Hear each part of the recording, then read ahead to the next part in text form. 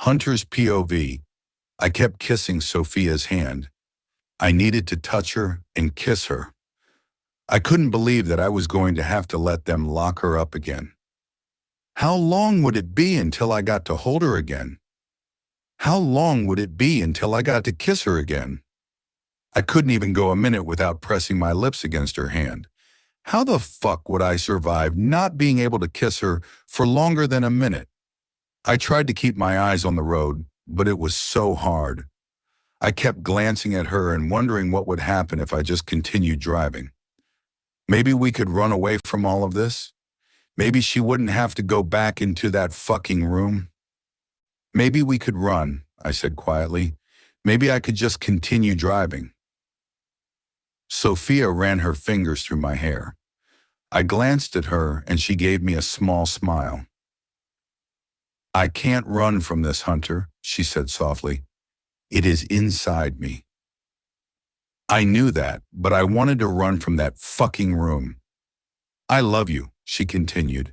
I will spend every second with my nose buried in books. I will tell my mom to give me every book she has. I won't stop until I find a way, Hunter. My mom won't stop until she finds a way. I will be out of there soon. I looked at her and sighed. Soon wasn't soon enough. I know, Angel, I said. I just wish you didn't have to go in there at all. She smiled and gave me a small nod. I know, she said softly. I wish I didn't have to go in there either, but I do. I have to do it for you, Hunter. I have to do it for our future. I kissed her hand again and gulped. I loved her with the darkness inside her, and I would love her if it stayed inside her. I am not risking our future, Hunter, she added. I am not passing this curse on to our children. This thing will stop with me. My heart raced and I looked at her. Hearing her say that we would have kids together had my body shiver and tremble with happiness. We would have kids together. I looked at her lower belly and imagined her pregnant with my pup. My breath got caught in my throat and my heart doubled in size. A lump filled with so many emotions was stuck in my throat. I couldn't look away from her belly. Damn, eyes on the road, Hunter, Sophia said, chuckling a little. She took my free hand in hers and placed it on her lower belly. My heart skipped a million beats.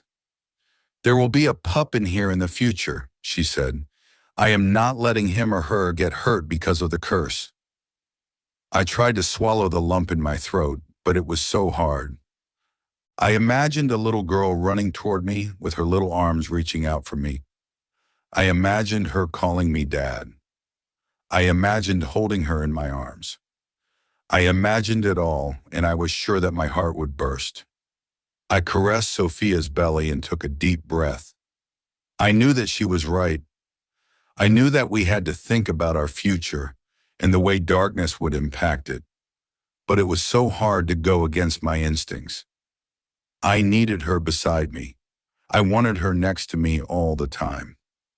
I love you, Angel, I said. I will be there every step of the way. I know, Sophia said and placed her hand on top of mine. I glanced at her belly one more time and smiled. My child would grow in there soon, a little girl who would be as beautiful as her mother, or a little boy who would be as strong as she was. My child would be in there soon. My child. We were only a few minutes away from the pack house, so I stopped the car on the side of the road. Sophia looked at me and furrowed her eyebrows. I need just a few more minutes alone with you, I said as I unbuckled my seatbelt. I did the same with hers and pulled her on my lap. I wouldn't get another minute alone with her. Her family would want to spend time with her before she went back in there. I couldn't deny them that. Alex would kill me. Sophia wrapped her arms around my neck and kissed me. I pressed her against me and kissed her back as hard as I could. My hands were caressing her body, and I tried my best to memorize every curve. I tried my best to memorize how her skin felt under my fingertips. I needed to gather as many memories as I could. I needed to have those so I could remember them when I started missing her, which would be the moment those doors closed. I lowered my lips to her neck, and she moaned quietly. "Stop it, or I'm going to need to change my underwear," she said, chuckling a little. I smirked and started sucking on my mark. She gasped and pressed herself closer to me. My dick got hard immediately. I pressed it against her, and she moaned. "We can't do this here," she mumbled, but started grinding on me a little. "We are too close to the pack house." She was right, though. It was only a matter of seconds before a car would drive past us. Someone might even hear us. "I know," I mumbled as I grabbed her hips and helped her grind against me. I didn't want to stop, though. I really didn't want to. I started kissing her delicious lips again, and I grunted loudly when she tangled her fingers into my hair and pulled my head back a little. Our lips separated and she stopped grinding against me. I wanted to whine. "You are driving me crazy," she mumbled, panting hard. "We can't do this here." I smirked and slapped her butt. "Hence, I am not the one who started grinding against her mate," I said, making her roll her eyes playfully. I pulled her in to kiss her again. The kiss was short and filled with so much love that I almost teared up. "I love you more than anything in this world," Sophia said softly and leaned her forehead against mine. "I will be back with you soon. I promise, Hunter." I tightened my arms around her and took a deep breath. She had to be back with me soon, or I would lose it. I wasn't going to last long without her. Sophia's POV. Alex opened the car door and pulled me out even before Hunter managed to stop fully. I chuckled and hugged him back tightly. I missed him. "The car was still moving, Alex," I heard Hunter grunt angrily. Alex just growled at him. "Are you okay?" Alex asked me. "Is it back? Can you feel it? Are you in pain?" I rubbed his back and shook my head. "I am okay," I said. "I can't feel it yet." Alex sighed in relief and let me go. He looked me up and down, and I saw him relax a little after he was sure that I was okay. I looked behind him and smiled at my parents. My mom reached out for me, and I hugged her tightly. "Congratulations, honey," she said quietly. "You have an amazing mate." I smiled and nodded. She was right. My mate was the most amazing man in the world. My dad was on the phone with someone, but he pulled me into a tight hug and kissed the top of my head.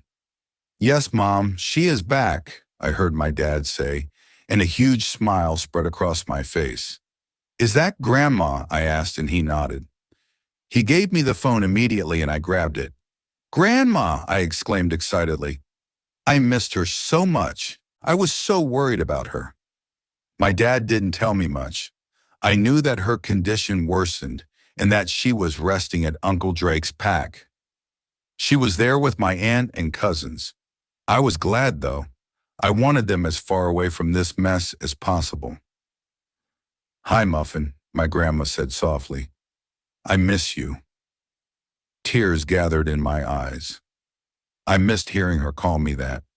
She called me Muffin because I always begged her to make me some.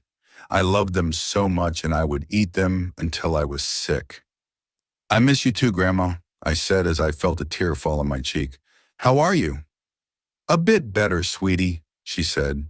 "Amy and Drake are spoiling me. I will have to tell your dad that my standards have gone up." I chuckled and looked at my dad. He just shook his head and smiled. "How is Aunt Daisy?" I asked my grandma. "How are the kids?" "They are all great, Muffin," my grandma said. "I feel like a queen. They are spoiling me a lot." "You deserve it, Grandma," I said softly. "I want you to be as pampered as possible. We have a lot to gossip about when you come back." My grandma laughed, and a warm feeling spread around my body. I missed her so much. Oh, I can't wait, Muffin, she said. I will be back soon, okay? You won't be in there for long, I am sure of it. You have an amazing mom who will find a way. I am sure of it. I looked at my mom and smiled. I know, I said as I approached my mom and leaned my head on her shoulder. She is the best. My mom smiled and wrapped her arms around me. She kissed my forehead and rubbed my back gently. Will you put your dad back on the phone, Muffin? My grandma asked. I need to talk to him about something. I looked at my dad and he reached for the phone immediately. Of course, Grandma, I said. I love you so much. I love you too, Muffin, she said softly. I gave my phone to my dad. He took it from me and walked a bit further to talk to my grandma. Where are others? I asked. Anna is making lunch, my mom said as she ran her fingers through my hair. Hunter's parents went on a run. It's been a while since they shifted and their wolves became anxious. Andrew and Mason are in the room, making sure that we didn't forget anything. I nodded and let go of my mom. Alex pulled me back to him immediately. I wrapped my arm around his waist and looked up at him. I smiled and leaned my head on his chest. Is the room ready? I asked, and Alex tensed up. It is, he said. I thought that we could spend the rest of the day together. You can go in there tonight. I wanted to go now. I was already on the verge of changing my mind, and I knew that it would be harder for me to go in there if I stayed with them longer. I want to go now, Alex, I said quietly. It will be harder later. Alex tightened his arms around me. I rubbed his back and looked back up at him. The pain I saw on his face almost made me whimper. I gave him a reassuring smile. I put your favorite blanket in there, Alex said quietly. There are more in the closet if you get cold. My heart clenched. I nodded and took a deep breath. Is there anything else you want me to bring you? Alex asked, and I shook my head. My blanket is all I need, I said, giving him another small smile. The blanket he was talking about was actually his. He borrowed it to me when we were kids while I was struggling with a pretty bad darkness attack. I never gave it back to him. It became my solace, and I couldn't let it go.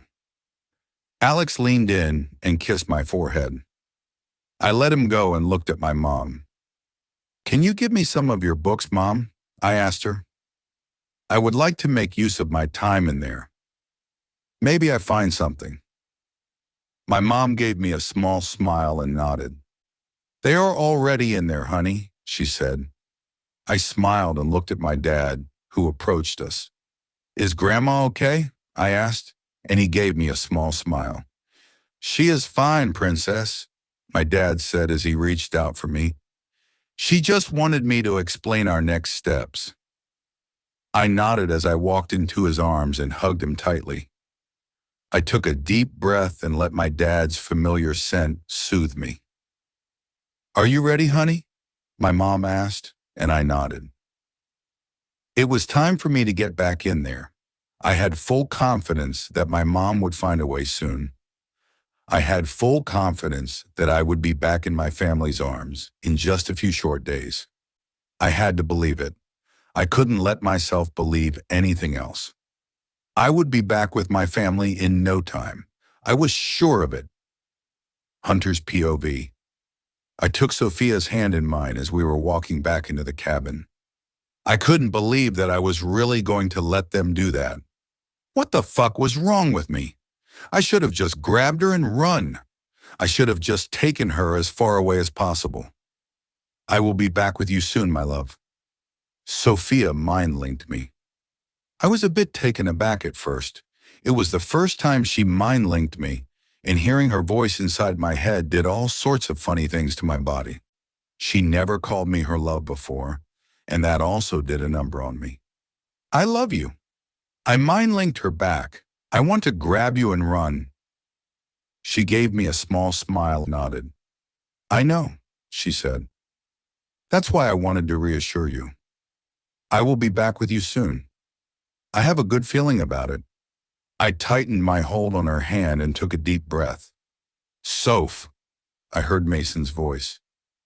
We were already in front of that fucking room. Mason ran toward Sophia and pulled her into a hug. I missed you, he said, making Sophia chuckle. You saw me yesterday, she said, making Mason roll his eyes. That's way too long, he said, and Sophia shook her head at him. I understood him, though. I couldn't imagine not seeing her for an hour, let alone a whole day. Beta Andrew walked out of the room and approached us. He had a small smile on his face as he hugged Sophia. Hey, honey, he said. The room is ready. I hope we got you everything that you might need. Thank you, Sophia said, smiling at her uncle. He kissed the top of her head and let her go. Sophia looked at the room and took a deep breath. I pulled her to me and tightened my arms around her. I couldn't believe that she was about to go in there. Are you sure about this, Fia? Alex asked her. You can change your mind. You can stay out here. You don't have to do this. Sophia looked at her brother and sighed. I let her go so she can go hug him. She approached Alex and wrapped her arms around him. I am sure, Lex, she said quietly. I have to do this. I have to fight for my future. Alex took a deep breath and released it slowly. He looked at me and I saw fear in his eyes. I understood him completely. I was scared too. I didn't want her to go in there too. I was terrified of the possibility that she wouldn't come out of that room soon. I was so scared that she would be in there for a while. Alex was afraid of that too. I already started researching, Emma said, and we all looked at her. I will find a way. I promise. She looked at Sophia and smiled. Fia will be back with you very soon, Emma added. Did you find anything? I asked and Emma looked at me. She shook her head and my stomach twisted painfully. I am thinking about creating a spell to destroy it, Emma said. If we can't find a way to get rid of it, we can try creating one. My heart raced. It is tricky though, Emma added. I will have to be careful. Darkness is a part of her, and I don't want to risk destroying anything else. My heart raced and I looked at my mate. You won't be destroying anything unless you find a way to do it safely, I said. I already told her that I would accept her even with the darkness still inside her. I don't want to lose her. Emma smiled at me and gave me a small nod. I won't do anything until I am sure that the only thing destroyed will be the darkness, she said. I would never hurt Sophia. I knew that, but I still felt the need to warn her. I didn't give a shit about the darkness. If the choice was between having Sophia with the darkness inside her or not having her at all, I would embrace every dark part of her. I watched as Sophia started hugging and saying goodbye to her family members. She started with her uncle and cousin. Both of them hugged her tightly and told her that they loved her and that she would be out of there soon. My heart started racing. It was really happening. I was really going to watch her walk in there. I love you, Princess, Alpha Logan said. I will take you on a run when you get out of there. We can go to the lake.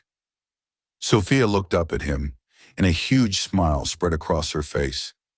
I can't wait, Dad, she said, and Alpha Logan kissed her cheek. He took a deep breath as he let her go. I saw his jaw clench. Sophia approached her mom. Emma hugged her tightly and whispered something I couldn't hear. Sophia nodded, and Emma kissed her cheek before letting her go. Sophia looked at Alex and smiled. Stop being so grumpy, Sophia told him as he pulled her into his arms. Are you doubting Mom and me? Alex rolled his eyes and sighed. I'm not, he said. I just don't know how long you will be in there, and it's driving me crazy. Who will leave my bedroom door open and annoy me constantly? Sophia snorted and looked up at her brother. Is that the only reason you want me out? She asked teasingly. I can hire someone to do it. Mason loves annoying you as is. He would probably do it for free. I would, Mason said, making Alex roll his eyes again. The rest of us chuckled at them. Alex kissed the top of Sophia's head. He told her something quietly and she smiled. She hugged him tightly one more time before she looked at me. My heart stopped beating. My whole body was screaming at me. My body refused to do it. It refused to let her get in there. It refused to have that whole fucking wall between us.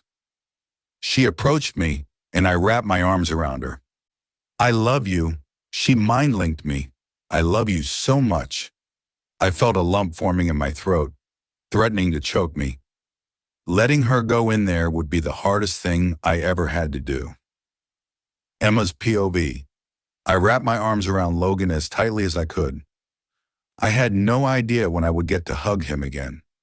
I had no idea if I would get to hug him again.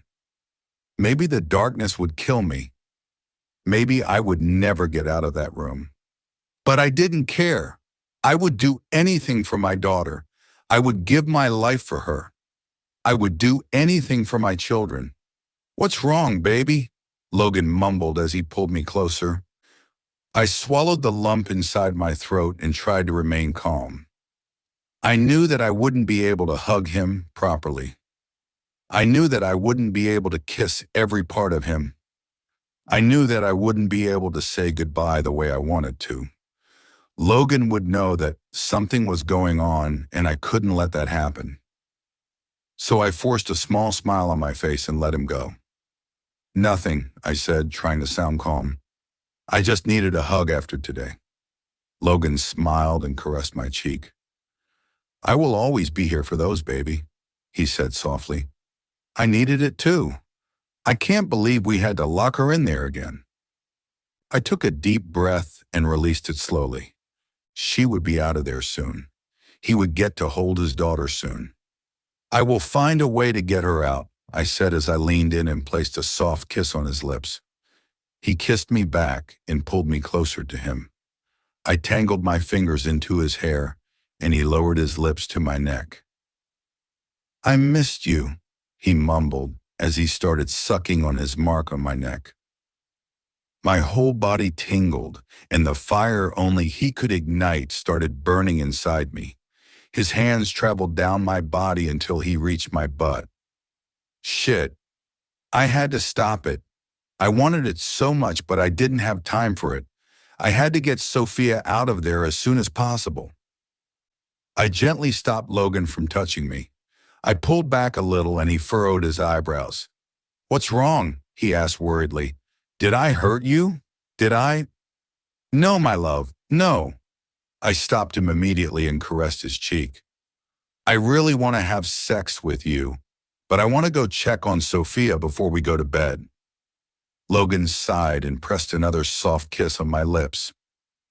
Hunter is with her, baby, he said. She is okay. I gulped and gave him a small smile. I know, I said. I still need to go see her. I just want to tell her good night. I will be right back. I wouldn't be right back. Maybe I would never be back in his arms again. I could feel my heart breaking, and it hurt so much. Thinking about never touching him again felt like my body was being chopped to pieces. Do you want me to come with you? He asked, and I shook my head. No, I said, trying to remain calm. Maybe you could go check on Alex. I think he needs you. Logan nodded and caressed my cheek. I love you, I told him, and he smiled. I know, he said softly.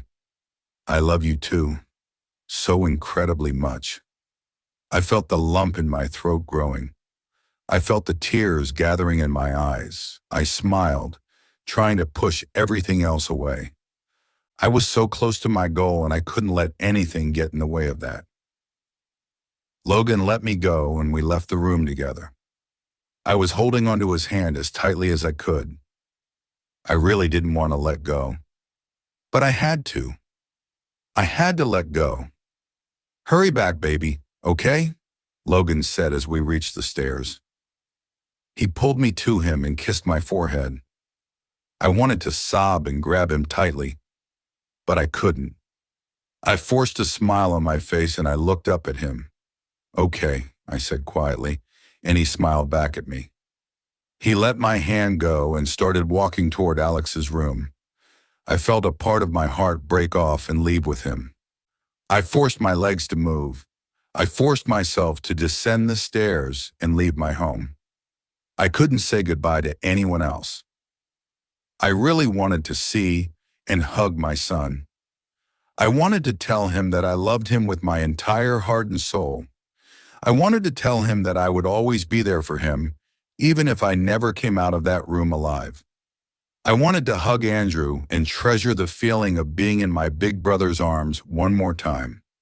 I wanted to hug Mason and tell him how much I loved him. I wanted to say goodbye to Anna and thank her for everything she had done for me. I wanted to hug everyone I loved and tell them thank you. I couldn't, though. They would know that something was wrong. I was standing in front of the cabin and I couldn't even remember walking there. I was completely lost in thought. I took a deep breath and walked inside. My entire body was shaking as I was walking toward the room. I was nervous and I wanted it to be over immediately. I couldn't risk anyone stopping me. "Emma?" I heard Hunter's quiet voice as I approached the room. I forced a small smile on my face. "Is everything okay?" he asked worriedly. I nodded and looked at my daughter. She was sleeping peacefully. "I just came here to check on both of you," I said, looking back at Hunter. "You haven't eaten anything yet." Hunter sighed and looked at Sophia. "I am okay," he said. "I can't leave her, and I am not hungry. My mom will bring me something to eat later." "Your parents left, honey," I said softly. "They needed to go back to your pack, remember? Nate and Janet left a few hours ago after they said goodbye to Sophia." Hunter sighed and shook his head. "Right, I forgot," he mumbled. "I am just a bit tired." "I know," I said softly. "That is why you need to listen to me and at least go get something to eat." I needed to get him out of here. I could use my magic to knock him down, but I really didn't want to do that. "I will be here, Hunter," I said, giving him a small smile. "Please go get something to eat. She is sleeping anyway." Hunter sighed and looked back at Sophia. "She will be okay," I continued. "I will be here until you come back." "Fine," he mumbled. "I am not hungry, but I could use a shower. I will be back in 15 minutes. I smiled and nodded. 15 minutes should be enough time. Hunter stood up and approached me. "Call me immediately if something happens, okay?" he said. I gave him a small nod and watched as he walked away. As soon as I heard him close the cabin door, I approached the door and unlocked it. Emma's POV. Sophia woke up as soon as I entered the room. "Mom," she mumbled sleepily. "What are you doing?" "Taking it away, honey," I said as I approached the bed. Her eyes widened a little. She opened her mouth to speak, but I used my magic to put her back to sleep. I couldn't risk her mind linking anyone. I sat on the bed next to her and leaned in to kiss her cheek. "I love you, honey," I said quietly. "I will make it go away. I promise." I moved a strand of hair from her forehead. I smiled a little. I loved her so much. I stood up and kneeled next to the bed. I wanted to spend more time with Sophie, but I couldn't. I didn't have time to. I had to hurry up. I pulled out a box of everything I needed to extract darkness from her and put it inside me. I pulled out 3 candles and walked away. I placed the candles on the ground in front of the room. I needed to do the spell outside of the room. I had no idea how would I react once the darkness was inside me. I needed to work fast and lock myself inside before I did something stupid. I went back and used my magic to move Sophia from her bed to the ground outside the room. I grabbed her blanket from the room and covered her up. I kneeled next to her and kissed her forehead. "I love you, my little girl," I said softly. I love you more than anything in the world. I am sorry I put you through all of that. I should have done this a lot sooner. I should have taken it from you when you were still a child. I am so sorry, Sophia. I swallowed the lump in my throat and forced myself to stand up. I really didn't have time to waste. I needed to hurry up. Hunter could be back at any second. I placed the candles around Sophia and used my magic to light them. I stepped back into the room and took a deep breath. The first thing I had to do was transfer the power to control the magic in the room to Anna. I knew that she wouldn't let me out. If I gave that power to Sophia, she could try to open the doors, and I couldn't let that happen. I knew that Anna would feel my power being transferred to her, and I knew that I didn't have much time before she and Logan barged inside. I closed my eyes and took a deep breath. By the flame of this candle's glow, I seek to transfer power's flow, I mumbled quietly. From my essence, let it depart to Anna with an open heart. I felt my power and my magic leave the cabin. A soft breeze touched my skin, and I opened my eyes.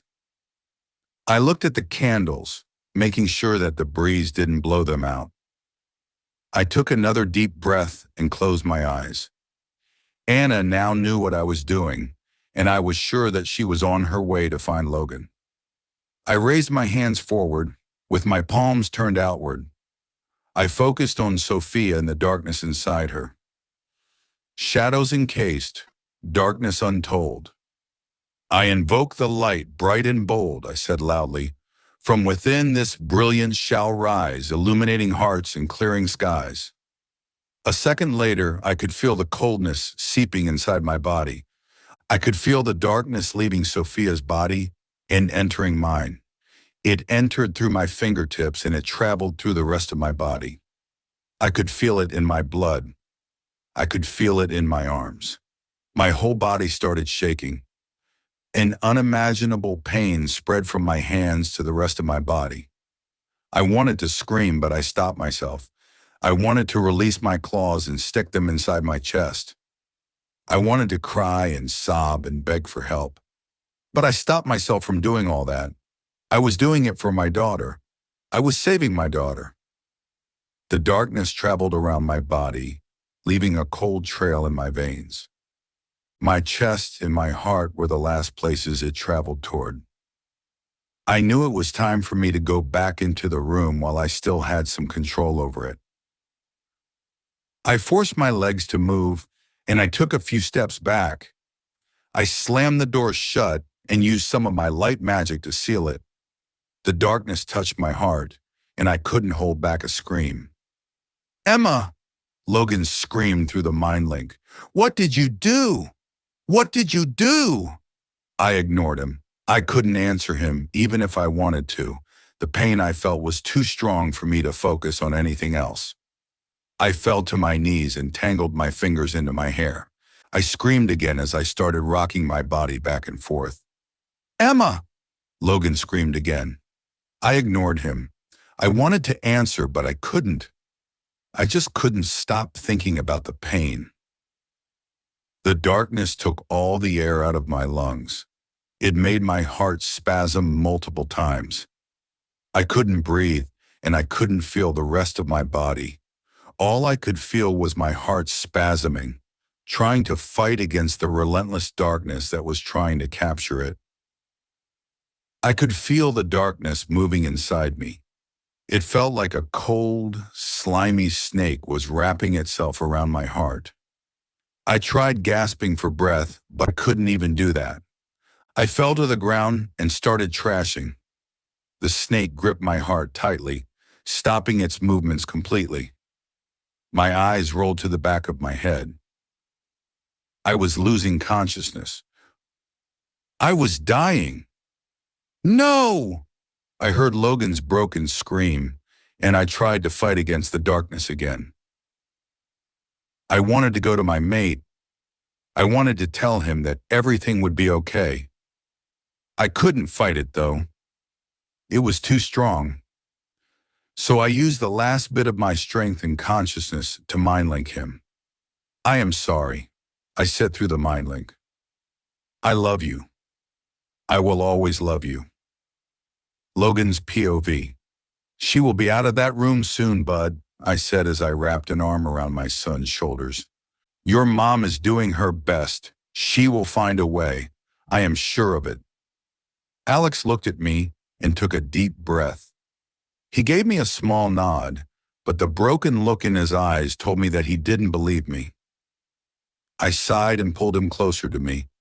I kissed his temple and leaned my head against his. Your mom is amazing, Alex, I said quietly. She will find a way. Alex took another deep breath. I know, Dad, he mumbled. I'm not doubting her. I am just scared that it will take a while. I can't watch Fia locked up in that room again. It is making me so angry. I sighed and pulled him into a hug. I know, Bud, I said. I am sure that your mom will find a way soon. We will have our Fia back soon. Alex hugged me back just as I felt a sharp pain in my chest. I flinched, and Alex let me go. I placed a hand on my chest and groaned. Dad? Alex said worriedly as he made me lean on him. What's wrong? What happened? I couldn't answer him. I had no idea what was going on. The pain was weird. It was something I had never experienced before. It made my body shiver, and my chest suddenly felt empty. Logan! I heard Anna screaming my name. She stormed into Alex's room with a horrified look on her face. Emma did something stupid, Anna screamed. We have to go get her. My heart raced and suddenly the pain in my chest increased. No, no, no, no, no, Emma! I screamed through the mind link as I jumped up and started running toward the cabin. What did you do? What did you do? My heart was racing a mile a minute, and I was sure that I would pass out. I was panicking, and a million different scenarios went through my mind. Emma! I screamed again. There was no response, but the pain inside my body had gotten worse. It almost made me fall to my knees, but I pushed through and I kept running toward the cabin. I had to get her, and I had to stop her from the stupid things she was trying to do. And I knew exactly what she was trying to do. Mom! Alex screamed as we finally reached the cabin and barged inside. The first thing I saw when we approached the room was my daughter lying on the ground in front of the door. Alex gasped loudly and ran towards Sophia. He picked her up and tried to wake her. She wasn't responding, though. I knew that Emma must have used her magic to put Sophia to sleep. My eyes fell on my beautiful little mate, who was clutching her chest and trashing on the ground inside the room. No! I screamed as I ran toward the window. I am sorry. She mind-linked me. I love you. I will always love you.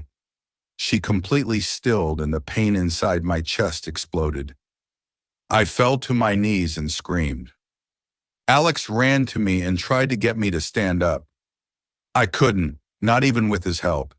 He let me go and looked at his mom. Mom! Alex shouted as he started banging on the glass. No, wake up! I tried to force the air into my lungs, but I couldn't. The pain was flowing through my body with no signs of stopping. It felt like she was being ripped apart from me. It felt like her soul was leaving my heart and my body. Was she dying? Did she die? No, no, no, no. Please, goddess, no. Emma, I exclaimed as I tried to ignore the pain and get back to my feet. Alex was slamming his fists against the glass. He looked like he was going to have a heart attack. Mom, he screamed. Wake up, Mom. You can't do this. You can't leave us. I somehow managed to get up. I looked at Emma and my heart broke. It didn't look like she was breathing. Was she really dying? Was my beautiful little mate really dying? No, no, no. I was going to go inside and I was going to save her. Nothing and no one could stop me. I rushed to the door and pulled on the doorknob. The door was locked, and the panic inside my body increased. Did she lock it from the inside? Emma! I screamed as I started banging on the door, using all the strength I had left in my body. My heart was racing so fast that I could feel it banging against my ribcage. The pain was almost unbearable. I was trying to stay on my feet so I could get inside that room and save her. I took a few steps back and I tried to slam my body against the door. I was too weak, though. I couldn't muster up enough strength to do it. Alex saw what I was trying to do. He approached me, pulled me to the side, and slammed his body against the door. It didn't work, though. I leaned against the wall and clutched my chest. I was having trouble breathing, and the pain in my chest was only getting worse. "Mom!" Alex screamed as he tried again. "Stop it, Alex," Anna said. "She locked it with magic. You are not getting in there." I looked at Anna and I tried to hold back a sob. I couldn't lose her. I couldn't let the love of my life die. "Do something then," Alex screamed. "She is dying." Anna didn't even flinch. She kept her eyes on Emma. "She isn't dying," Anna said, making my heart race. "She is fighting it." I pushed myself off the wall and moved so I can look at her. I felt tears in the corners of my eyes. I just wanted to go in there and hold her. Why did she do it? Why? "Come back to me, my love," I mumbled as I leaned my forehead against the glass. "Don't leave me, Emma. Please, baby, come back." I didn't know what I would do if she died. I didn't know how would I survive it. She couldn't die. She couldn't leave me. Alexander's POV. My heart was racing like crazy. I couldn't look away from my mom. She was lying on the floor and she wasn't moving. I couldn't even see her chest rising and falling. Anna said that she wasn't dying, but it looked like it, and I was terrified. I couldn't lose my mom. I couldn't let anything happen to her. "Mom, please," I mumbled as I leaned my forehead against the glass. "Please, don't leave me." I glanced at Fia, who was still unconscious. I couldn't let her lie on the ground, so I forced myself to move away from the glass. I picked Fia up and held her tightly against my chest. Anna picked the blanket up and wrapped it around Sophia. I looked at my dad, who was staring through the glass and mumbling how much he loved my mom. My heart broke for him. I tightened my arms around Fia and turned my head to kiss her temple. "Logan," I heard my uncle shouting. I approached my dad and placed a hand on his shoulder. He didn't move. He kept staring at my mom with a completely broken look on his face. If she died. I could hear multiple footsteps approaching the cabin. Hunter was the first one who ran inside. His eyes widened when he saw Fia in my arms. "Logan!" Uncle Andrew shouted again. "What the hell happened?" His eyes fell on Fia and he gasped loudly. Both he and Hunter looked toward the room. "No!" my uncle screamed as he rushed toward the window. "Emma!" Mason ran past Hunter and rushed toward the window. "Is she?" my uncle screamed, his voice breaking. "No," Anna said calmly. "She is fighting it. She will be okay." Hunter never moved his eyes from my mom. He was completely frozen, and I wasn't even sure if he was breathing. I gulped and approached him. I needed him to take Fia back to our house. I knew how Fia would react if she woke up and saw our mom like that. I didn't want Fia to go through that.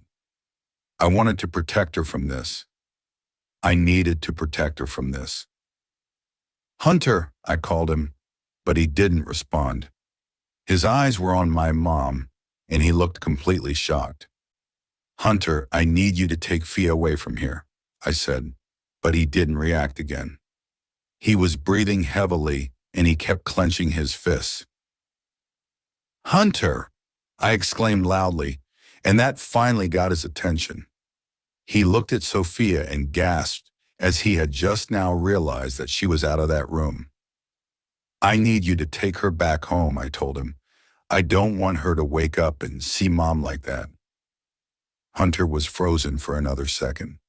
I kissed Fia's forehead and handed her to him. Hunter flinched and pulled her out of my arms. "Oh, goddess, Sophia," he mumbled as he pressed her to himself. I made sure that she was covered up with the blanket. I didn't want her to get cold. "Take her home," I said, and Hunter nodded. He kissed Fia's cheek and looked at my mom. "I will keep you updated," I said, and he nodded again. I looked back at my mom and approached the glass.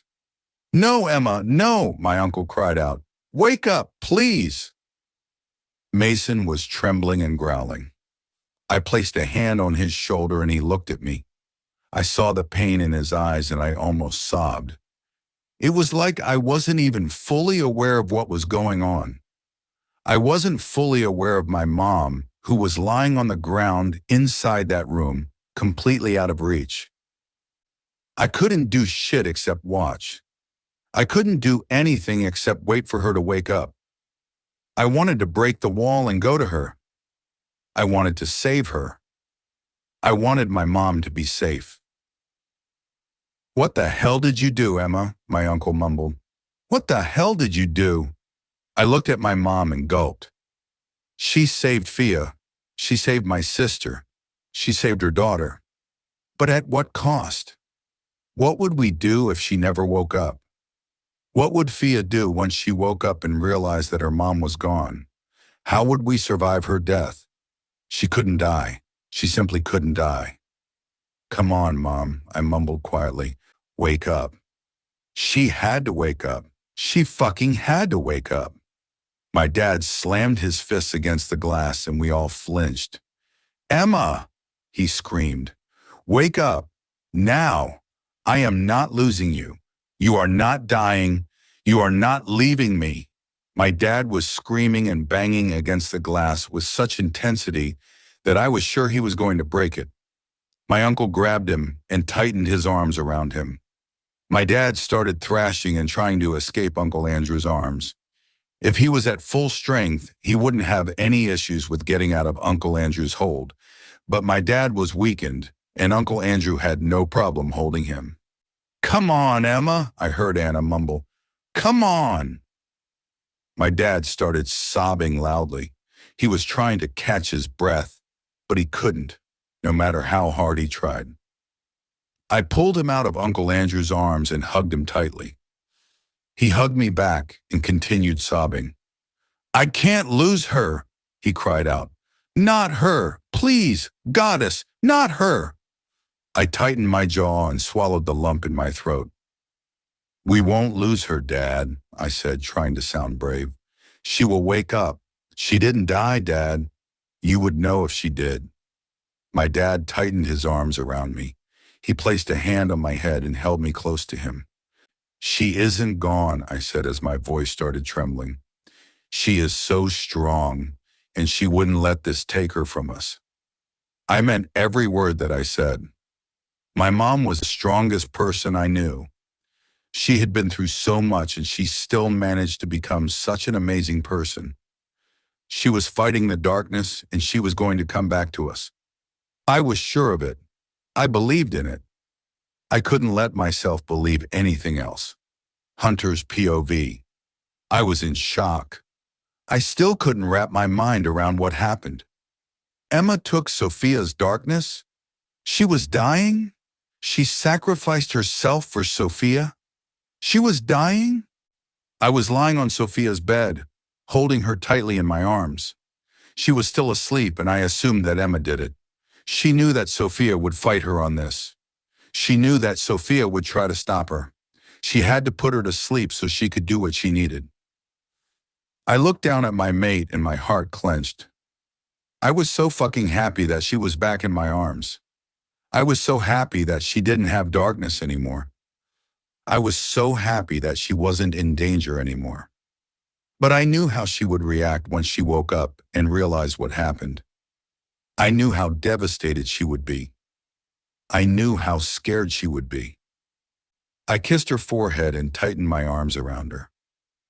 I love you, Angel, I said quietly. I will be here every step of the way. If Emma died, no. I couldn't let myself go there. I couldn't let myself think about that. Emma wasn't going to die. She was so fucking strong and she couldn't die. She simply couldn't. I took a deep breath and closed my eyes. I tried to calm my racing heart down. I couldn't let myself freak out. My angel could wake up any second now, and she needed me to be calm. I let her scent soothe my soul and calm the panic inside my body. I ran my fingers through her hair, reminding myself that she was right here next to me. My heart skipped a beat when I finally felt her stir a little. She groaned quietly and sighed. I opened my eyes and looked at her beautiful face. Her eyes were still closed, but her eyebrows were furrowed a little. "Hi, Angel," I said softly as I caressed her cheek and kissed the tip of her nose. She sighed contently and a small smile spread across her face. I wanted to smile, but I couldn't. I knew that her smile would disappear as soon as she realized where she was. "I love you, Sophia," I said. "I love you so much." She smiled again and raised her hand to cup my cheek. "I love you too," she mumbled quietly and opened her eyes slowly. She still had a smile on her face as she looked at me. I didn't say a word. I kept caressing her cheek and holding her tightly. I was waiting for her to wake up fully. She would know that something was wrong immediately. I was right because a few seconds later I saw her eyebrows furrow. She looked away from me and her eyes widened when she realized where she was. "Why am I here?" she asked, trying to get up. "What happened?" I stopped her from getting up and pulled her to my chest. "Hunter," she exclaimed, trying to get out of my arms. "What happened? Why did you get me out of that room? The darkness could come back any second now." I cupped her cheeks and leaned my forehead against hers. "It will never come back, Sophia," I said softly. "It is not inside you anymore." She stilled for a few moments. I kept my eyes on hers, trying to find a good moment to continue. She beat me to it when she gasped and got out of my arms. "Mom!" she shouted as she tried to untangle herself from the blankets. I pulled her back to me, trying to stop her from leaving. How did she know it was her mom? "Shh, Sophia, it will be okay, Angel." I tried calming her down, but it was useless. She started thrashing and sobbing loudly. "Let me go," she exclaimed. "I need to go there. I need to take it back." I would never let that happen. I tightened my arms around her and flipped us so I was lying on top of her. I couldn't risk her leaving me. I didn't know if Emma was okay, if she died, if Sophia saw her like that. "Hunter, move!" she screamed at me, but I didn't listen. "No," I said sternly. "I am not letting you go there. Not yet. Not like this." I needed her to calm down a little. I needed Alex to call and tell me that Emma was awake. The anger I saw in her eyes almost made me move. My need to protect her was stronger, though. "Don't make me use my magic on you, Hunter," she said angrily. "Move or I will move you myself." I studied her face carefully, trying to find a sign that she was bluffing. I couldn't find it. She would really do it. So I had no other choice than be honest with her. I sighed and caressed her cheek. "Sophia, Angel, I need you to stay here with me," I said softly. "I need you to stay until Alex calls." She gritted her teeth and narrowed her eyes a little. "Why?" she asked angrily. "What happened to my mom?" I gulped and tried to take a deep breath. It was impossible. A huge lump formed in my throat, stopping me from breathing normally. "She didn't take it so well, love," I said softly. "She is unconscious." Sophia's eyes widened. The look of anger was replaced with a look of fear. I could tell that she mind-linked someone. It was probably Alex. She gasped quietly, and she tried to get me off her. Sophia, I started speaking, but she interrupted me when she used her magic to throw me off her. I am going there, and you are not stopping me, she exclaimed as she jumped out of bed and started running out of the room. I groaned and started following her. Why would she do that? Sophia shouted as she ran out of the house. Why? Because she wanted to save Sophia. I was handling it, Sophia continued yelling. I knew how to handle it. She doesn't. It will hurt her. She will get hurt. I caught up to her, and I took her hand in mine.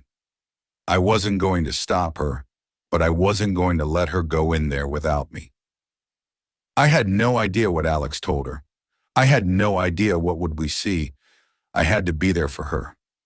I had to be strong for her. I was just hoping that Emma was okay. She had to be okay. Logan's POV. My whole body was screaming in pain. Not just because Emma was in pain, but because I couldn't hold her in my arms. I could see her, and there was only a thin wall between us, but I couldn't take her into my arms. I couldn't feel her skin against mine. I couldn't kiss her. I couldn't do shit, and it was driving me fucking insane. The pain that Emma was feeling suddenly changed. It wasn't as intense anymore. It was dull and bearable. My heart raced. Did that mean that she would wake up? Did it mean that I wasn't going to lose her? I let my son go and approached the window. Emma, baby, please, I cried out as I tried to focus on her chest. I swear I could see it moving a little. Emma, I cried out again. Please, baby, please. I couldn't lose her. I just couldn't. She couldn't leave me like that. Not after everything we've been through. Not after I fought against everyone and everything to have her. Not after spending so many beautiful years together. Not after having 2 beautiful children together. She couldn't leave me after all that. Come on, Emma, Andrew said, growling quietly. Fight, Em, come on. Come back to me, my love. I mind-linked her. Please, Emma, don't leave me. You can't leave me. I will die without you. My life doesn't make sense without you. I am nothing without you, Emma. Absolutely nothing. I swallowed the lump in my throat and closed my eyes. You made me the man I am today. I continued talking to her through the mind link. You taught me how to love. You pulled me out of the darkness. You turned me into a great alpha. You made me a great father.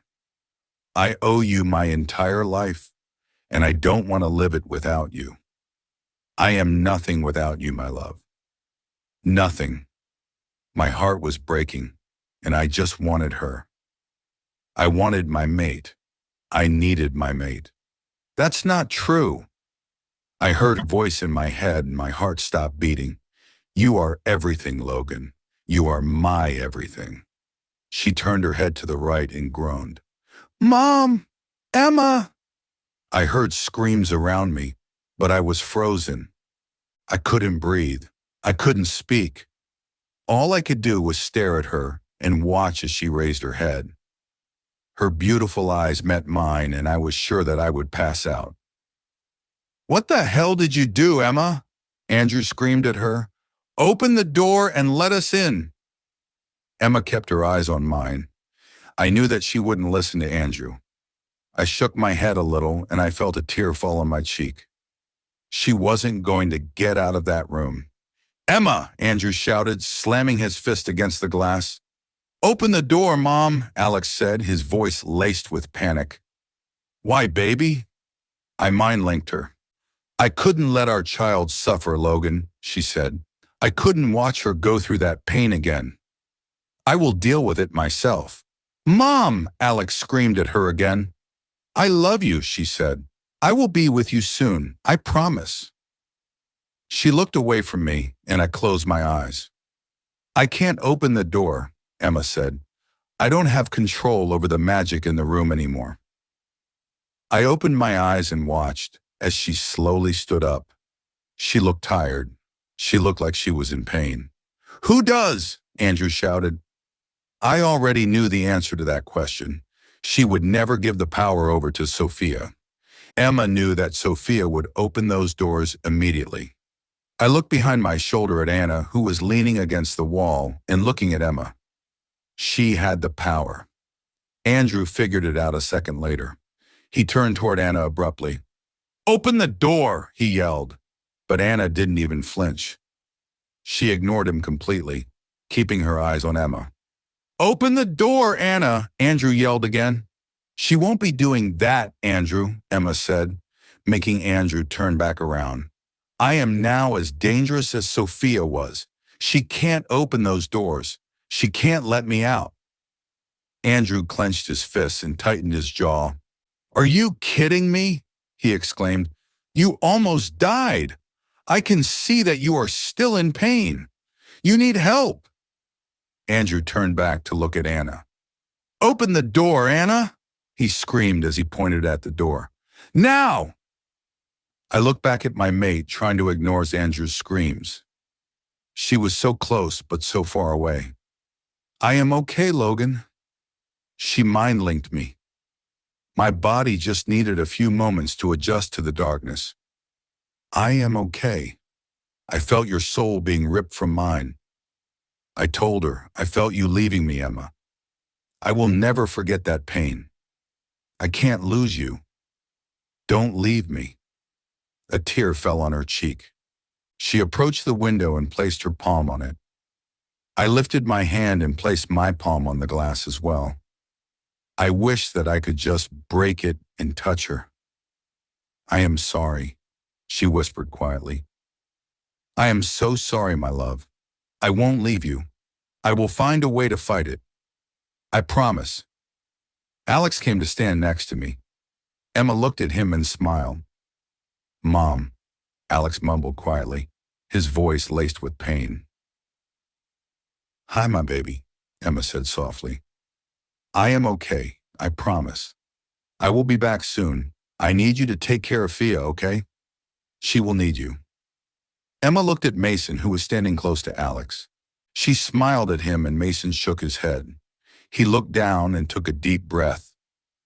"I will be okay, Mason," Emma said. "I will be out of here soon." "Tell her to open the door, Emma," Andrew exclaimed. I hadn't even realized that he was still trying to convince Anna to open the door and let Emma out. Emma took a deep breath and looked at her brother. She was about to tell him something when we were interrupted by footsteps running toward us. "Mom!" I heard Sophia scream loudly. She and Hunter barged in a few seconds later. "No!" Sophia screamed when she saw Emma. My heart broke hearing the pain in her voice, and I wished that there was something I could do to just take away all the pain my family felt. Sophia's POV. I started sobbing as soon as I saw her. "Mom!" I screamed as I rushed to the window. She looked at me and gave me a small smile. "No!" I screamed loudly. My heart broke and I felt the urge to break the glass between us. I couldn't let my mom do this. I couldn't let her get hurt. The darkness was mine, not hers. I was the one who was supposed to be in that room, not her. I was the one who was supposed to fight it, not my mom. She had enough. She did enough. She'd been through enough. She deserved to be happy with my dad. She didn't deserve to be trapped in that room. "Hi, my baby," my mom said, placing her hand on the window. Something between a sob and a scream escaped my lips. I couldn't hold back the pain I felt. I had to get her out. I had to take the darkness back. "Why, Mom?" I cried out as I placed my hand on the glass as well. "Why?" I felt my dad's hands on my shoulders. He pulled me to his chest and wrapped his arms around me tightly. "I couldn't let anything happen to you, baby," my mom said, her voice laced with pain. "I had to protect you. I should have done this years ago." I shook my head and another sob escaped me. No, Mom, I cried out. Give it back to me. Let me in and give it back. My dad kissed the top of my head. I felt Lex take my hand in his. My mom smiled through her tears. This curse is mine, Sophia, my mom said. It was never meant for you or anyone else. It was always meant for me. I won't let it pass on to your children. This curse will end with me. My heart raced and I couldn't hold back a sob that escaped me. Mom, please, I sobbed. Don't do this. It's mine and I need to deal with it. My mom shook her head and took a deep breath. It's not yours, Sophia, she said. It's mine. It was always mine. Lex pulled me out of my dad's arms. I buried my face into his chest and he hugged me tightly. Goddess, Emma, my uncle sighed. What the fuck are you planning to do now? I wanted to look up at my mom, but Lex wouldn't let me. He placed a hand on my head and pressed me closer to him. I could tell that he needed comfort, so I wrapped my arms around him and hugged him tightly. Find a way to get rid of it, I heard my mom say. There were a few moments of silence before my mom spoke again. I've been reading about curses and I found some interesting stuff, she said, and this time Lex let me look at her. What did you find? Anna asked as she approached the window. I watched as my mom got down to her knees and pulled a box from under the bed. I furrowed my eyebrows. I didn't see her put that there. She opened the box and pulled out an old torn-up book. She sat on the bed and opened it. I wanted to get closer to the window, but Lex tightened his arms around me and I couldn't move. What is that, Emma? Anna asked. I've never seen that book before. My mom glanced up at her but didn't respond. She kept turning the pages that looked like they were falling apart. Emma, my uncle called her with a hint of anger in his voice. I couldn't even look at him. I couldn't even imagine what he was going through. He loved my mom so much and I could only assume how scared he was. If something like that happened to Lex, I would lose it. My mom ignored my uncle as well. She kept turning the pages and frowning. Emma, I swear to Goddess, my uncle spoke after a few moments, but my mom interrupted him. Here it is, she exclaimed as she stood up and walked back to the glass windows separating us. Hunter came to stand next to Lex and me. He crossed his arms over his chest and tightened his jaw. He kept his eyes on my mom. I took a deep breath and tightened my arms around Lex. He rubbed my back gently. I am so fucking happy to have you back. Lex mind-linked me. I gulped and took a deep breath. I wish it wasn't at the cost of our mom being in there instead of me, I said. Lex tightened his arms around me and kissed the top of my head. I know, he said. She will find a way out. I am sure of it. Okay, my mom mumbled as she finished reading the page. This book describes darkness as something that hurt us in the past. It says here that dealing with that hurt could get rid of the darkness forever. I furrowed my eyebrows. I don't understand, my dad said. How are you supposed to deal with something that hurt Sophia? My mom looked at me and sighed. I can't, she said, but I can deal with the things that hurt me. She looked at my dad and gulped. I think that this darkness always belonged to me, she continued. I think that's the reason we couldn't get rid of it before. Sophia couldn't deal with it because the hurt wasn't hers. It was mine. She looked back at the book in her hands and took a deep breath. I didn't even know that this book existed until I decided to take Sophia's darkness, she said. I went through every nook and cranny in our library and I never saw this book before. She looked back up at us and closed the book. This darkness was meant for me and I have to be the one to fight it, she said, and my heart started beating faster. Logan's POV. I had to hold back from trying to slam my body against that fucking glass window between us. I wanted to slam my body against it until it broke. I wanted to get inside that fucking room and take my mate into my arms. Seeing her but not being able to hold her was torture. It was pure fucking torture. I am so sorry, Logan, she said after Andrew finally walked out of the cabin. He refused to leave at first, but Emma convinced him to go. We wanted some alone time. I needed her to tell me why she did it. I needed her to tell me why she didn't tell me her plans. I already knew the answers, but I needed her to tell me. I didn't know why, but I needed to hear it from her. I felt like maybe it would get easier if she repeated it.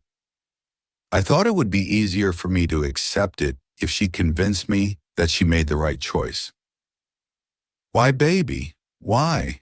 I asked as I leaned my forehead against the cold glass. Why did you leave me? Emma approached the glass and placed her hand on it. She rubbed her thumb on it as if she was trying to rub my cheek. I didn't leave you, she cried out. I could never leave you. I love you more than anything, Logan. I knew that. I knew that she didn't leave me. I knew that she was doing that for our daughter. I knew it all, but I couldn't accept it. I couldn't hold her, and it was killing me. I felt a tear fall on my cheek, and Emma whimpered. I will be back soon, okay? She cried out. I am not leaving you. I promise, Logan. I am not leaving your or our children. I wanted to hold her, even if it was just for a second. I just wanted to feel her in my arms. Tell me that you love me, please, she said, her voice trembling. Please, Logan. I need to hear it. I looked at her beautiful eyes and another tear fell on my cheek. I love you, Emma, I said, and she sobbed quietly. I love you with my entire heart and soul. I won't leave this cabin until you are back in my arms. I won't let you leave me. I won't leave you alone. She closed her eyes and bent her head down. I love you, baby, I repeated, wishing I could just snap my fingers and make the glass between us disappear. Not knowing how long would it be until I got to feel her body next to mine was killing me. It could be hours. It could be days. It could be... No, it couldn't be more than a few days. That would destroy me. That would kill me. Leon, I called my wolf. Are you okay? I didn't even pay attention to him. I was completely focused on Emma. I didn't even remember him. I am angry, he mumbled, but I am trying to keep it together. Eliza is helping to calm me down. Good, I said. Don't stop talking to her, okay? When the darkness took over Sophia, Stella was our main source of information. You can't lose contact with Eliza in case the same thing happens to Emma. I know, Logan, Leon said. I am putting all my effort into our connection. I won't lose her. I took a deep breath and released it slowly. We won't lose them, Logan, Leon added quietly. I gulped and another tear fell on my cheek. I had no idea what would I do if she left this world before me. I couldn't see myself living without her. I wasn't strong enough to do it. I wasn't strong like she was. I was a weak man, and I wouldn't be able to continue without her next to me. I was nothing without her. She made me strong. She made me a good alpha. She made me a good father. She was the source of everything beautiful in my life. My day started and ended with her next to me. She was my best friend and the only one I wanted to talk to every day. I couldn't imagine us spending a second without her. Just thinking about it made my chest spasm and all the air leave my body. Emma, I called her, trying to sound calm. She looked at me and smiled through her tears. I need you to listen to me carefully, I said, and she nodded immediately. I need you to memorize my words. I need you to remember them always. She furrowed her eyebrows a little and gave me another small nod. You will fight this thing inside you, I said sternly. You will fight it and you will win. I took a small pause to focus on remaining calm. You will not leave me, I continued. You will not lose. You will fight it, and you will win. You will get out of this room. You will come back to me. She took a deep breath and nodded. I am not letting you leave me after everything we've been through, I continued sternly. I am not letting you leave me after I fought so fucking hard for you. I am not letting you leave me after I finally showed you how fucking much I love you. A tear fell on her cheek, and she let out a shaky breath. We have 2 beautiful children together, I continued, trying hard to keep my voice from trembling, but failing miserably. The love we have for you is bigger than anything in this world. You can't leave us. You can't leave your family. She sobbed loudly and placed both of her hands on the glass. She bent her head down, and I couldn't see her beautiful eyes anymore. I won't, Logan, she cried out. I promise. I will fight, and I will come back to you. I tried to swallow the lump in my throat. It was threatening to suffocate me. Look up, baby, I said, my voice trembling. She listened to me, and I got to see her eyes again. I love you, I said, trying to show her just how much through our connection. She shivered and closed her eyes. I love you too, she mumbled, and her emotions washed over me. I reveled in them, knowing that this was the only way I would be able to feel her in a while. Andrew's POV. Is she crazy? My mate yelled as she ran inside our house. I rushed toward her and pulled her into my arms. I took a deep breath, letting her scent calm me. Oh, I missed you so fucking much, I mumbled as I lowered my head and buried my nose into her neck. Daisy sighed and ran her fingers through my hair. She kissed my cheek and I tightened my arms around her. I missed you too, she said quietly. I missed you so much. I kissed my mark on her neck, and I felt her shiver. How is my little buddy? I asked her after a few moments of silence. I didn't let her go. I couldn't. I missed her so much, and I needed to hold her as long as possible. I needed her comfort. He is doing great, she said as she placed another kiss on my cheek. Drake and Amy are going out of their way to entertain them and take their minds off this mess. I gulped and nodded. I missed my son, but I was glad that he was doing okay. Janet came to get Harry, but he refused to leave, Daisy said. I think that he and Mike might be mates. I smiled and raised my head to look at my beautiful mate. You think so? I asked. Is it possible that they can already feel it? Daisy shrugged and caressed my cheek. I am not sure, she said. We will have to wait and see. I smiled and leaned in to kiss her soft lips. She moaned quietly and the sound made me shiver. I missed her so fucking much. You can't leave me again, I mumbled against her lips. I missed you too fucking much. I felt her smile. She tightened her hold on me and kissed me again. I was in fucking heaven and all the things that were bugging me suddenly disappeared. I couldn't remember what was I afraid of. I couldn't remember the things I was angry about. I couldn't remember anything. Her lips and her presence were a cure for every ache in my body and my soul. She stopped kissing me and reminded me of the thing that made my stomach twist and my heart spasm. How is Emma? She asked, making me close my eyes and groan. Daisy ran her fingers through my hair and I took a deep breath. I am so angry at her, I mumbled as I leaned my forehead against Daisy's. I am so scared. She almost died, Daisy. If something happens to her...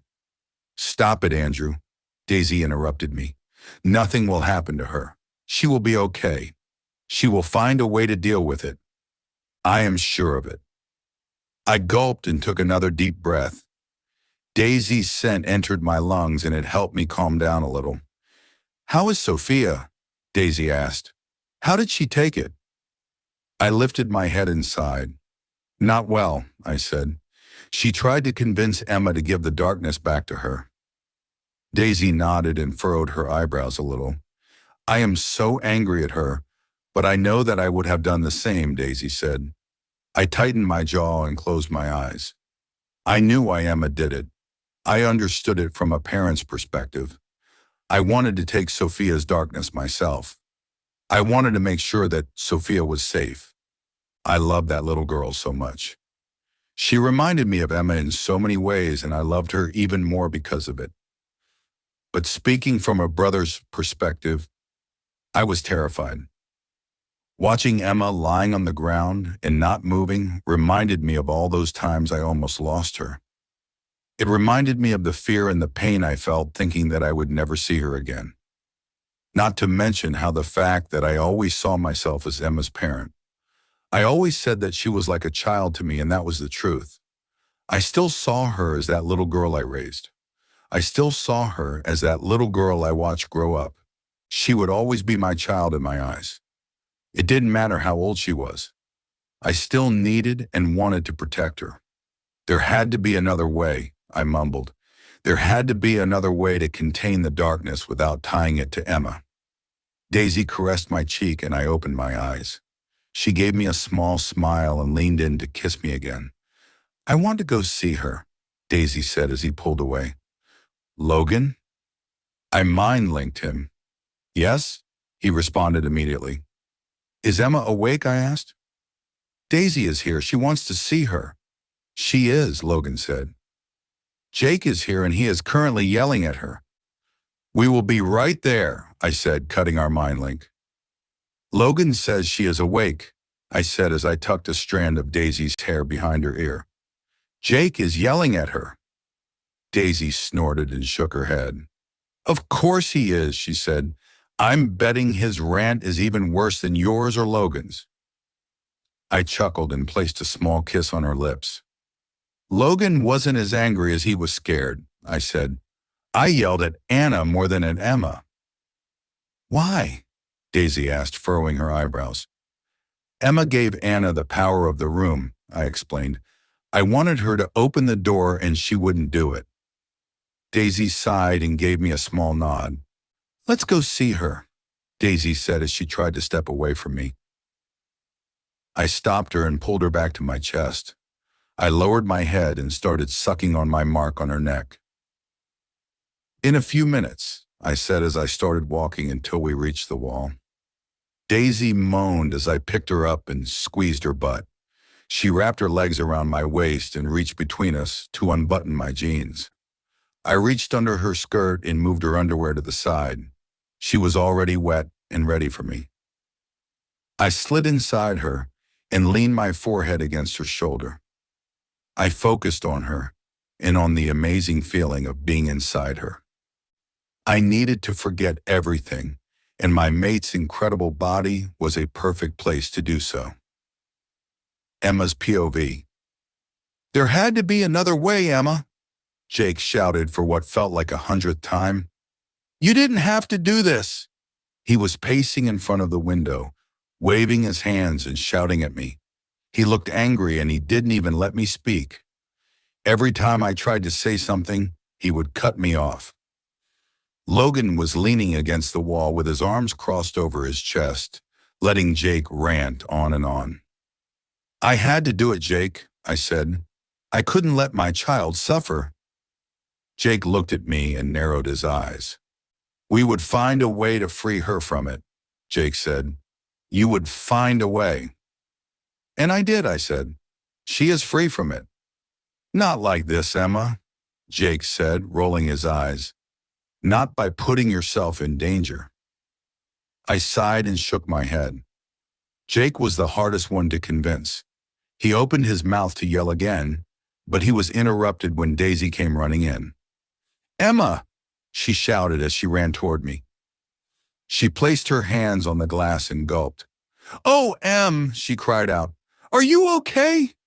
I am fine, I said as I approached the window. I smiled and placed my hand on it as well. I missed you, I told her. How are the kids? How is Mike? I miss my nephew a lot. I missed his contagious smile and his sense of humor. He always knew how to make me laugh. Mike is doing great, Daisy said, giving me a small smile.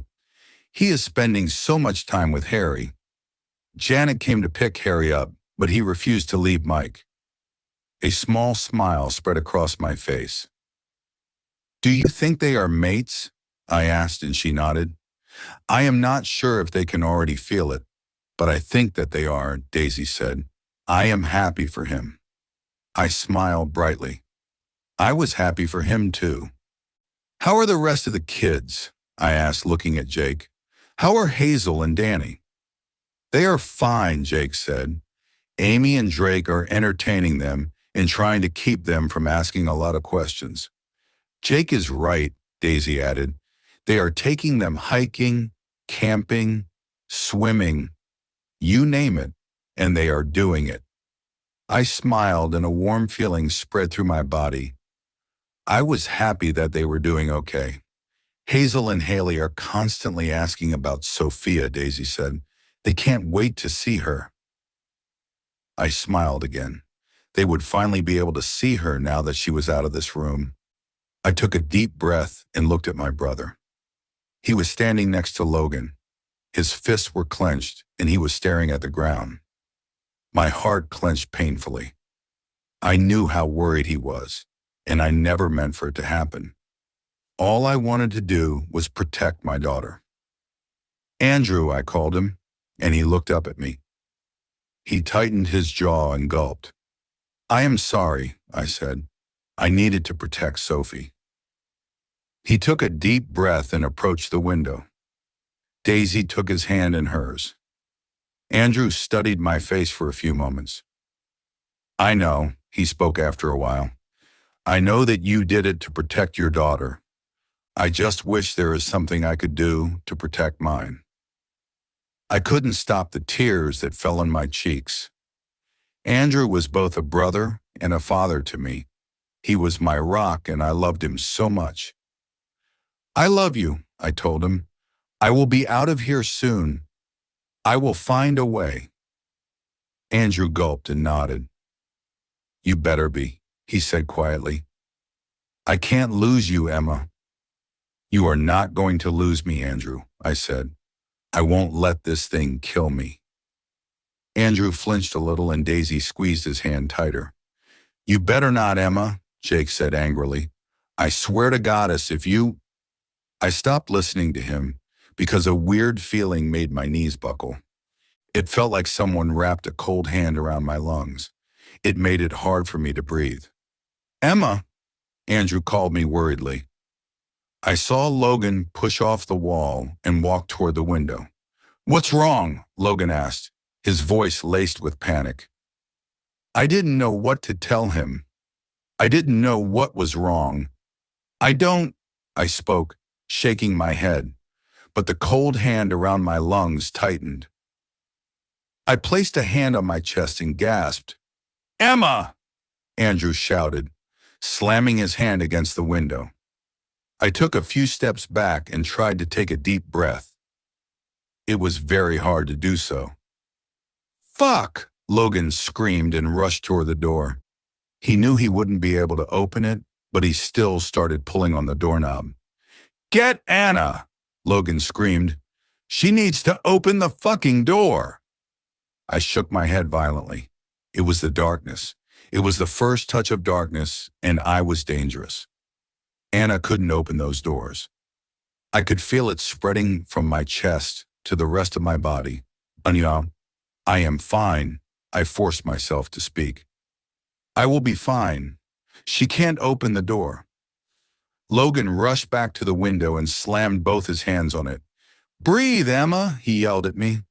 Goddess, her lips are blue, Daisy exclaimed, gasping loudly. I fell to my knees and gasped for breath. I heard the screaming and slamming their hands against the glass, but I couldn't figure out what they were saying. My vision became blurry. The cold hand moved from my lungs to my heart.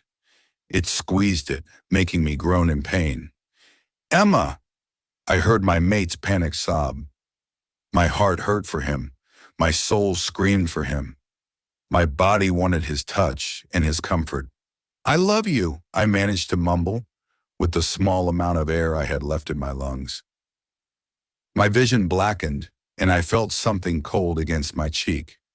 I could hear screams and loud sobs, but I couldn't look up anymore. I didn't care anymore. Emma! I heard someone scream my name one last time before I passed out. Logan's POV. My heart was going to beat its way out of my chest. She was still alive. She started breathing normally the moment she passed out. But she wasn't conscious, and she wasn't waking up, no matter how loudly I screamed and banged against the stupid window. "Please, baby, wake up!" I cried out for what felt like a millionth time. I heard footsteps rushing toward us. "Dad!" my son yelled as soon as he ran inside. I heard my daughter gasp, and she ran toward me. "What happened?" Sophia cried out as she placed her palms on the glass. "Is she okay?" The darkness took over, Anna mumbled, making me turn around and look at her. "She won't be Emma when she wakes up." Sophia sobbed, and Hunter pulled her into his arms. Alex came to stand next to me. "How long ago did she pass out?" Alex asked, his voice laced with fear. "About 2 hours," Andrew responded. 2 hours? It felt like fucking eternity. Sophia was sobbing quietly, and it was breaking my heart. I wished that I could comfort her, but I knew it would be useless. I didn't even know what to tell her. I needed someone to comfort me and tell me that everything would be okay. Emma usually did that. She was my rock. She made me strong and brave. I needed her to wake up so she could reassure me, and then I would be able to tell my daughter that everything would be okay. "Hi, sweetie," I heard Daisy's soft voice. "Aunt Daisy!" Sophie cried out. I glanced to my left and saw Daisy pulling Sophie into her arms. Daisy placed her hand on Sophie's head and held her close. Alex approached them and hugged them both. Daisy kissed his temple. "When did you get back?" Alex asked her. "A few hours ago," Daisy said as she let Sophie go. She smiled a little and caressed Sophie's cheek. "How about you and I go back to the pack house, Annie?" Daisy asked softly. "There is so much I want to tell you." Sophie looked back at Emma and shook her head. "No," she said. "I want to be here when she wakes up." I looked at Hunter and shook my head. I didn't want her here when Emma woke up. I wasn't sure in what condition she would be in. I wasn't sure what she would say. Hunter understood immediately. "Go with your aunt, Angel," Hunter said. "We will keep you informed, okay? You don't need to stay here." Sophie shook her head again. "Go, Fia," Alex said sternly. "You don't have to be here when she wakes up." Sophie looked at Alex and he kissed her forehead. "Go," he said, pushing her gently toward Daisy. Daisy wrapped an arm around Sophie's shoulders and started leading her outside. Anna was leaning against the wall, keeping her eyes on Emma the entire time. "Go with them, Jake, please," I said. "I don't want them to be alone." Jake nodded and started walking behind them. "Keep me informed," he said, and I nodded. I looked back at my mate. She was still lying on the ground, motionless. "Where is Mason?" I heard Andrew ask. "He was out on a run when Dad mind-linked me," Alex explained. "He is on his way back." Andrew mumbled something, but I didn't hear what. I was completely focused on Emma's hand. She moved her fingers. She was waking up. "Emma!" I shouted, drawing everyone's attention back to her. She groaned and my heart skipped 1,000 beats. "Mom!" Alex shouted, slamming his hand against the window. She groaned again and turned her head to the other side. Andrew shouted, his voice trembling. She opened her beautiful eyes and my heart stopped beating. I knew that the darkness took over her, but seeing it was so much different. Her eyes were completely black, and the smirk that appeared on her face made my stomach turn. "Mom," Alex breathed out, his voice laced with fear. She ignored him, keeping her black eyes on me. I gulped and watched as she stood up slowly. She approached the window and narrowed her eyes at me. "Hi, baby," I said quietly. "I missed you." She was still my Emma, even with the darkness inside her. I couldn't help but call her by her nickname. I couldn't help but tell her I missed her. I studied her beautiful face, and all I saw was my mate. Her eyes may have been different, but everything else was still my Emma. She looked at her hands and furrowed her eyebrows a little. What was she thinking? I could feel how tense everyone around me was, but I ignored them all. I focused on her, and it felt like we were the only ones in that fucking cabin. "I love you," I told her. "I love you with my entire heart and soul." She looked up at me and chuckled darkly. All I saw in her eyes was darkness. The main color of her eyes that I loved so much was completely gone. "We've been through so much," I said. "I am not letting this thing take you away from me. I am not letting it destroy us." She remained silent and tilted her head a little. My heart was breaking inside my chest. My love wasn't here. That thing took her place. "I love you," I told her again. "I will never stop loving you." She looked at Andrew and tightened her jaw. "Hi, Em," Andrew said, his voice trembling. "We are here for you. We won't leave you." She looked back at me and laughed. "You don't know who I am, don't you?" she asked, shaking her head and laughing. "You already forgot about me?" I furrowed my eyebrows and glanced at Andrew. What the hell was she talking about? She was Emma. The darkness came to the surface, but she was still Emma. "Emma's pussy was so good that you forgot about your first fuck, Logan?" she asked, and I snapped my head back in her direction. She was smirking and shaking her head at me. What the fuck was she talking about? The first woman I had sex with was Sienna, Andrew mumbled, making my body freeze. No, it was impossible. Alexander's POV. Sienna? Who the fuck? I gasped loudly and looked at my dad. He was staring at her, and he wasn't breathing. He looked like he had been punched in the gut. Sienna was the bitch who my dad chose as his mate after rejecting my mom. Sienna was the bitch who had my mom kidnapped. Sienna was the fucking bitch who almost had my mom killed. "This isn't funny, Emma," my uncle said, and I looked back at my mom. She laughed and shook her head. She looked down at her body and sighed. "I don't like it," she said. "I look like the person I hate the most. It sucks." I gulped and clenched my fists. "Emma," my uncle spoke, but she interrupted him. "It's Sienna, Andrew," she said as she looked back up at him. "Don't call me by that bitch's name. I hate it." I growled and she looked at me.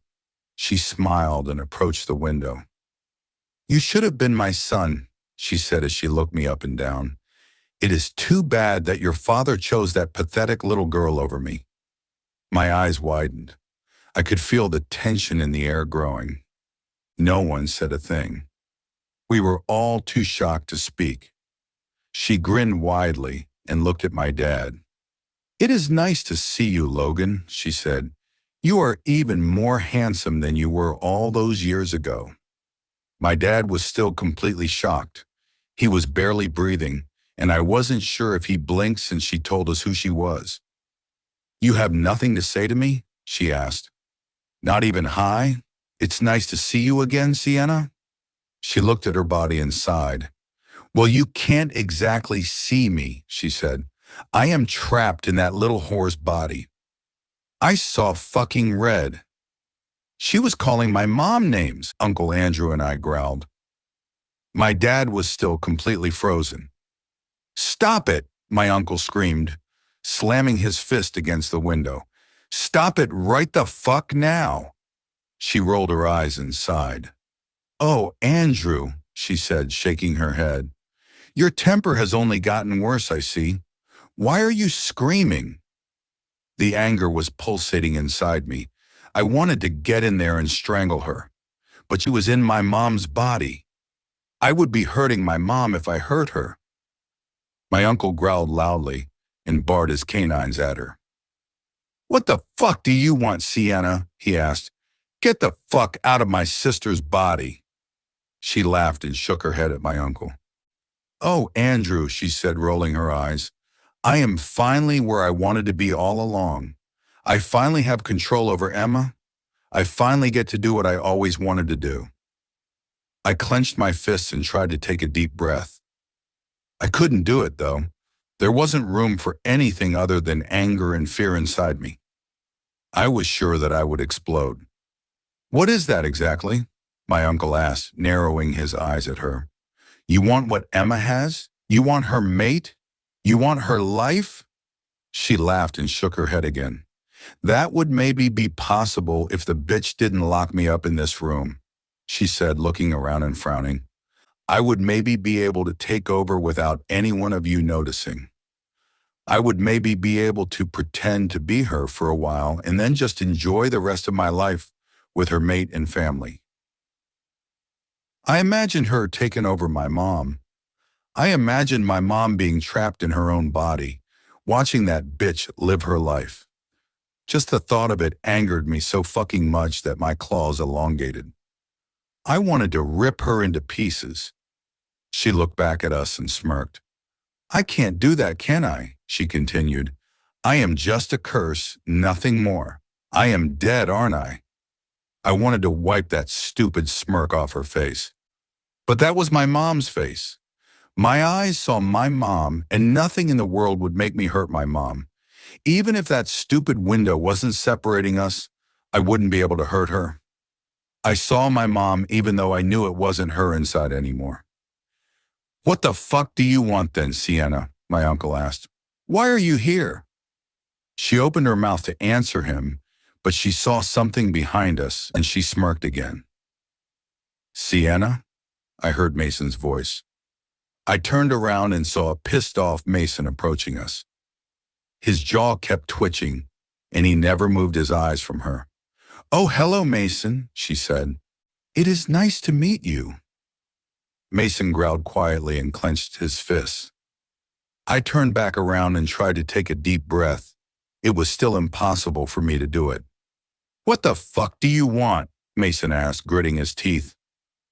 "You have your dad's temper," she said, shaking her head at Mason. "You are both so rude." My uncle slammed his hand against the window. "Don't fuck with me, Sienna," my uncle growled. "Why the fuck are you here? What do you want?" Sienna looked at him and smiled. "What I always wanted," she said.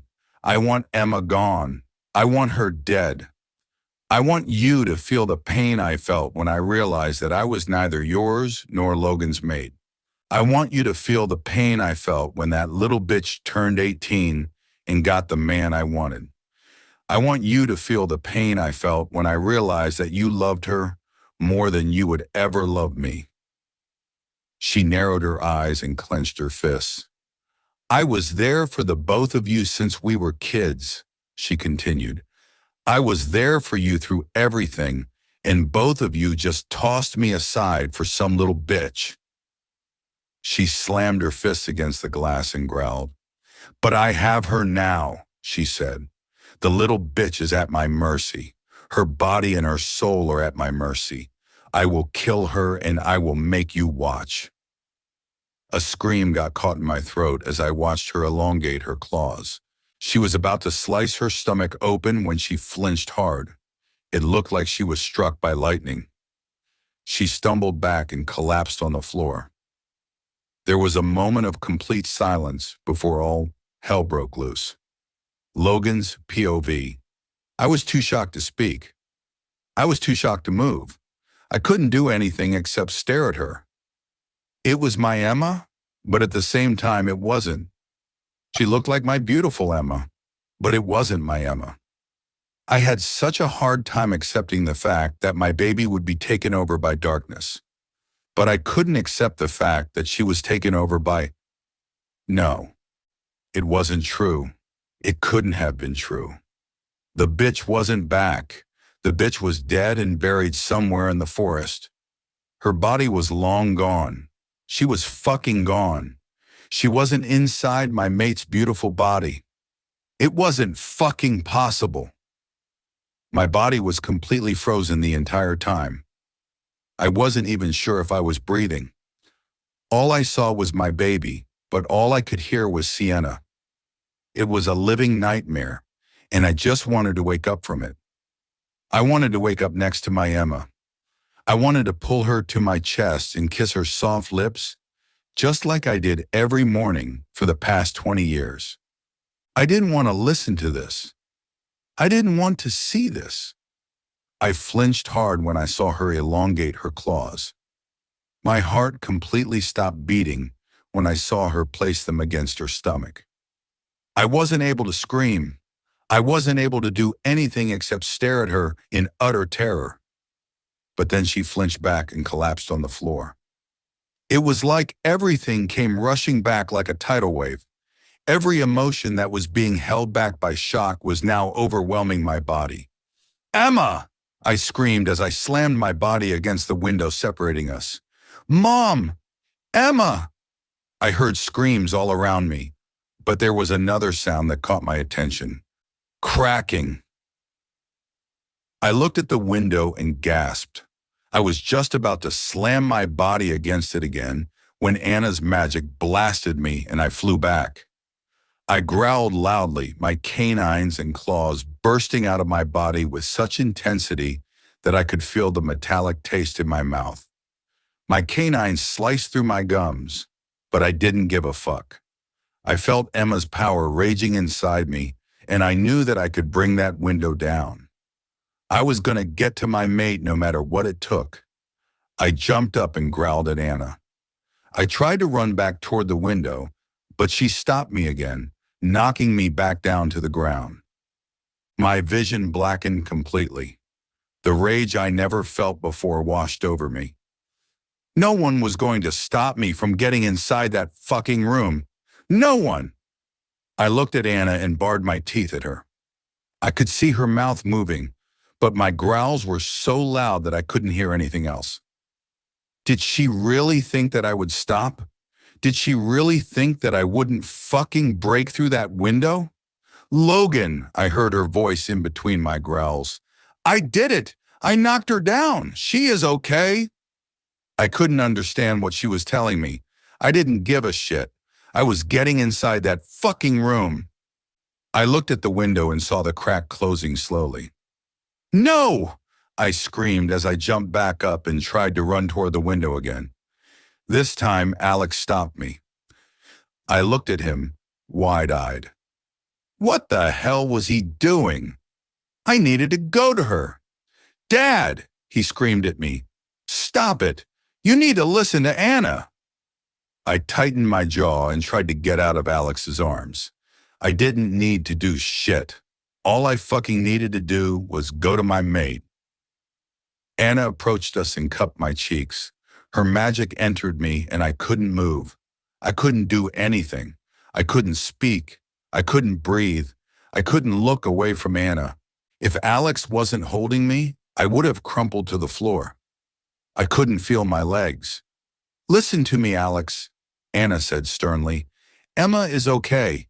I knocked her out so Sienna wouldn't be able to hurt her. She is unconscious, but she is okay. You need to calm down." How could I calm down when that bitch was inside my mate's body? She could hurt her. She was surely going to try to hurt her when she woke up again? "She is going to try to hurt her when she wakes up," I managed to mumble, my voice sounding like I was choking. Anna gulped and nodded. "I know," she said. "That is why I am going to open those doors and let you inside." My eyes widened. I heard quiet gasps around me. "I have limited control over that room," Anna continued. "Emma's magic is too strong for me. There isn't much I can do. I don't even know how I managed to knock her out. You need to go in there and make sure that Sienna doesn't hurt her." I nodded immediately. That is all I wanted to do. "But what if she hurts him?" Alex asked. his voice laced with worry. She can still do magic in there. What if she hurts my dad? Anna looked at Alex and took a deep breath. Her use of magic is limited in there, Anna said. She would be able to shock him a few times at best. Anna looked back at me and raised an eyebrow. You can take a few shocks, can you? She asked, and I nodded again. I would die for her. I didn't give a shit about what her magic could do to me. If I had to die for her to live, I would do it in a fucking heartbeat. Are you sure, Dad? Alex asked worriedly. She is still powerful. She could still hurt you. Anna moved her hands and her magic left my body.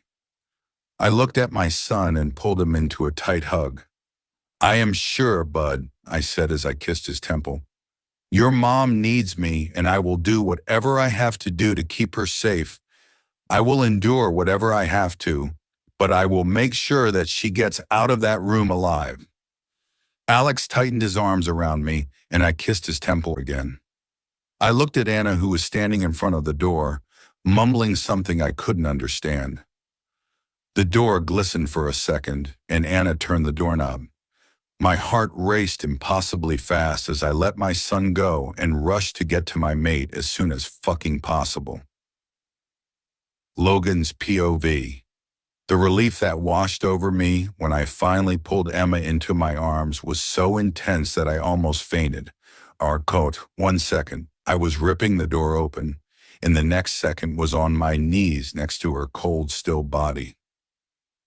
Baby, I cried out as I pulled her into my arms.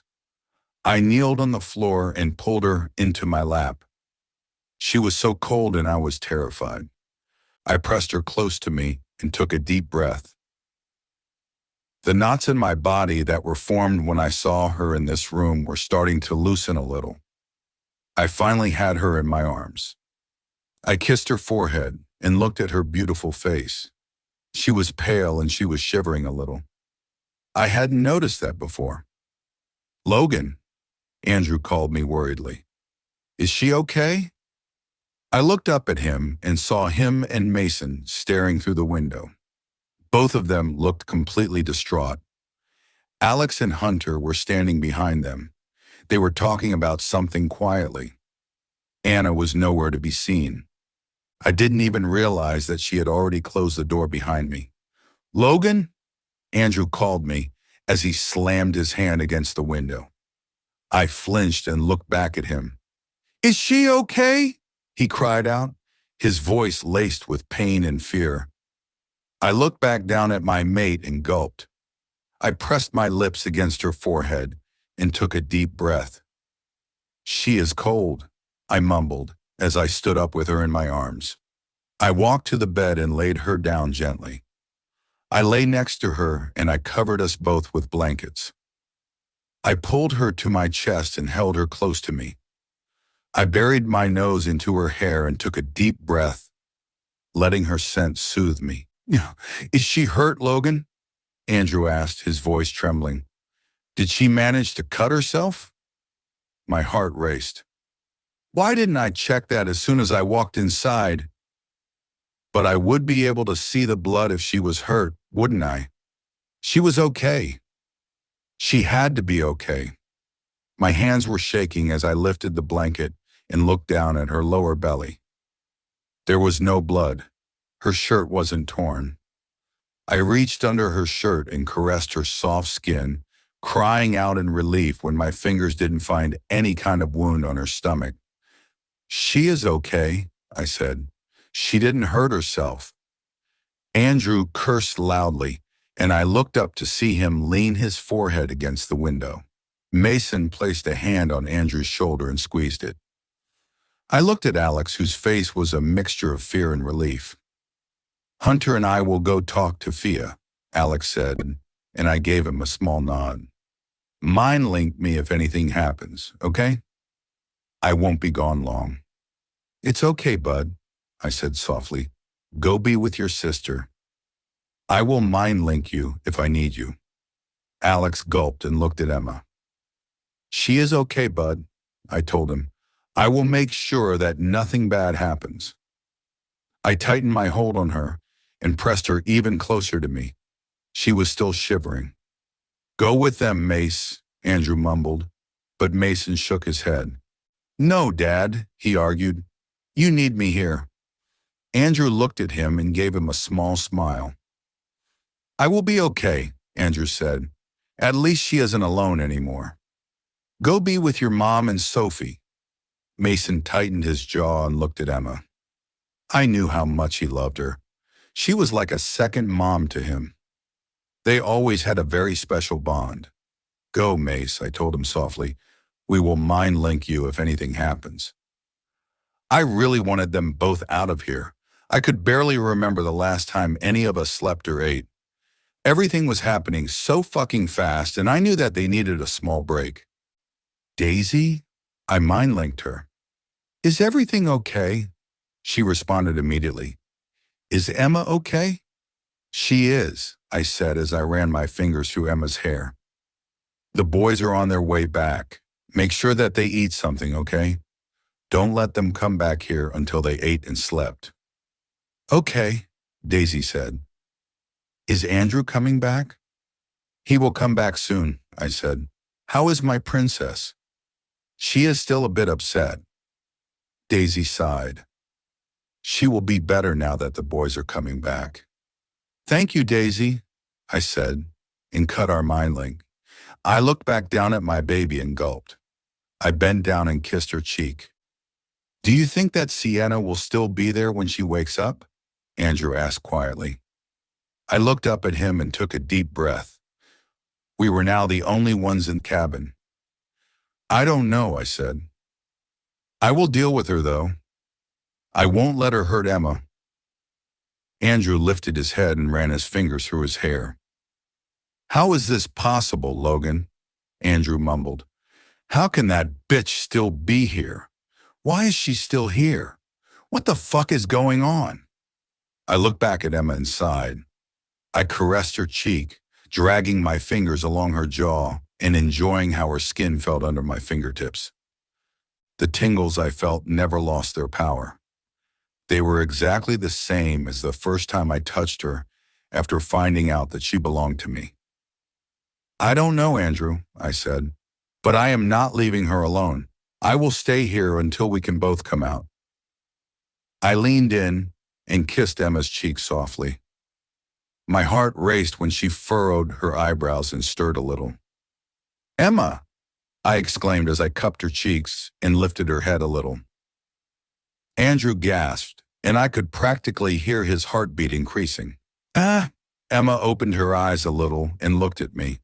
Her eyes were back to the color I adored, and I almost started sobbing in relief. I looked at Andrew and smiled. It is her, I said, my voice trembling. It is our Emma. Andrew's eyes widened, and he let out a relieved breath. I looked back at my baby and smiled. Logan? She called me quietly. What are you doing here? You need to leave. It's not safe. I shook my head immediately. That is not going to happen, baby, I told her. I am in this with you. I am not leaving you. I am not letting you do this alone. I meant every word I said. I wasn't going to leave this room without her. I would endure everything, and I would be there for her through everything. She was wrong when she said that this curse was hers. It wasn't. It was ours, and I wasn't letting her deal with it alone. Sophia's POV. How are you, honey? My aunt asked as she ran her fingers through my hair. I couldn't answer that. I wasn't sure what I was feeling. So many emotions were flowing through my body, and it was so hard for me to name them all. I knew that I was terrified. I knew that I was sad. I don't know, I mumbled. I don't know how to describe it. My aunt sighed and kissed the top of my head. Your dad mind-linked me, she said. The boys are on their way back. Your dad said not to let them go back there without them eating and sleeping first. I agreed with my dad. All of us barely slept for the last few days. Lex especially. He needed to rest a little. I could tell that he was on edge and needed a break from everything. Do you want to help me make them something to eat? My aunt asked, and I nodded immediately. I needed something to distract me from all of those emotions I felt. I had to distract myself before I lost it completely. I stood up and approached my aunt. She smiled and handed me a bowl and a whisk. I took it from her and placed it on the counter. I was staring in front of myself, and I didn't even realize that my aunt had already placed a carton of eggs in front of me. Sophie, she called me softly, why don't you go sit down? I will take care of everything. I flinched a little and looked at her. No, it's okay, I said as I opened the carton and grabbed an egg. I want to help. I wasn't sure what we were making, though. My aunt probably told me, but I was too distracted to listen to her. She gave me a whisk and a bowl, so she probably wanted me to use that, right? I started cracking the eggs and putting them in the bowl in front of me. My mind was on my mom, and no matter what I did, I couldn't stop thinking about her. Would she be okay? How would she handle the darkness? What if something happened to her? What if she got hurt? She should have never taken it from me. I was dealing with it. I would be able to handle it. I was so distracted that I didn't even hear the boys coming. I felt someone wrap their arms around me, and I flinched. I am sorry, Angel, Hunter mumbled as he placed a kiss on my shoulder. I thought that you heard me coming. I turned my head and kissed his cheek before I looked at my brother and Mason. They looked horrible, and I knew that something happened. My heart raced as I let go of the whisk and walked toward Lex. What's wrong? I asked him. Is Mom okay? My voice was trembling, and I was on the verge of tears. Mace, my aunt called my cousin. I could tell by the sound of her voice that she also noticed that something was wrong. Lex sat down and took my hand in his. He took a deep breath and released it slowly. Mom was taken over by darkness, Lex mumbled, making my heart stop. But when she woke up, Sienna was inside her body. What? What the hell was he talking about? There were a few moments of silence before my aunt spoke. What do you mean? Aunt Daisy asked, her voice trembling. How can Sienna be inside her? Lex looked at our aunt and shrugged. I don't know, he said quietly. She was inside our mom, and she spoke to Dad and Uncle Andrew. She even spoke to Mason and me. She told me that I was supposed to be her son. My heart spasmed painfully. I had to sit down. I couldn't look away from Lex. He was joking, wasn't he? But why would he joke about something like that? That was cruel, and my brother wasn't cruel. Who was Sienna? Hunter asked, but I couldn't respond. I kept looking at Lex, expecting him to tell me that he was kidding. I heard Aunt Daisy talking to Hunter. She was explaining to him who Sienna was. Lex looked at me and gulped. I had a feeling that his story wasn't over. I had a feeling that something else happened. What? Hunter exclaimed loudly. Fuck! What did she do, Lex? I asked, my voice cracking. What did she do to Mom? Lex's eyes filled with tears. He looked at my hand in his and let out a shaky breath. She tried to kill Mom, Lex mumbled, and I could feel my body shutting down. She elongated her claws and tried to slice Mom's stomach open. The room started spinning. I could barely hear my Aunt Daisy scream. I couldn't hear anything other than my blood rushing through my veins. Lex started speaking again, and I forced myself to listen to him. Was my mom dead? Was she gone? No, please, goddess, no!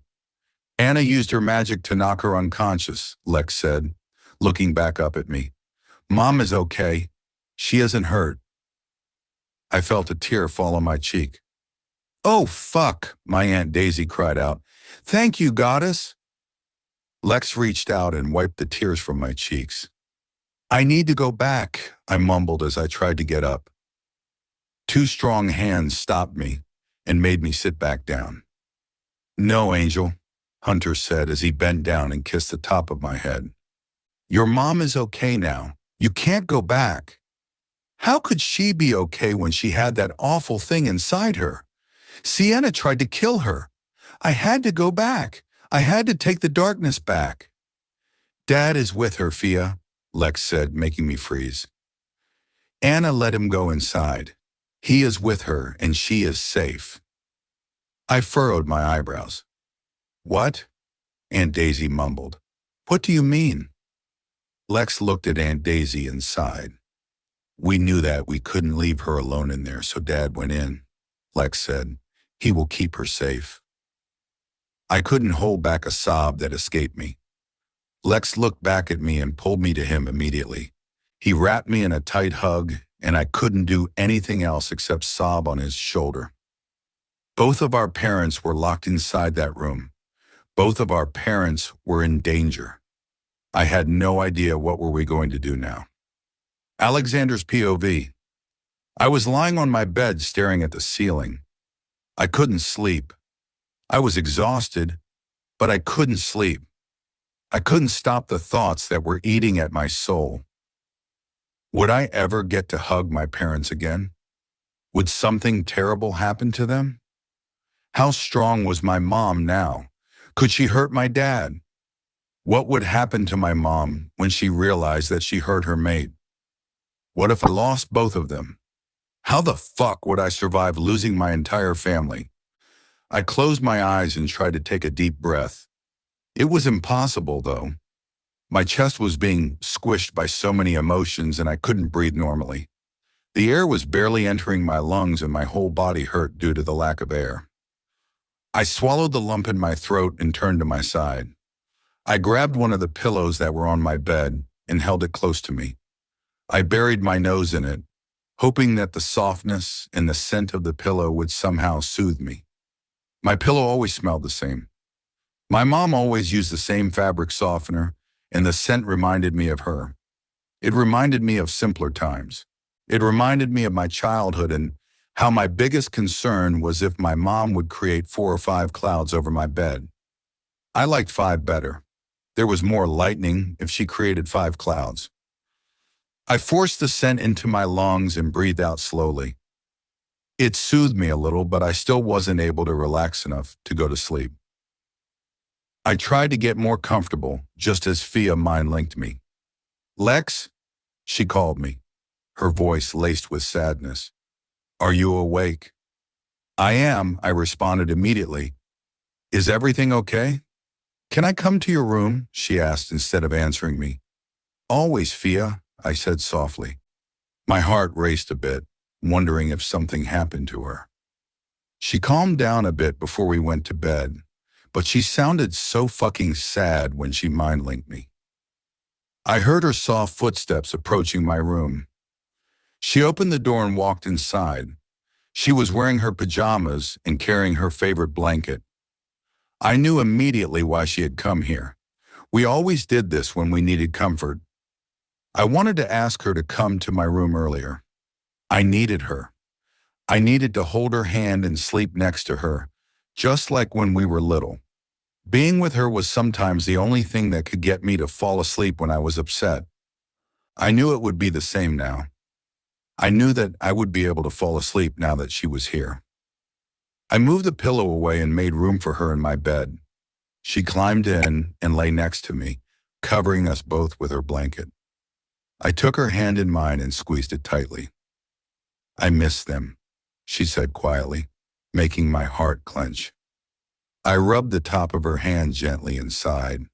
I miss them too, Fia, I said, and she turned to look at me. The pain in her eyes almost made me scream. Will they ever walk out of that room, Lex? She asked, her voice trembling. Will we ever get to hug them again? The lump in my throat was threatening to suffocate me. I didn't know how to answer that question. I was wondering the same. I don't know, Fia, I told her honestly. I really hope so. A tear fell on her cheek, and I reached out to wipe it away. Do you remember when we were little and Dad would always make us pancakes on Sundays? Fia asked, and I nodded. I remember, I said as a small smile spread across my face. He always burnt one side. Fia shook her head and chuckled. He once told me that Mom always did that when they started to live together, she said. I think that he had just gotten used to the taste over the years, so he made them just like she would. My heart clenched and the lump in my throat only grew. The love my parents shared was one of a kind. I hoped that I would find a love like that someday. I hoped that Fia would find it. She was on a good track with Hunter, but he still had a lot to prove to me. Fia was my twin, and my standards were high. He loves her so much, Fia mumbled, looking down. I should have known that he would find a way to get inside that room. She was right. We should have seen that coming. I raised my hand and caressed her cheek. Thank you for coming here, I said. I was having trouble sleeping. Fia smiled and squeezed my hand. I know, she said. I felt it. I wanted to come to you immediately, but Hunter made me stay until he fell asleep. I smiled and tried to take a deep breath. The weight on my chest felt a bit lighter now that she was here. How is Uncle Andrew? Fia asked. Terrified, I mumbled. I don't know how he survived everything that happened to our mom. I lost you once, and I barely managed to live through that. Fia sighed and pulled me closer to her. I leaned my head on her shoulder and closed my eyes.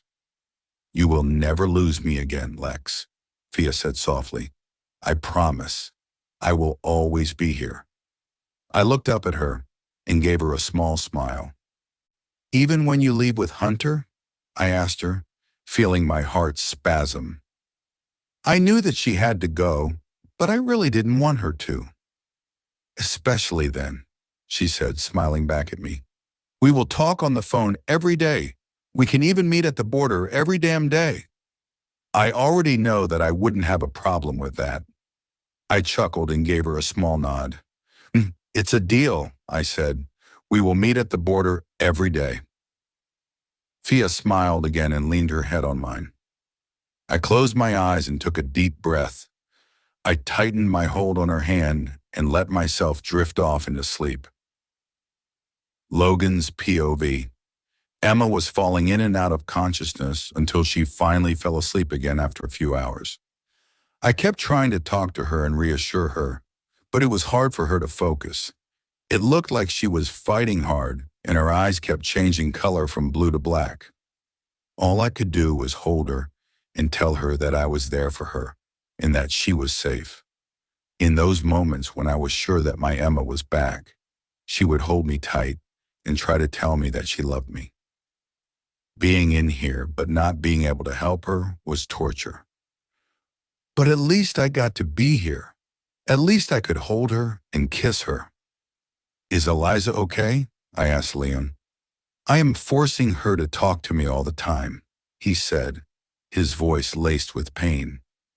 She is holding on, but barely. My heart clenched.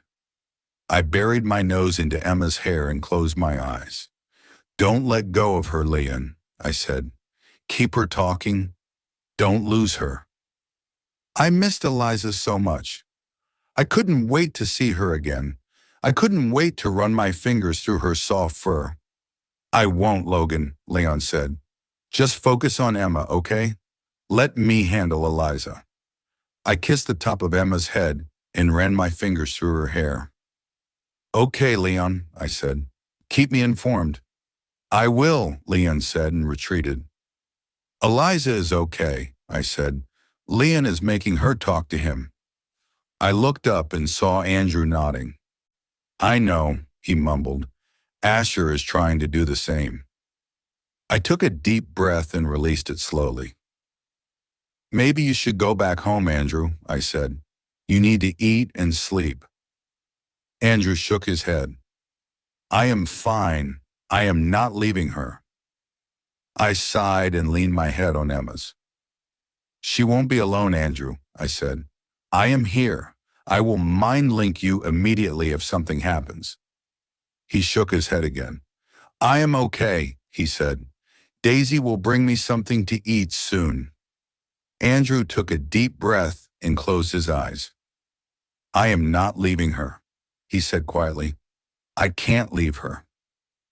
I gave him a small nod and looked back down at my mate. She was frowning and little beads of sweat formed on her forehead. My heart raced as I placed my hand on her cheek. She was burning up. Fuck! How didn't I notice that before? I removed the blanket and jumped out of bed. What's wrong? Andrew yelled, panicked. I grabbed a towel from the closet and rushed toward the sink. Logan! Andrew screamed, his voice trembling. She is burning up, I said as I wet the towel. Andrew gasped and cursed loudly. I rushed back to her and removed the blanket from her body. She was now shivering and mumbling something quietly. It's okay, baby, I said, trying to stop my voice from breaking. I am here. Everything will be okay. I kneeled next to her and placed the towel on her burning forehead. She opened her eyes a little and I saw the color flickering from blue to black. Emma? I called her softly.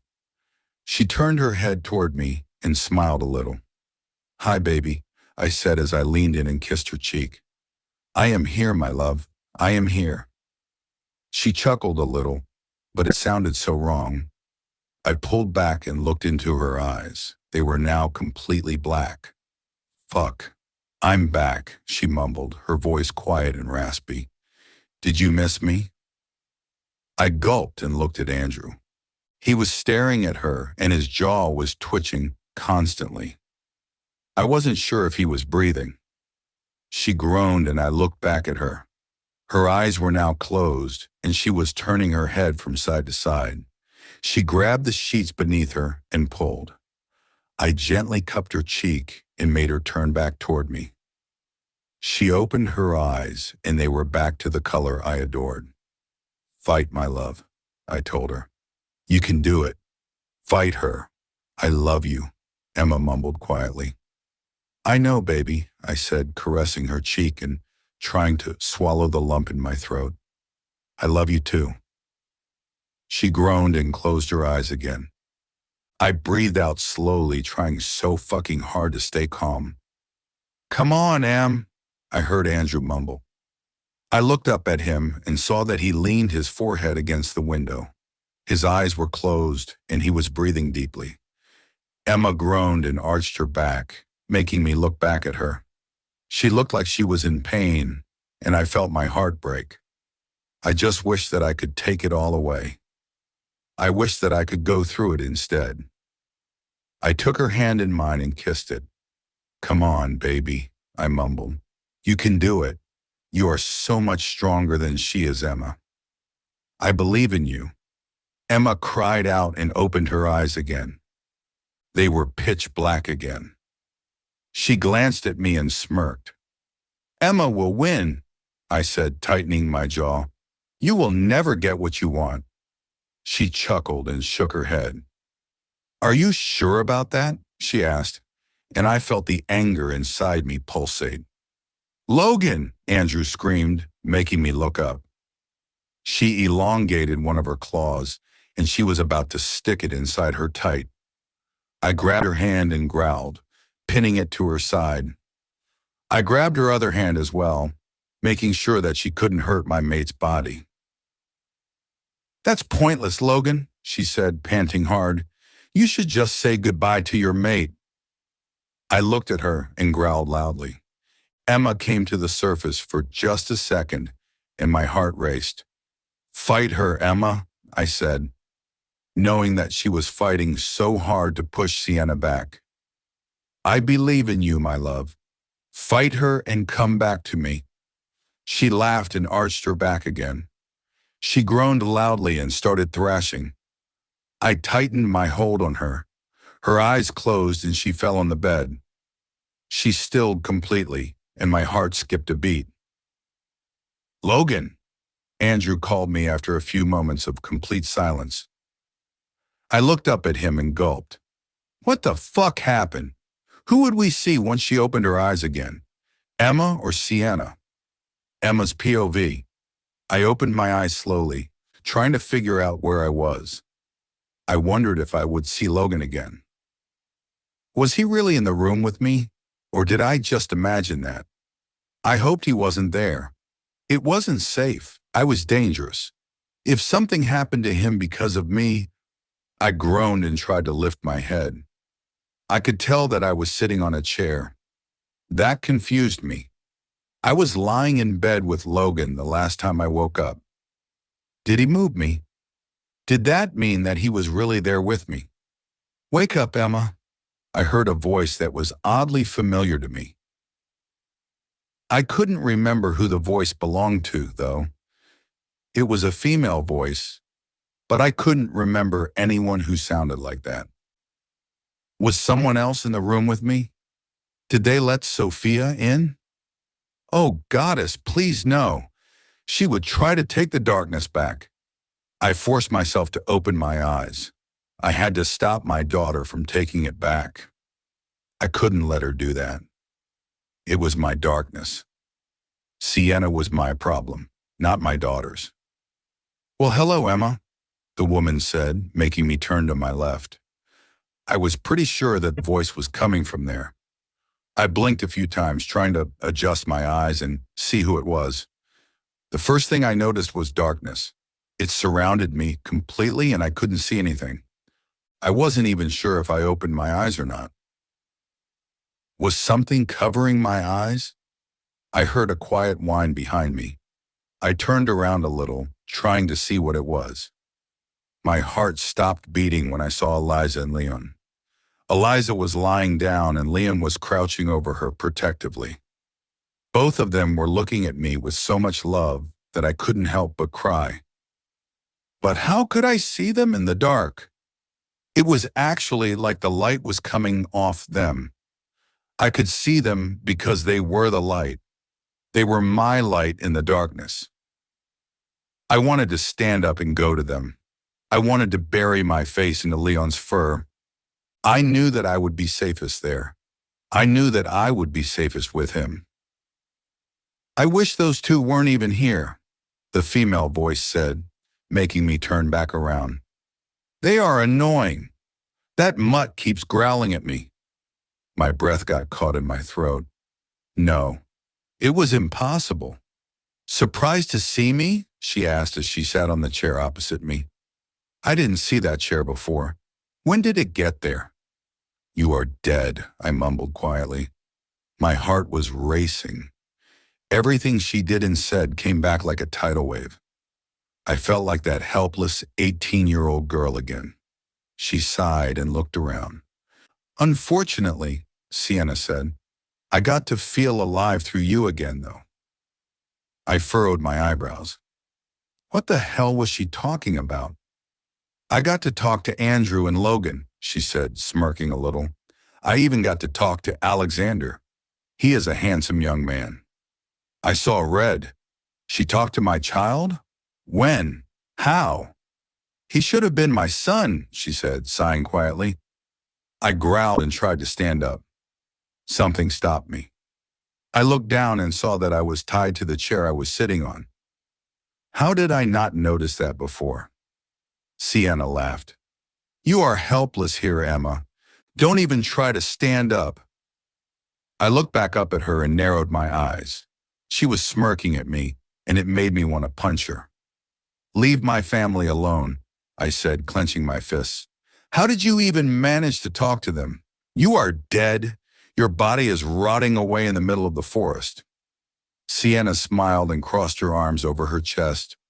Oh, I borrowed yours, she said, making my heart stop. It was such a pleasure watching Logan's reaction as he realized that I was in his little mate's body.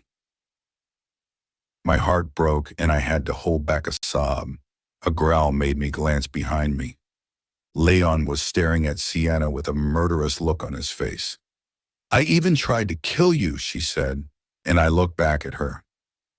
I was just about to slice you open with your own claws, but that stupid witch was quicker.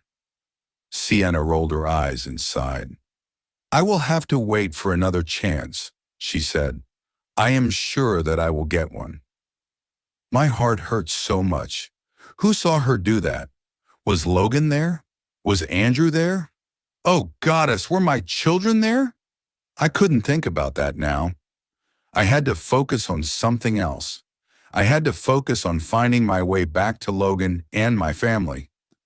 I couldn't waste time wondering what they saw. I needed to go back to them. The first thing I needed to figure out was what Sienna wanted. The darkness chose her to be here because she was a huge part of my life. She was one of the people who hurt me the most. The darkness obviously chose her because we had some unfinished business. At least that was what I read in that book.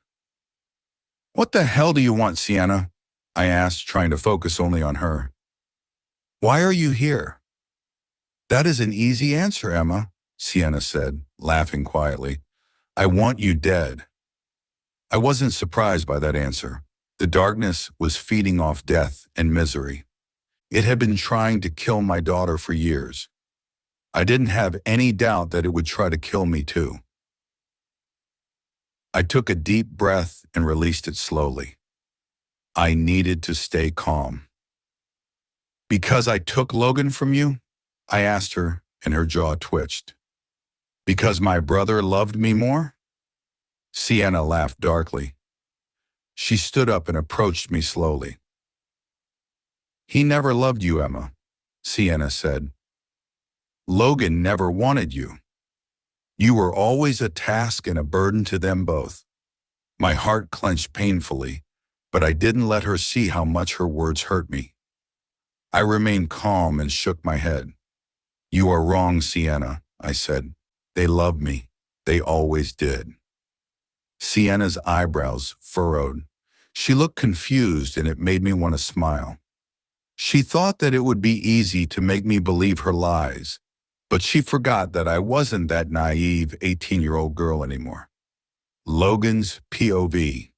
A violent storm was raging inside my heart. My Emma was struggling, and there was nothing I could do. She kept whimpering quietly. She kept shivering and thrashing.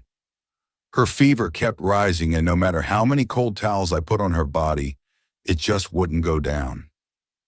"Come on, baby," I mumbled as I tightened my arms around her.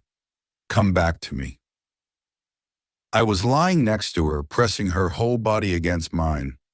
Our mate bond should be able to help with the fever. She should feel a bit better. It should help her. It had to help her. I ran my hand down her back. I reached under her shirt and almost whined when I felt how hot her back was. She felt like she was on fire. Another quiet whimper escaped her, and I had to hold back a sob. I couldn't help her with whatever the fuck was going on, and it was killing me. "Dad!" I heard my daughter's voice, and I looked up. My princess was standing on the other side of the window, staring at her mom with a terrified look on her face. "What's wrong with Mom?" she cried out. I looked down at my mate and kissed her forehead. "She has a fever, Princess," I said as I caressed Emma's burning cheek. "She is fighting so hard." Sophie sobbed, and I looked up at her. Alex wrapped his arm around her shoulders and pulled her to him. I looked behind them and saw Daisy. She was wiping her cheeks with one hand and rubbing Andrew's back with the other. Andrew looked like shit. He needed to go eat and sleep. "Can you please take him home, Daisy?" I said, making Andrew shake his head. "I am not leaving her," he said as he took a step closer to the window. "I am staying here." "Andrew, honey," Daisy spoke, but he interrupted her. "No," he said, glancing at her. "I am not leaving. You need to sleep," Alex said before I could. "We will be here and we will mind link you if anything changes." "No," Andrew said again. "I am fine."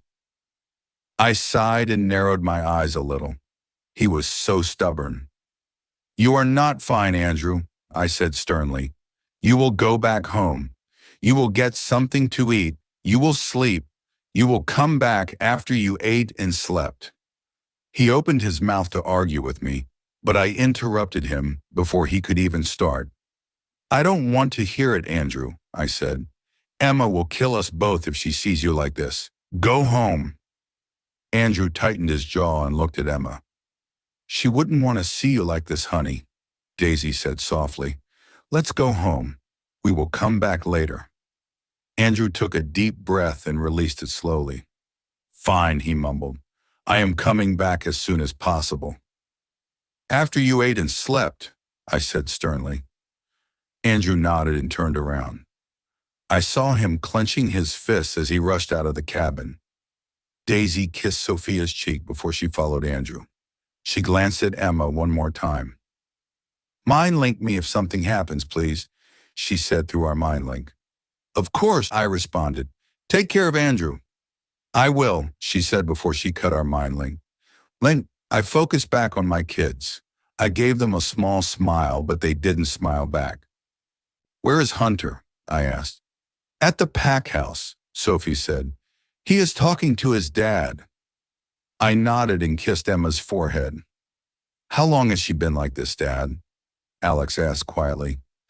I sighed and looked down at my beautiful mate. She was shivering, but being close to me helped her a little. Since last night, I said. Her fever won't go down. Sophie sobbed quietly. Alex cursed.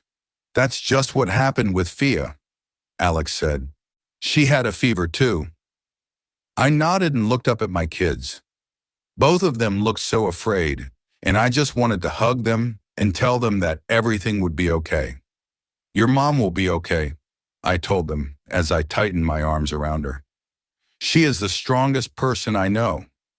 I don't know anyone else who would be able to handle this. She will beat the darkness. I am sure of it. I wasn't just convincing them. I was convincing myself as well. I meant every word that I said. She was the strongest person I knew. She would beat the darkness. But there was a small piece of my heart that held so much fear and pain, it was almost unbearable. What if she never woke up? What if I never got my beautiful mate back? No. I focused on that screaming piece of my heart and tried to soothe it by breathing in her scent. She was here. She would be okay. She had to be okay. She is going to be perfectly okay, I said as I placed a soft kiss on her forehead. She will come back to us. When? Alex mumbled quietly. I looked up at him and gulped. Soon, buddy, I said, my voice quiet and raspy. She will come back soon. I am sure of it. I leaned in and placed a soft kiss on Emma's lips. They were hot too. You will come back to us soon, won't you, baby? I mumbled quietly. We are all here waiting for you. Fight for us, baby. Emma shivered and groaned quietly. I leaned my forehead against hers and took a deep breath. I will go talk to Anna, Sophie said, making me look up at her. Maybe she found a way for us to help Mom. I nodded immediately. I didn't want her here. I didn't want Alex here. I didn't want them to watch their mom suffer. Go do that, princess, I said and looked at Alex. Go with her, buddy. Maybe you could help them search for something useful. Dad, Alex spoke, but I interrupted him. There is nothing for you to do here, bud, I said softly. I will let you know if anything changes. Alex took a deep breath and looked at Emma. She will be okay, I said. I won't let anything happen to her. Alex tightened his jaw and gave me a small nod. I watched Sophie take his hand in hers. She started pulling him away. He was looking at Emma until he couldn't see her anymore. I looked back at my mate as soon as they left. I love you, baby, I said as I kissed her forehead. I am waiting for you. Come back to me. Sophia's POV. I could feel Lex's fear, and it made my whole body hurt. I didn't like to see him scared. I didn't like to see him in pain. I wished that I could take it all away. He didn't say a word as we walked toward our mom's office. He was holding my hand tightly and staring in front of himself. I could tell that he was completely lost in thought. Lex, I called him softly as we entered the pack house. He looked at me, and the broken look in his eyes almost made me whimper. I stopped walking and pulled him into a hug. She will be okay, Lex, I said, holding him tightly. Dad is right. She is so strong and she will win. Lex hugged me back and took a deep breath. I know, he mumbled. I just can't stop worrying. I can't stop wondering if... Stop, I interrupted him. There is no if. She will win. She will come back to us. I had to believe in that. I would break if I didn't. Lex tightened his hold on me and kissed the top of my head. I am so fucking happy that I have you, he said quietly. I don't know what would I do if I were an only child. I chuckled and rubbed his back. You wouldn't have anyone to leave your bedroom door open, I said. It would always be closed and there wouldn't be any fresh air for you to breathe. Lex snorted and let me go. I would still have a window, he said. That's where I always get my fresh air from, you know. That's where most people get their fresh air from, actually. Fine, I sighed, rolling my eyes. Your bedroom door would always be closed and there wouldn't be any hallway air for you to breathe, I said, making Lex laugh. Fair enough, he said as he wrapped his arm around my shoulders. I smiled at him and we continued walking toward our mom's office. I took a deep breath as Lex opened the door. We walked inside and Anna looked up at us. How is she? Anna asked worriedly. Fighting, I said. She has a fever. Anna sighed and shook her head. It's one of the symptoms. Her body can't take it, so it's trying to fight back every way it knows how to. I nodded as I sat in the armchair. I watched Lex as he walked to the couch and sat down with a huff. Where is Hunter? Anna asked, and I looked back at her. Talking to his dad, I said. He will probably have to go to his pack for a day or two. Anna raised an eyebrow at me. And leave you? She asked, making me sigh. He is an alpha, I said. He hasn't been back home in a very long time. There are issues his dad can't solve anymore. Hunter's pack members were starting to ask a lot of questions. They hadn't seen their alpha in a while and they were getting suspicious and worried. Alpha Nathan explained the situation to them, but he felt like it would be better if Hunter came home for a day or two. Hunter wasn't too happy about it, but he knew that his dad was right. He was an alpha and he needed to go talk to his pack members. I would miss him terribly, but it was only for a day or two. He would come back as soon as he could. Anna nodded and walked to my mom's desk. She sat in my mom's chair and opened the book that was in front of her. Tell me you found something, I said, my voice trembling slightly. Anna looked up and furrowed her eyebrows. I am not sure, she said, leaning forward and flipping a page. Not much is written about this curse or the darkness that followed. I wiggled in my seat nervously. I already knew that. But, Lex asked, making Anna glance at him. But there is a paragraph in the original books about the curse that I can't seem to get out of my mind, Anna said, flipping through the pages. I furrowed my eyebrows and looked at Lex. He was staring at Anna with a confused expression on his face. Ah, here it is, Anna said as she picked up the book. What does it say? I asked, swallowing the lump in my throat. It says that the witches didn't choose the first true Luna only because of her qualities and her mate being an alpha, Anna said, keeping her eyes on the book. Another reason is mentioned here. There is only one sentence written about it, and that's probably why we never paid much attention to it. What reason? Lex asked, and I could hear the impatience in his voice. There was a rumor going around that True Luna's fated mate was going to reject her, Anna said as she looked up at us. The dark witches thought that him rejecting her would only add to his anger and jealousy, once he realized that there was another man for her. My heart raced. I don't understand, Lex said. How is that connected to my mom's darkness? Anna took a deep breath and looked at me. Our dad rejected our mom, I said quietly, making Anna nod. Your mom is now fighting Sienna somewhere in her mind, Anna said. She is someone who hurt your mom. She is a dark stain on your mom's past. I swallowed the lump in my throat. It was getting harder and harder for me to breathe.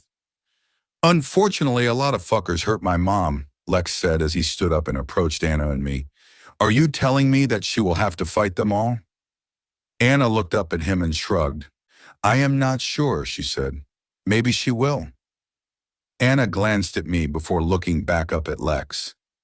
I knew what she was going to say next, and my stomach kept twisting and turning. But I believe that the last person she will have to fight will be the hardest, Anna said. I believe that if she defeats him, she will defeat the darkness. Who is he? Lex asked angrily. I closed my eyes and tried to force the air into my lungs. Your father, Anna said, and I felt my heart break into a million tiny pieces. Alexander's POV. Waiting for my uncle to wake up was the longest 4 hours of my life. I wanted to wake him up immediately. I wanted to scream and tell them all that Anna was insane. Because she was. There was no fucking way that my mom would have to fight my dad. No fucking way. What did Anna even think would happen? Did she think that my parents would even want that? Did she think that my dad would willingly fight my mom? He would surrender immediately. He would never hurt her, not even if it cost him his life. But why did Anna think that my mom would just accept that? Did she really think that my mom would hurt my dad? She gave herself to the Rogue King to save everyone, including my dad. There was no fucking way my mom would hurt him. No fucking way. Lex, Fia spoke, but I interrupted her when I looked at her sternly. I don't want to hear it, Fia, I said as I continued pacing around the office. She is wrong. I could be wrong, Alex, Anna sighed, but something is telling me that I am not. I growled at Anna. She was wrong. She had to be wrong. Not only she was wrong, but she was insane too. The door opened and I turned around abruptly, ready to scream at my uncle and tell him that Anna was fucking crazy. It wasn't my uncle, though. It was Hunter. I rolled my eyes and continued pacing around the office. What happened? Hunter asked as he approached Fia. I could feel Alex's alpha aura even before I entered the room. He was glancing at me worriedly, but I couldn't give a shit about that. Where the fuck was my uncle? Why is it taking him so long? I growled as I ran my fingers through my hair. He will be here in a few minutes, Lex, Fia said with a small sigh. He was sleeping. He should still be sleeping. The only reason Aunt Daisy woke him up was because you wouldn't stop pressing her to do so. I rolled my eyes at her. Will someone explain to me what is going on? Hunter asked with annoyance in his voice. I continued pacing around. I wasn't going to explain anything because there was nothing to explain. Anna was wrong. She was so fucking wrong. Well, Anna thinks, Fia began explaining. But she was interrupted when the door opened. My uncle, Aunt, Mason, and Jake walked inside. My uncle looked exhausted and regret washed over me. Maybe I should have left him to sleep for a little while longer. But we had more important things to do. He would sleep later. What's going on, Alex? My uncle asked as he sat on the couch. I think that I know what Emma needs to do to get rid of the darkness forever, Anna said, making my uncle jump off the couch abruptly. What? My uncle exclaimed loudly. Aunt Daisy gasped and a smile spread across her face. I could see small glimpses of excitement on Mason and Jake's faces. Don't be so excited, I said, glancing at Anna angrily. It's not true. Just because you don't want it to be true, it doesn't mean that it's not, Fia said with a small sigh. I growled at her, and Hunter immediately growled back at me. I rolled my eyes at him. Talk, Anna, my uncle said sternly as he sat back down. Anna took a deep breath and began explaining to them what she told Fia and me earlier. I shut her out completely. I couldn't listen to that again. I couldn't even imagine it. It just couldn't be true. It was just one irrelevant sentence in an ancient book. What were the odds of that one sentence mattering so fucking much?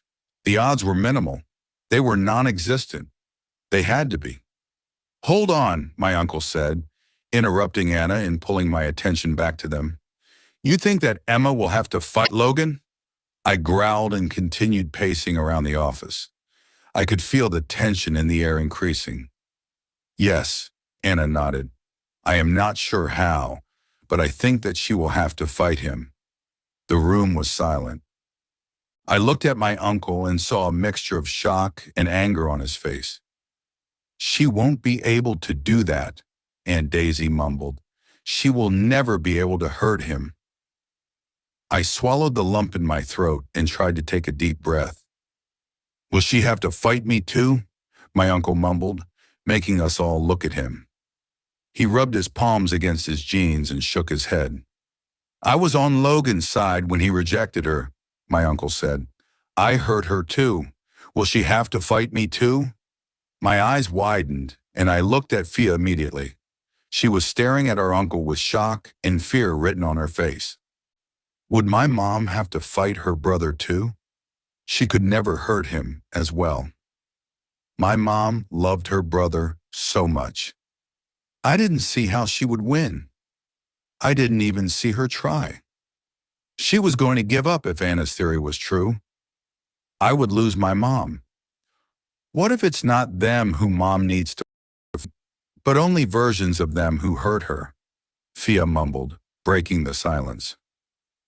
We all looked at her. Her eyebrows were furrowed and she was staring in front of herself. "What do you mean?" Anna asked her. Fia stood up and started pacing around the room. "Well, we believe that Mom is fighting Sienna right now," Fia said. "She is somewhere else. Her mind is stuck somewhere else. What if all those battles are meant to happen there? What if she doesn't have to fight Dad and Uncle Andrew right here? What if she has to fight them in that place instead?" Fia stopped walking and looked at Anna. "Maybe she has to face that small part of my dad that hurt her," Fia continued. "That part of my dad died the moment he regretted rejecting my mom. Maybe that part of him is at that place, and maybe my mom has to face him, not my dad, as he is now." The room was silent again. Fia could have been right. It made sense, and it was easier to accept than having to watch my mom and dad in a real fight. But I knew that my mom wouldn't be able to hurt even that part of my dad. She loved him and accepted him with all of his flaws. How the hell would she be able to destroy a part of him? Hunter's POV. Tensions were running high after what Sophia had said. I believed that she was right. Her theory made the most sense. Emma adored Alpha Logan, and she could never hurt him. Alpha Logan was now a very different man than all those years ago. If Emma had to fight someone, it was Alpha Logan from that time, not Alpha Logan now. Alex was so tense that he couldn't control his alpha aura. It radiated off him in waves that were sometimes almost suffocating. I completely understood his anger. If I was told that my parents would have to fight just so one of them could live, I would lose it too. I would react like that too. I sighed and looked at my angel. I missed her so fucking much. We barely got to spend time alone with everything that was going on. I understood why, but it still bothered me. I wanted to be alone with her. I wanted to make love to her. I wanted her and no one else. Angel, I mind-linked her. "Can we talk in your dad's office, please?" She looked at me and gave me a small nod. "I will be right back," she said to her family as she approached me and took my hand in hers. No one even heard her. They were talking loudly and trying to make sense of everything that was going on. I was ignoring them because I had a bigger issue to worry about. I had to go to my pack. I didn't want to. I really didn't want to. It would be for only a day or two, But leaving Sophia even for a few hours seemed like an impossible task. How the fuck would I survive without her for a whole fucking day? I wanted to ask her to go with me, but I knew how selfish that was of me. I would put her in a terrible position, and I didn't want to do that. I knew that she needed to stay here. Her parents were in danger. Her brother was distraught. She was distraught. Separating her from them at a moment like that would only hurt her, and I didn't want to do that. But that selfish part of me was screaming at me to take her back to my pack. That selfish part of me was screaming at me that we would only be gone a day or two. That selfish part was convincing me that nothing relevant would happen in a day or two, and that Sophia wouldn't miss anything. But what if something happened while we were gone? What if her mom or dad got hurt? What if one of them died? Sophia would never forgive me if she wasn't here to help or to say goodbye. She would hate me because of that, and I couldn't let my mate hate me. My love for her was bigger than my selfishness. "What did your dad say?" my angel asked as we walked inside Alpha Logan's office. I sighed and ran my fingers through my hair.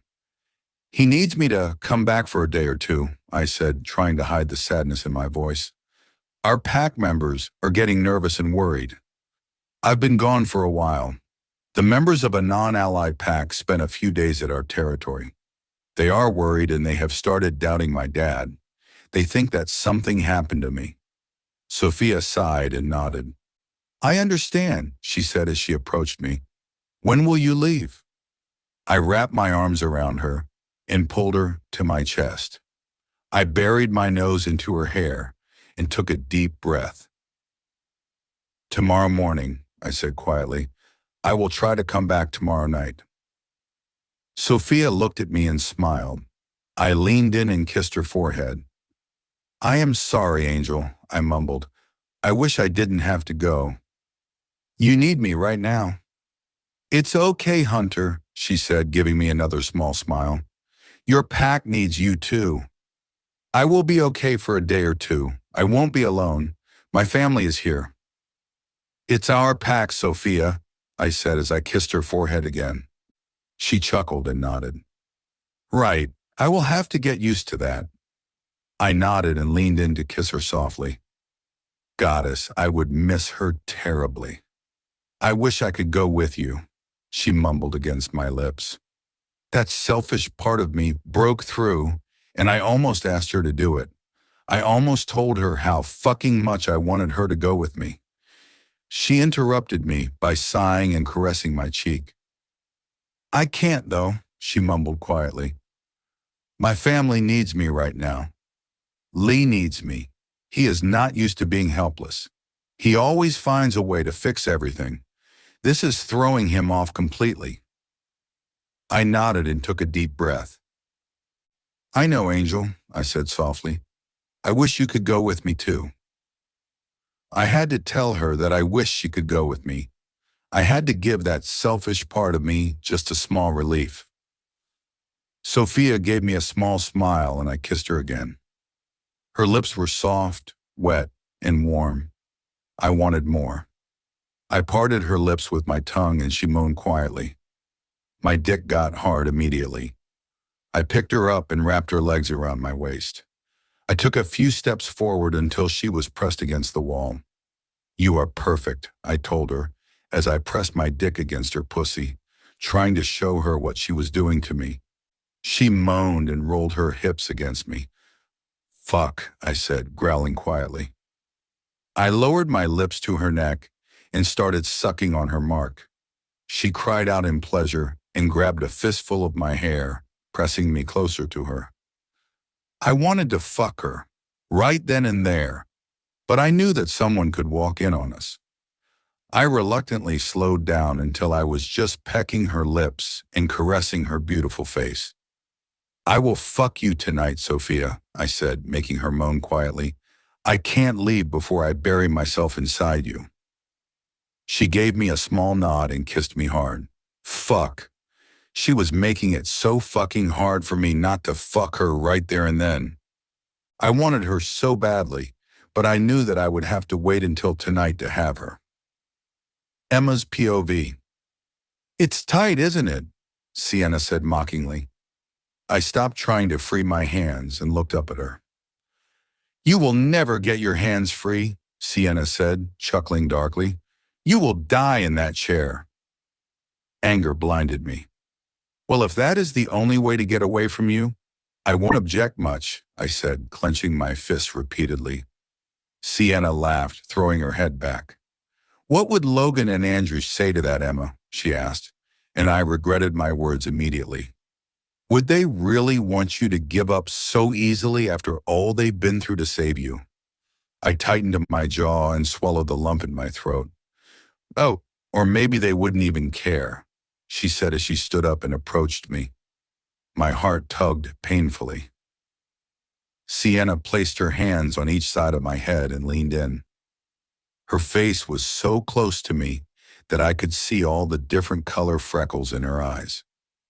I was still wondering how was that possible when we were in complete darkness. You took what I said for granted, Emma, she said. I told you the truth the day Rolf kidnapped you. Why didn't you listen to me? Why did you forgive them? I furrowed my eyebrows. I spent years trying to forget what she said on that day. I didn't want to remember it. It hurt too much to remember it. A part of me knew what she said. A part of me would never forget it. But I never wanted to remember it again. She smirked and lifted her hand to caress my cheek. Her hand was icy cold and I pulled back immediately. I didn't want her to touch me. Sienna smiled and stood back up. They don't love you, Emma, she said. They never loved you. Andrew hates you, and you were always just a burden to him. Logan accepted you out of pity. He felt guilty because you got hurt, and he tried to fix it by accepting you as his mate. I was staring at her with a shocked expression on my face. Did she really think that would work? Did she really think I would believe her? I laughed and shook my head. Her eyes widened in surprise. I am not that naive 18-year-old girl anymore, Sienna, I said. You can't expect me to believe that again. Sienna tightened her jaw and forced a smile on her face. Why not? She asked, shrugging. Do you think that I am lying just because they've been playing happy family with you all this time? Leon growled loudly, making Sienna look up at him. Does this mutt really have to be here? She asked, sighing quietly. I saw red when she called him a mutt. Leave him alone, I said, growling quietly. This is between you and me. She looked back at me and rolled her eyes. Don't worry, she said. I can't do anything to him. I can't reach him. I furrowed my eyebrows and glanced back at Leon and Eliza. It looked like they were just a few feet behind us. You can't see it, but there is glass between us, Sienna said, and I turned back to look at her. We can't reach them, and they can't reach you. A small wave of relief washed over me. Sienna couldn't hurt them. She sighed and walked back to her chair. She sat down and crossed her arms over her chest. Where were we? She asked, smirking at me. Ah, yes, playing happy family.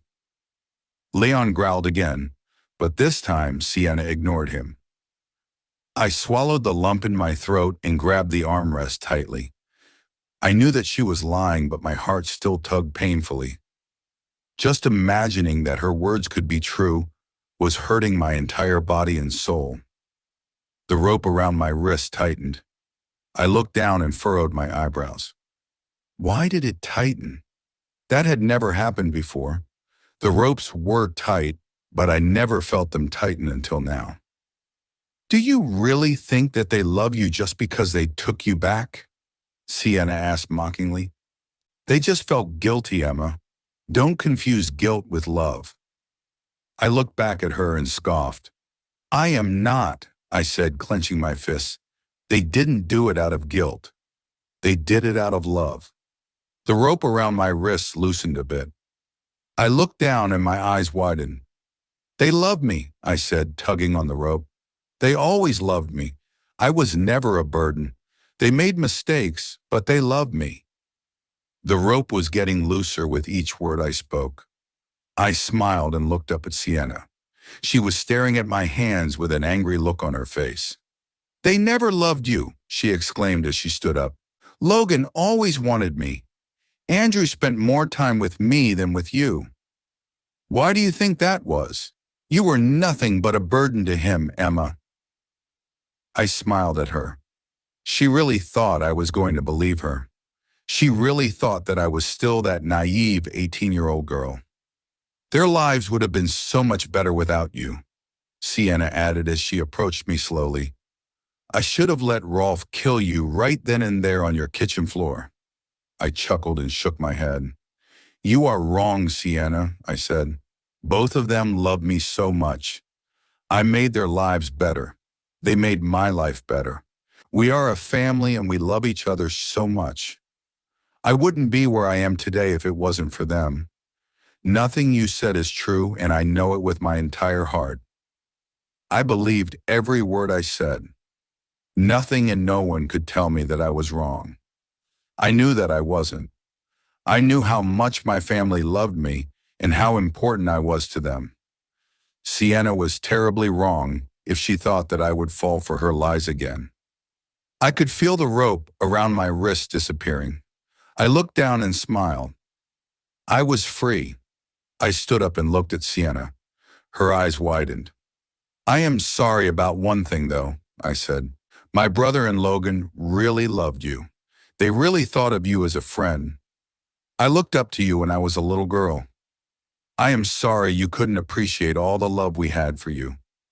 I am sorry that you let your jealousy destroy what could have been a wonderful friendship.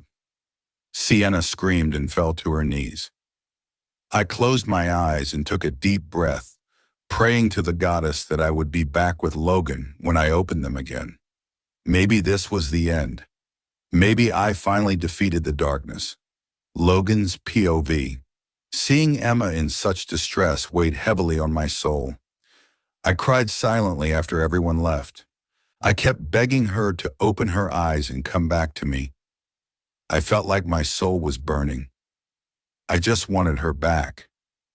Come on, baby, I mumbled for a millionth time. You can do it. I know you can. I believe in you. She groaned again. I wiped her sweaty forehead with a towel and kissed her cheek. She was so pale. Everything except her cheeks and her lips was pale.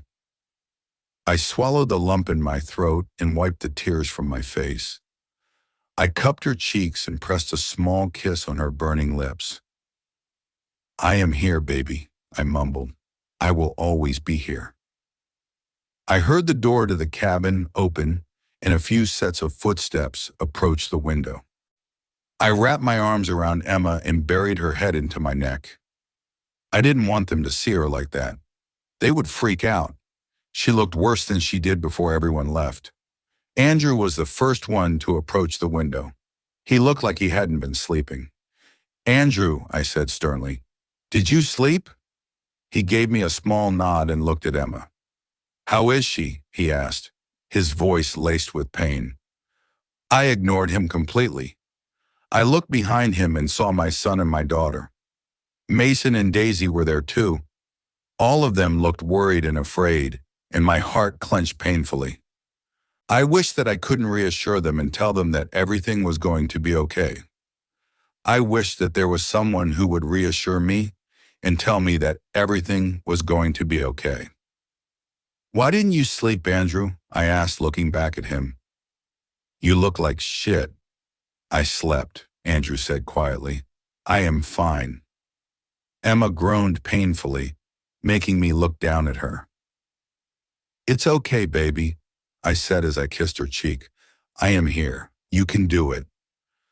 I looked back up and saw everyone staring at her. My daughter and Daisy were crying silently. Alex looked like he was going to be sick. Mason looked pissed. Andrew went visibly pale. She is worse, Andrew mumbled, and I could tell that he was on the verge of tears. She is going to be okay, I said, tightening my arms around her. She is so brave and so strong. She is going to be okay. I looked at her and kissed her forehead. You are going to be okay, Emma, I told her. You will come back to me. I had to keep repeating that. I had to keep saying that to myself. I would go crazy if I didn't. I heard the cabin door opening again and Anna walked inside. I looked up and saw her leaning against the wall and crossing her arms over her chest. Did you tell him? She asked, making me furrow my eyebrows. Did they tell me what? She is worse, Andrew mumbled instead of answering her. Did they tell me what? She is in the final stages of fighting Sienna, Anna said calmly, making us all look at her. She is going to be okay. I am sure of it. We need to tell him. What do you mean, final stage? Tell me what? Andrew and I said at the same time. Anna sighed and approached the window. She looked at Emma and smiled a little. She is going to be okay, Anna said. I am sure that she is winning. Did you talk to Leon? I gulped and shook my head. I couldn't feel Leon for the last couple of hours. I was sure that he was with Eliza and I didn't want to disturb him. I didn't want him to lose his connection with her. We couldn't lose Eliza. Try talking to him later, Anna said, giving me a small smile. I am sure that he knows something. He is probably with Eliza. I nodded. I wanted to talk to him immediately, but I also wanted to know what my family hadn't told me. What didn't they tell me, Anna? I asked, glancing at Andrew. He was staring at Emma with a mixture of fear and pain written on his face. He looked like he was going to be sick. We have a theory about the darkness, Anna said, making me look back at her. It was something that Sophie and I came up with. My heart raced. I looked at my daughter, but the expression on her face didn't give me much hope. Was there any hope? It had to be. It fucking had to be. I pressed Emma even closer to me. I couldn't lose her. I couldn't fucking lose her. I'm listening, I mumbled, trying to swallow the lump in my throat. I felt like I was going to suffocate. We believe that Emma will have to face the people who hurt her the most, Anna said. Sienna is just one of those people. I furrowed my eyebrows a little. Okay, I mumbled. What does that mean exactly? Will she have to face Rolf and Samuel too? My fists clenched involuntarily. Just thinking about her alone with them had me ready to destroy the room. I didn't want her alone with them even if they were just some fucking ghosts of our past. I wanted to be there and protect her. I am not sure about that, Anna said, shaking her head. But I think that she will have to face someone else. I furrowed my eyebrows again. Who? Nathan. I think that she will have to face the part of you that rejected her, Anna said quietly. Maybe even the part of Andrew who sided with you. My heart stopped. I looked at Andrew and saw him staring at the ground with his jaw clenched tight. What? I mumbled, pressing Emma even closer to me. It is our theory that Emma will have to face and kill the part of you that rejected her, Anna said, and my vision got blurry. She will have to face that part of you, and she will have to destroy it in order to completely destroy the darkness. My stomach turned. I wanted to kill that part of me. I did kill that part of me a long time ago. I fucking hated him. I hated Logan, who even for a second thought that Emma wasn't good enough. He wasn't a part of me anymore. But he was me. He looked like me. He sounded like me. Would Emma be able to destroy him? Would she be able to kill a part of me? Andrew's POV. He is dead, Logan mumbled. That part of me is dead. It is long gone. How is that possible? Sienna is dead as well, Anna said. I closed my eyes and tried to take a deep breath. My whole body hurt like someone beat the shit out of me. I felt sick. I was scared. I was in both emotional and physical pain. Would Emma really have to fight me? Would she have to see Andrew who hurt her? Would he talk to her? Would he say something hurtful to her? How would she react? Would she believe him? Would she believe his lies? I hated that Andrew. I hated him with every fiber of my being. He hurt my sister. He hurt the only family I had at that moment. Well, he didn't hurt her. I did. But I like to think that I wasn't the same man as before. I like to think that I destroyed that part of me. I like to think that I made up for the mistake I made. I like to think that Emma forgave me. What if she woke up and hated me? What if seeing him reminded her of all the shit I did to her? What if she didn't want me anymore? I felt my throat close up. I felt tears burning the corners of my eyes. I felt my lungs clench, pushing the remaining air out. I felt my heart fall to the bottom of my chest.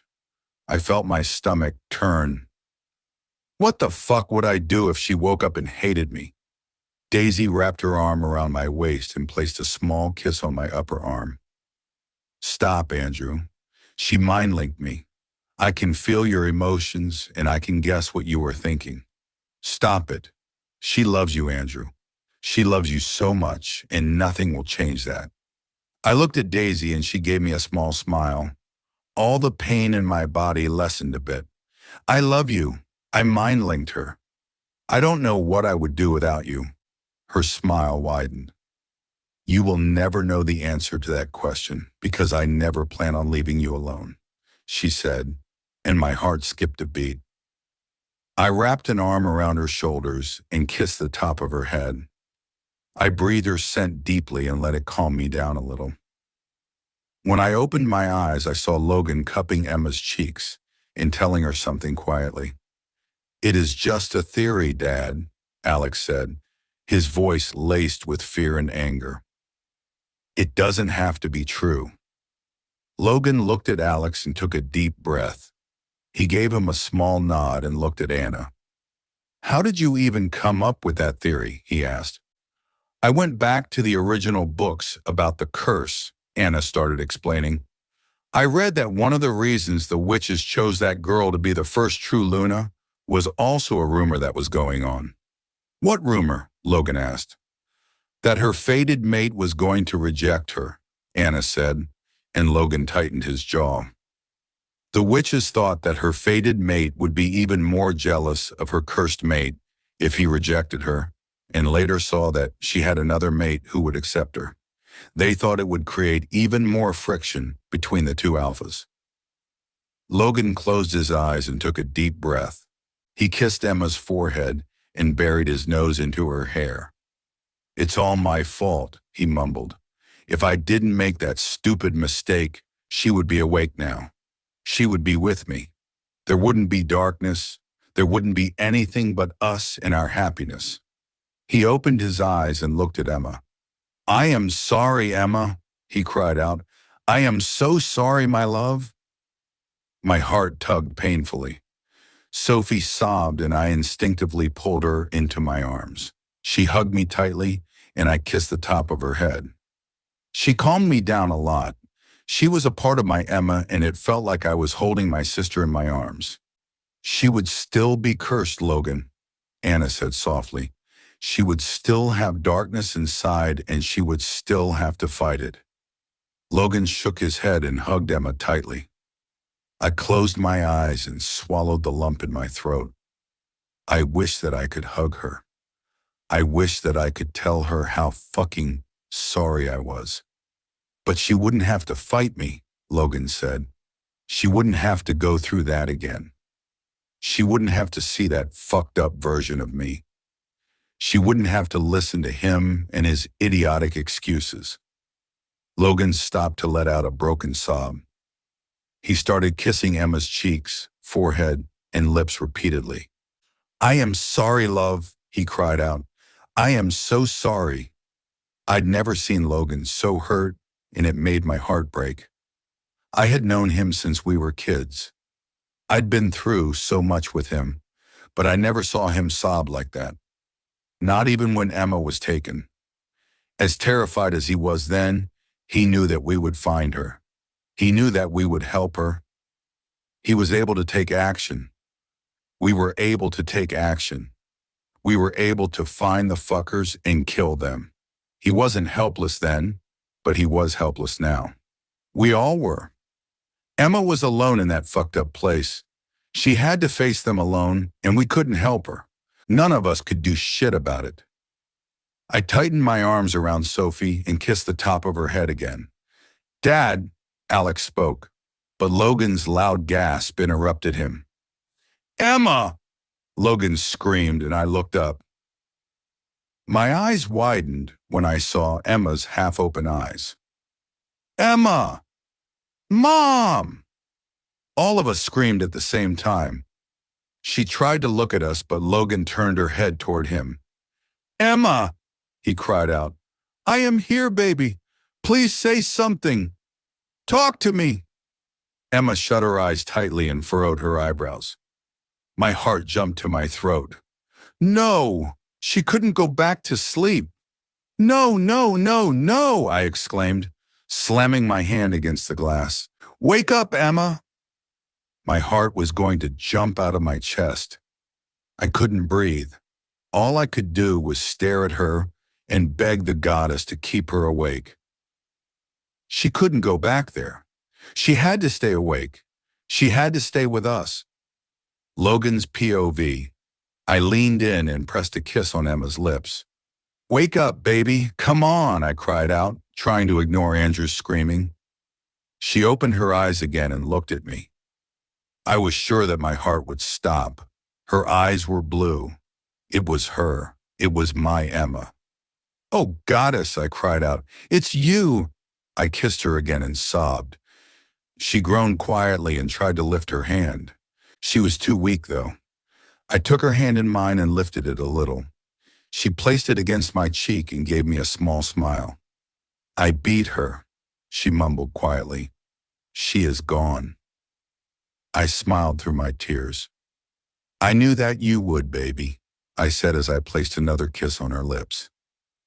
I never doubted it for a second. Emma tried to give me a weak smile, but she groaned instead. "What hurts, baby?" I asked, panicking a little. She shook her head a little and forced a small smile on her face. "I am okay," she mumbled. "It will go away." "Emma?" Anna called her before I could protest and made her tell me how could I help her. Emma tried to turn her head to look at Anna. She smiled a little when she saw everyone. "Mom!" Sophie cried out, pressing her palms on the glass. "Hi, honey," Emma mumbled. "I need you to listen to me, Emma," Anna said, making Emma look at her. "It isn't over.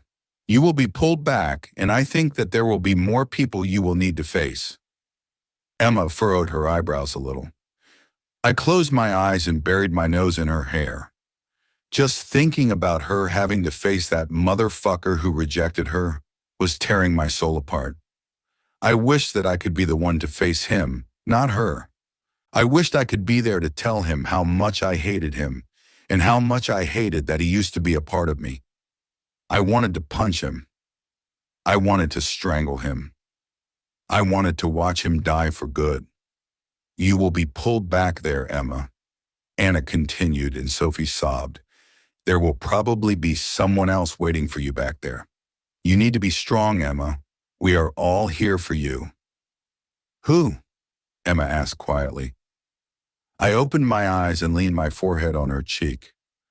I tightened my jaw and took a deep breath. "Me," I said, and she looked at me with a confused expression on her face. "Anna thinks that you will have to face the version of me who rejected you." Emma's eyes widened a little. "I am sorry, baby," I cried out. "I am so sorry. Don't believe him, okay? Don't believe anything he says. Kill him and come back to me." "A part of Andrew who supported Logan will also probably be there, Emma," Anna said, making Emma look back at her. "You will have to face them both. I think that is the key to getting rid of the darkness." Emma shook her head a little. "I need to kill them?" she asked quietly. I could tell that she had trouble speaking. I could tell how hard it was for her. I could tell that she was in pain. You need to do whatever you did to Sienna, Anna said. You can't kill what is already dead, Emma. What did you do to Sienna? Emma closed her eyes and shook her head a little. I don't, she mumbled quietly before groaning. I pulled her against me immediately, trying to use our bond to ease her pain. She relaxed a little and opened her eyes again. I'm not sure, she mumbled. Whatever you did with her, you need to do with them as well, Anna said. Emma looked up at me and smiled. Leon and Eliza were with me, she said, making my heart skip a beat. I wasn't alone there. A tear fell on my cheek. Of course you weren't, I told her, as I leaned my forehead against hers. You couldn't see us, but we were all there with you, Emma. I caressed her cheek and took a deep breath. I am always with you, baby, I said as I placed a hand above her heart. I am with you even if you can't see me. I am always right here in your heart, Emma. She placed her hand on top of mine and smiled a little. Don't forget that, okay? I continued, my voice strained. I am always in your heart, Emma. She nodded and closed her eyes. I am always in your heart too, she mumbled quietly. I sobbed and pressed her closer to me. She was being pulled back. I could tell by the way her grip on my hand loosened. I love you, okay? I told her, trying so hard not to start screaming in pain. Don't believe that, Logan, okay? Don't believe him, baby. She shook her head a little. She tried to say something, but she was already being pulled back. I heard screams coming from outside the room. I heard loud sobs. I couldn't focus on them, though. I couldn't. All I could do was wrap my arms around her as tightly as I could. All I could do was bury my nose into her hair and sob. I already missed her. She was with me for just a little while, and I wanted her to be here longer. I didn't have time to tell her to kill that fucker. I didn't have time to tell her not to hold back. I didn't have time to tell her to make sure that the fucker was finally gone forever. My heart felt like it was breaking apart. What if she couldn't defeat him? What if she believed him? What if seeing him brought back all the ache I caused? Would she die if she didn't kill the fucker? Would I ever see her again? The noise outside the room suddenly quieted down. I heard a few quiet gasps, but I couldn't find the strength to look up. Logan, Andrew mumbled. I could tell by the sound of his voice that he was a bit stunned. I looked up and saw that everyone was staring at Emma with shocked expressions on their faces. I furrowed my eyebrows and looked down at my mate. My heart stopped. Emma looked like she was 18 again. She was wearing that same pajama she wore the day that I rejected her on those stairs. My breath got caught in my throat, and suddenly Anna's theory became the reality. Sophia's POV, I somehow managed to drag myself back to my room. To say that I was shocked would be an understatement. The ray of emotions I felt was indescribable. I was confused. I was scared. I was in complete and utter shock. My mom transformed in front of my eyes. She became a girl my age. I watched it happen and I thought that I was going crazy. I thought that I was dreaming. I had to leave the cabin. Aunt Daisy and I had to get out of there. I needed to clear my head a little. I needed to see Hunter. I needed him to hold me and tell me that everything was going to be okay. Hi, Angel, Hunter said as I walked into the room. How is your... He stopped talking when he saw my face. He was packing his stuff into a small bag, but he threw it all to the ground and rushed to me. What's wrong? He shouted as he cupped my cheeks and looked me up and down. Are you hurt? I shook my head and tried to swallow. My mouth was completely dry and I felt like I'd swallowed sandpaper. What the fuck happened then, Sophia? Hunter shouted again. Why are you so pale? I could hear the panic in his voice. I could see fear in his eyes. My heart broke and I wanted to say something to comfort him and reassure him. I just couldn't find the words to do it. Everything I wanted to say was stuck in my throat. Was I going crazy? My mom, I mumbled, and Hunter's eyes widened. Is she okay? He asked. Did something happen to her?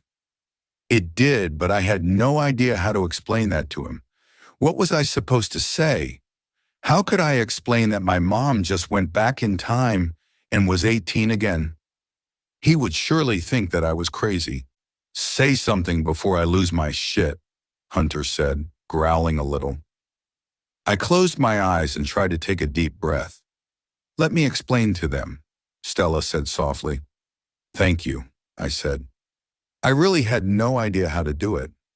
I didn't know what to say. I didn't know how to say it.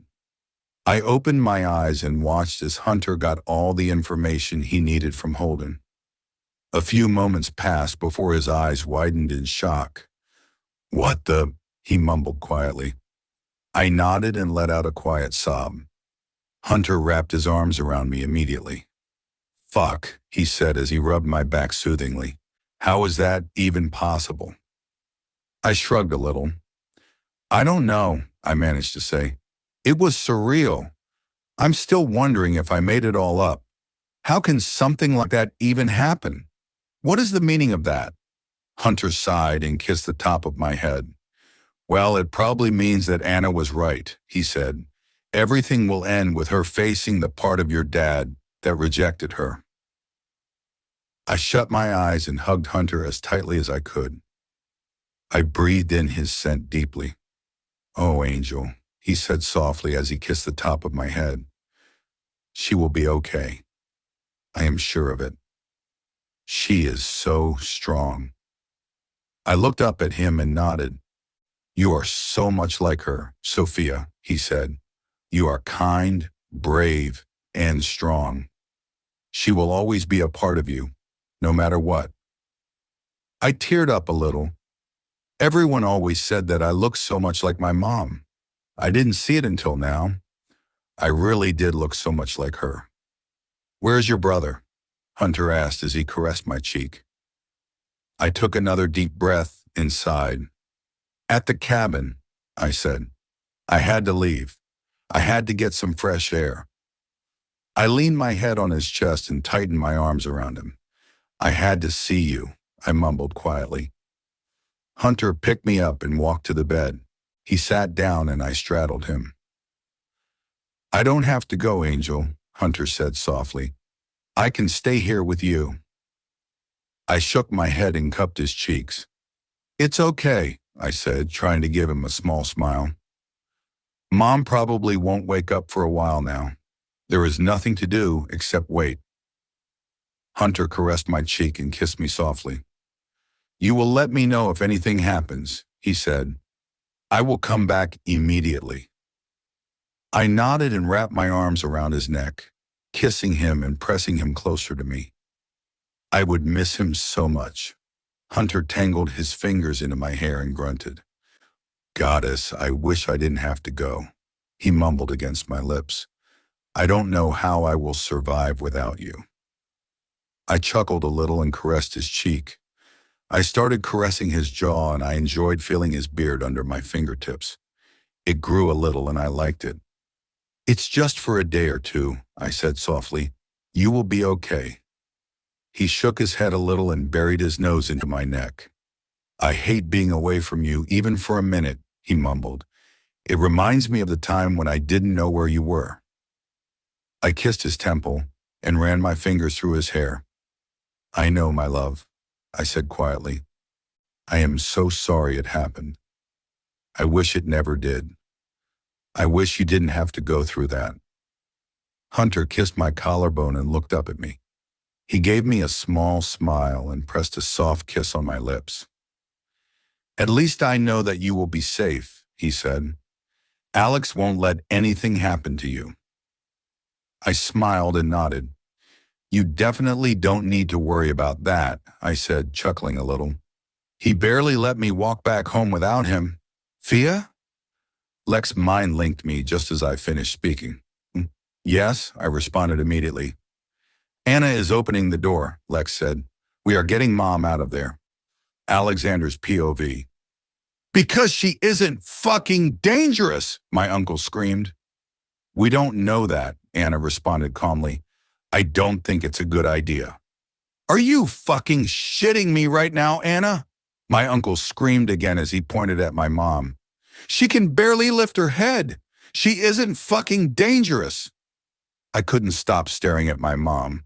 I knew it was my mom, but it was so fucking weird. She was an 18-year-old girl. She looked more like Fia than my mom. She looked so young and so innocent. My dad was completely speechless. He kept staring at her and touching her. It looked like he was trying to assure himself that she was real. He hadn't spoken a word since it happened. I wasn't even sure if he had taken one single breath since it happened. My uncle was trying to convince Anna to open the door and let him in. He kept screaming that she wasn't dangerous and that Anna should let him get her out of there. I agreed with him. She wasn't dangerous. The darkness didn't affect her as it did Sophia. It was more internal. The battle my mom was leading was inside her. Please, Anna, please, my uncle cried out. Just let me get her out of there, please. I forced myself to look away from my parents. I looked at my uncle and my heart spasmed painfully. He looked terrible. He was on the verge of tears. He looked completely unhinged. He is right, Anna, I said, making them both look at me. She isn't dangerous. Open the door. Alex, Anna spoke, but I interrupted her. No, Anna, I said, looking back at my mom. Open the door. We are taking her home. I glanced at Mason. He was staring at my mom with a shocked expression on his face. He was pale, and I was sure that he hadn't moved an inch since my mom transformed in front of our eyes. I reached out and took his hand in mine. He didn't even flinch. Open the door, my uncle exclaimed loudly. Fia? I mind-linked my sister. Yes, she responded immediately. Anna is opening the door, I said, squeezing Mason's hand tighter. We are getting Mom out of there. Fia was silent for a moment. Anna agreed, she asked. She had to, I said. I am not letting her stay there a minute longer. Will you bring her home? Fia asked. Probably, I said. I will mind-link you when we get her out, okay? Okay, Fia said softly. I cut our mind link and focused back on Anna. She approached the door and took a deep breath. She mumbled something quietly and the door glistened for a second. I watched as my uncle unlocked the door. His whole body was shaking. His breaths were short and fast. He fumbled with the lock for a few seconds before he finally managed to rip the door open. Emma, he exclaimed as he rushed into the room and ran toward the bed. My dad looked up at him with a mixture of shock and confusion on his face. My dad let my mom go so my uncle could pull her to him. Oh, my goddess, my uncle cried out as he wrapped her in a tight hug. Oh, my dear goddess. I watched as my uncle cupped my mom's cheeks. He shook his head and sobbed. How is this possible? He cried out. How can she be 18 again? Dad gulped and stood up slowly. He started pacing around the room, staring at his feet. I forced myself to move. I walked inside the room and approached my dad. He sobbed as soon as he saw me. I pulled him into a hug and looked at my mom and my uncle. My uncle kept caressing my mom's face. He kept kissing her forehead and her cheeks. He was crying silently, and the sight broke my heart. What are we going to do? I asked quietly. No one answered me. The room was silent. All I could hear were my uncle's quiet sobs. I tightened my arms around my dad. He kissed my temple and let me go. He turned to look at my mom. "Goddess, this is surreal," he said as he ran his hand over his face. "This is completely insane." My uncle looked up at him and gulped. "She is wearing the same pajamas she wore the day you rejected her," my uncle said, and my heart stopped. My dad nodded. Mason gasped quietly. "Does that mean—" I mumbled as I looked at Anna. She gave me a small nod. I was right. I looked back at my mom and my body shuddered. She was facing my dad, wasn't she? She was wearing those pajamas because she wore them when he rejected her, wasn't she? "Okay," my dad said, taking a deep breath and releasing it slowly. "There is apparently not much we can do to help her. She is alone wherever she is. We need to do our part on this side." "What are we going to do?" I asked, and this time my dad answered me. "I am taking her home," Dad said. "I want Ren to examine her. She still has a fever, and that can't be good. I need him to keep her body healthy." I nodded. "And then?" I asked, and my dad tightened his jaw. "Then we wait," Anna answered. "We can't do anything for her. She needs to do this on her own." My heart clenched painfully. I wished that there was something I could do to help her. My uncle placed another kiss on my mom's forehead before he stood up. He wrapped her up in a blanket and picked her up. "Let's go home," he said as he started walking away with her. My dad wrapped his arm around my shoulders and kissed my temple. We followed my uncle out of that fucking room. Mason started walking beside us. He was still pale and in shock. "What are we going to do with the room?" Anna asked as she closed the door behind us. "Burn it," my dad said. "We will burn the whole fucking cabin to the ground." We wouldn't need it anymore. At least I hoped so. Emma's POV. I was awoken by a loud knock on our front door. I opened my eyes and groaned. What time was it? I blinked a few times and let my eyes adjust to the darkness in my room. The moonlight that shone through my window was bright enough for me to look at my watch. It was 11 p.m. Who was here this late? I removed the covers and went towards my bedroom door. I opened it in time to hear my brother's voice. "Logan," he said, "what are you doing here?" "Where is she? Where is Emma?" Logan asked nervously. His voice was the most amazing sound I have ever heard. It was like music to my ears. What was wrong with me? It never sounded like that before. It must have been because I was tired. But he sounded cold, rushed. I didn't know why he was asking for me, but I had a feeling that I was in trouble. But I didn't do anything wrong. "Emma," my brother asked. "She is sleeping. Why?" I could hear surprise and confusion in his voice. I started walking toward the stairs and was instantly hit with the most fantastic smell, pine needles and snow. It smelled like a winter forest. "Wake her up," Logan growled. "Now." He sounded mad. Why was he mad? "I am awake," I said and started walking down the stairs. I stopped in the middle to look at Logan. Everything shifted when I looked into his eyes. He was now the center of my world. He was everything. I felt this great need to touch him, to be in his arms. He was my mate. He was my fated mate. An overwhelming wave of emotions washed over me. I was happy. I was excited. I wanted him so much. I wanted to run to him, but I stopped myself when I saw how cold his stare was. What was going on? "Logan," my brother called him. "She is my mate," Logan said through his teeth. My brother gasped and looked up at me. I nodded and looked back at Logan. He was standing there looking at me with a cold expression on his face. His fists were clenched and his posture was rigid. He didn't want me. That's why he was so angry. I was not good enough to be his Luna. "Emma," Andrew called my name. "Go to your room, now." He must have seen how angry Logan was and wanted to talk to him about this. I turned away and walked back upstairs. But there was no way I was going back into my room. I wanted to hear what Logan would say. I had a feeling I knew, though.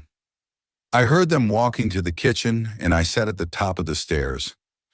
I would be able to hear them talk, and hopefully, they would be focused on their conversation and unable to hear or sense me. I just had to be very quiet. I hugged my knees and waited. "Talk," my brother said coldly. "How did you know before you even saw her?" "I don't know," Logan sighed. "I could sense and smell her. It happened about an hour ago. At first, I thought I was going crazy, but then I decided to follow that smell. I knew for sure when I came closer to your house. Leon started going crazy." "That is weird," my brother said. "Mates usually know when they see each other. They can't sense it before." "I know, but I did," Logan growled. My brother sighed. "Why are you angry?" "She can't be my Luna, Andrew," Logan said. My heart broke. I hugged my knees even tighter. I felt warm tears running down my cheeks. "Nothing hurt like your mate's rejection." "What? Why?" my brother asked angrily. "She is a child," Logan said. "She is not strong enough to be Luna. I need someone stronger." "You are kidding me, right?" my brother yelled. "You are going to throw away Goddess's gift because you don't think she is strong enough?" "It is for the pack," Logan said calmly. "You know our pack needs strong leadership, especially now that rogues are attacking even more frequently. Alpha is always stronger when he has his Luna by his side," my brother growled. "He is, and I will have my Luna," Logan said. "I am thinking about taking Sienna as my chosen mate." My heart stopped beating. He was choosing another she-wolf instead of me. And not just any wolf. Sienna. She wanted to get rid of me. And she would. She would become a Luna. And she would exile me from my pack. Maybe she would even kill me after she discovered I was Logan's true mate. "Why didn't you already do that if you think she will be a great Luna?" my brother asked angrily. "I wanted to wait for my true mate," Logan answered, "to see if I was gifted with a strong she-wolf. But now that I see that is not the case, I can freely choose somebody else." "I can't believe this," my brother said quietly. "You know I am right, Andrew," Logan said. "You know that you, me, and Sienna will be great leaders, and the pack will benefit greatly from our leadership. We can't do that with your sister. She is only 18. My brother said nothing, and I think he agreed with Logan. He thought that I wasn't strong. I didn't think my heart could break even more. I'd heard enough. I got up and walked to my room. My heart was breaking into a million tiny pieces. I didn't think that I would ever be able to put it back together, and he hadn't officially rejected me yet. I didn't know how I would survive when he did. Mates could reject each other. It didn't break the bond, though. Nothing did. It was only words. But it let you know that your mate didn't want you, which was horrible. The bond was alive, but you couldn't do anything about it. Watching Logan and Sienna together was going to kill me slowly. "Eliza, I called my wolf. Are you okay?" She didn't respond. I couldn't even feel her. She probably retreated to the back of my mind to heal. I needed to do the same. I needed to leave and clear my mind. I couldn't stay here. I couldn't see my brother. I couldn't see him. I quickly put on my tights, a hoodie, and sneakers. I grabbed a jacket from my wardrobe and approached my window. My room was on the second floor, but there was a roof just underneath it. I always sneaked out this way when my brother forbade me from going out with Amy. He never caught me. I hoped that tonight would be the same. I tried to open my window, but I couldn't. It was stuck. "What the hell?" I mumbled as I tried again. "I just closed it before I went to bed.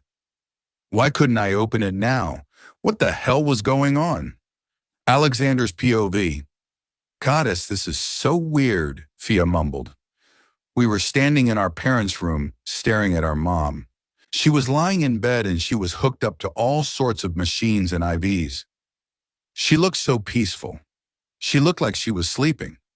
She also looked like an 18-year-old girl, and it was freaking both Fia and me out.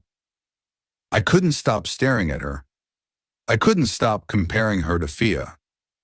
They always looked alike, but seeing them side by side now that my mom was 18 again was just so weird. Saying that my mom was 18 again was also so fucking weird. No matter how many times I said it, it still sounded completely insane. Do you think that she is fighting Dad right now? Fia mumbled, and I looked at her. I don't know, I said, shrugging. She doesn't look like she is struggling. Fia sighed and furrowed her eyebrows. I placed an arm around her shoulders. She is on some meds, Fia mumbled. They are keeping her fever under control. Maybe she is struggling, but we can't see it. I swallowed the lump in my throat. I wish that she wasn't struggling. I wish that she would wake up and hold me. I wanted my mom back. But would she go back to looking like my mom once she woke up? Would she stay like this forever? I heard footsteps approaching the room and I knew it was my uncle. He opened the door and stepped inside. He sighed and ran his hand over his face. Goddess, this is so freaking weird, he mumbled as he approached the bed. He kneeled next to my mom and ran his fingers through her hair. Did she really look like this when she was 18? Fia asked, making our uncle look up at her. She did, he said, and a small smile spread across his face. She looked exactly like this. He looked back at my mom and shook his head. This is just unbelievable, he mumbled. She is my little girl again. My uncle leaned in and kissed my mom's forehead. He wrapped his arms around her and leaned his head on hers. I glanced at Fia and saw her wiping her cheeks. I placed a kiss on the top of her head and took a deep breath. This was weird for all of us, but it was definitely hitting my dad and my uncle the hardest. Where is Dad? Fia asked, drawing our uncle's attention back to us. In the kitchen, Uncle Andrew said. Your aunt is forcing him to eat. Fia nodded. Good. He needs to eat something. Uncle Andrew looked back down at Emma and sighed. Are you fighting, Em? He mumbled. Are you kicking their asses right now?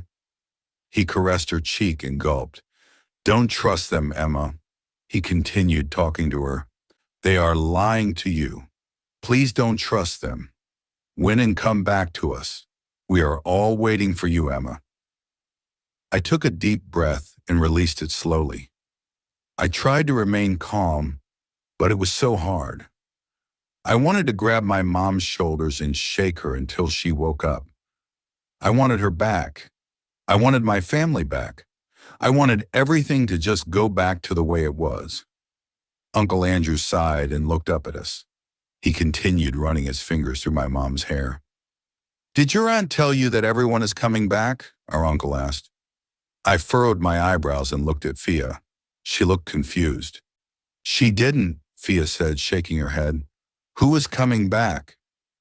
Everyone except your grandma, Uncle Andrew said, looking back at Emma. They didn't want to tell her what happened. She will remain in Drake's pack until Emma comes back to us. I nodded. I didn't want Grandma here. She loved my mom so much, and she would freak out if she saw her like this. Oh, I am excited to see Mike, Fia said as a small smile spread across her face. I missed him. Uncle Andrew smiled at her. He missed you too. He keeps asking about you. Fia's smile grew. It wasn't her usual smile, but it was better than that worried look she had lately. When are they coming back? I asked, making Uncle Andrew look at me.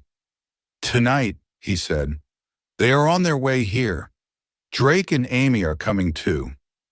We told them about Emma and Amy almost freaked out. She wanted to see her immediately. Are they bringing their kids? I asked, and Uncle Andrew nodded.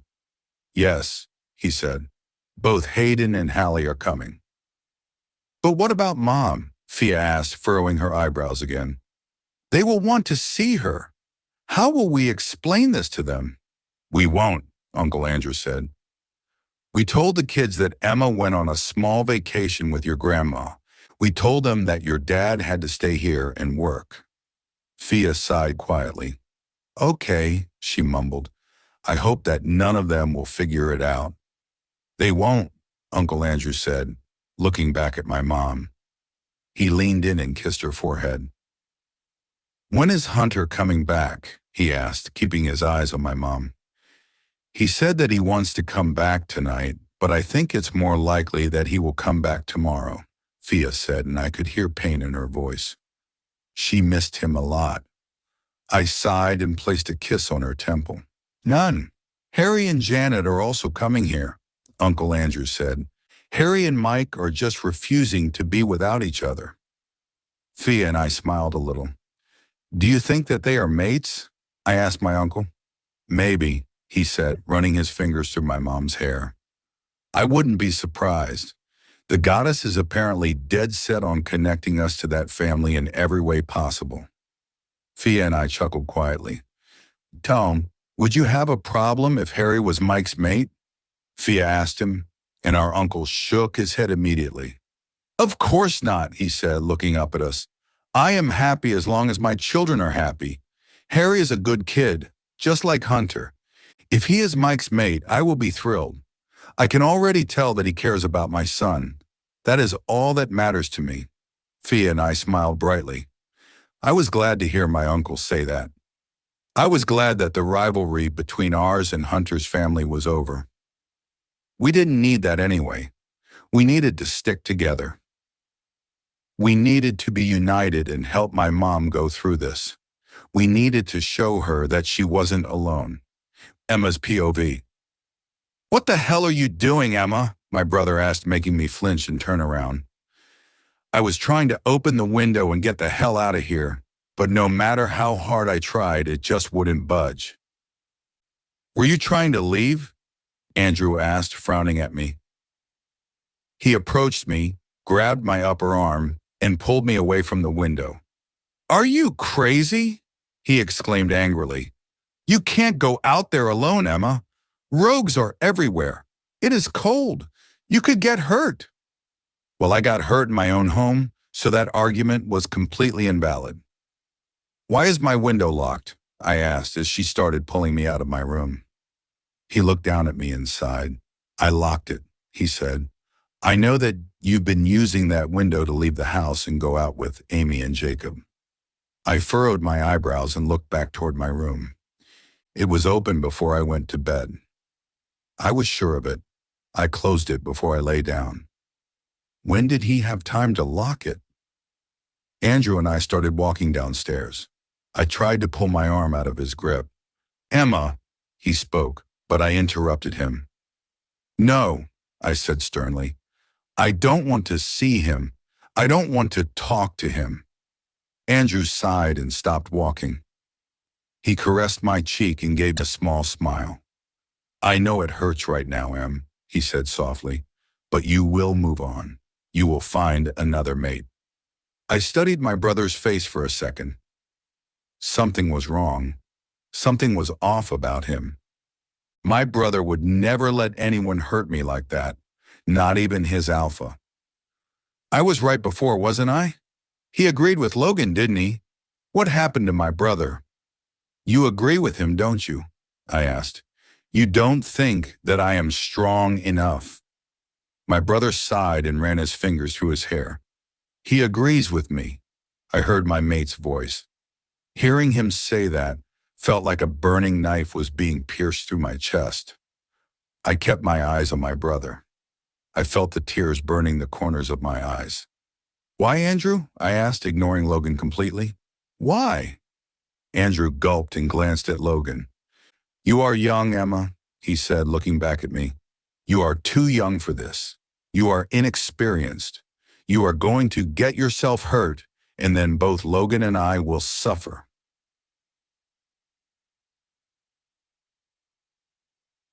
A tear fell on my cheek.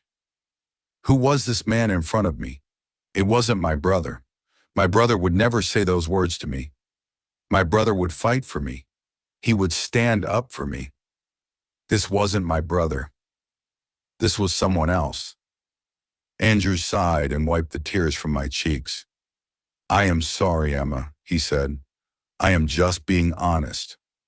I am just trying to save you. This pain will pass. If Logan accepted you as his mate, it would only hurt you both. I shook my head and tried to move away from him. No, I said. You aren't my brother. My brother would fight for me. My brother wouldn't let Logan do this. Andrew sighed again and tried to reach out for me. I moved up the stairs so he couldn't grab my hand. Who are you? I asked as another tear fell on my cheek. Andrew tightened his jaw and clenched his fists. He looked angry and hurt.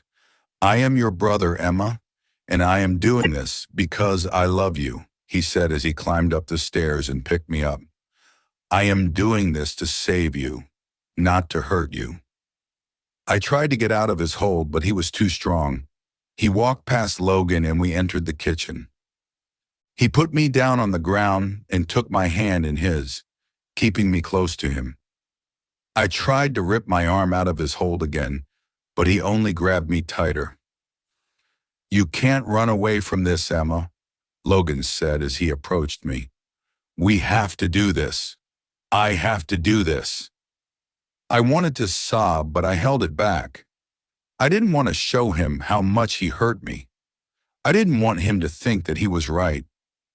I wasn't weak. I was strong.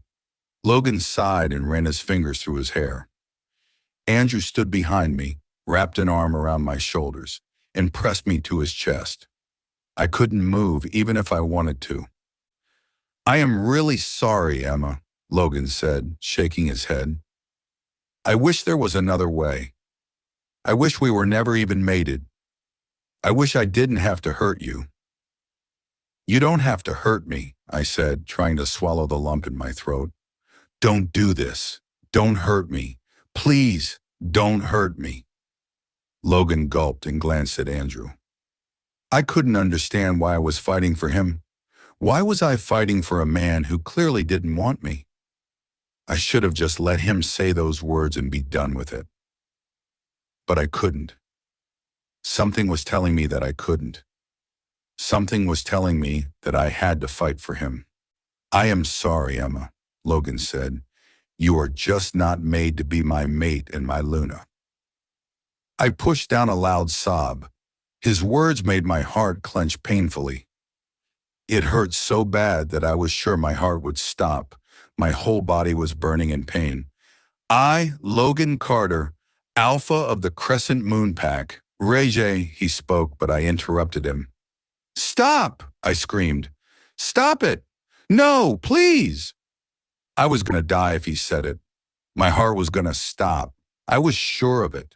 I felt it. I felt myself slipping away as soon as he started voicing out his rejection. I couldn't let him do that. I couldn't let him reject me. I had to fight for him. I had to fight for myself. Sophia's POV. Sophie!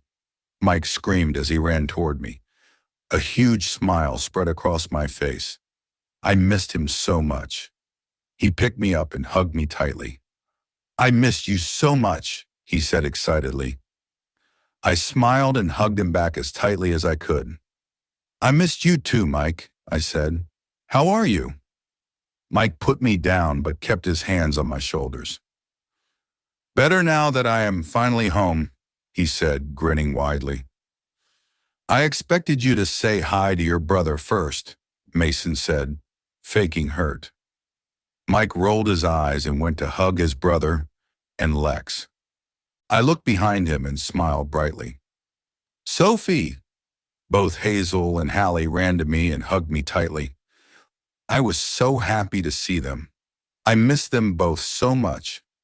I could swear that both of them had grown a bit as well.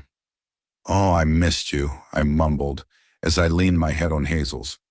I missed you guys so much. Hazel tightened her arms around me and sighed contently. We missed you too, Soph, Hallie said. Can we hang out tonight? Just the three of us? She looked up at me and smiled. I gave her a small nod. Of course, I said. We have a lot to catch up on. Hazel looked up at me and grinned widely. I caressed her cheek and smiled. These girls meant the world to me. We grew up together, and I considered them my sisters. Hi, kid, Mason said as he pulled Hallie from me. I missed you. I'm not a kid, she mumbled, frowning and rolling her eyes at Mason. He just laughed and ruffled her hair, pulling her into a tight hug. Mason loved Hayden and Hallie so much, and I knew that he wished they were around more often. Amy and Drake came to our pack very often, but I knew that wasn't enough for Mason. He was very attached to our family and loved spending time with all of us. I hugged Danny and Hayden next. I missed them so much as well. I missed everyone, and I felt like it had been years since I last saw them. I feel like I haven't seen you in ages, I said as I rubbed Hayden's back. That's because you didn't, Danny said, making me roll my eyes playfully. Did you grow? Hayden said, smirking at me. It looks like you grew. He was younger than me, but he had outgrown me already. He always loved teasing me about that. I just rolled my eyes at him and he laughed. Nah, my eyes fell on Harry and Janet.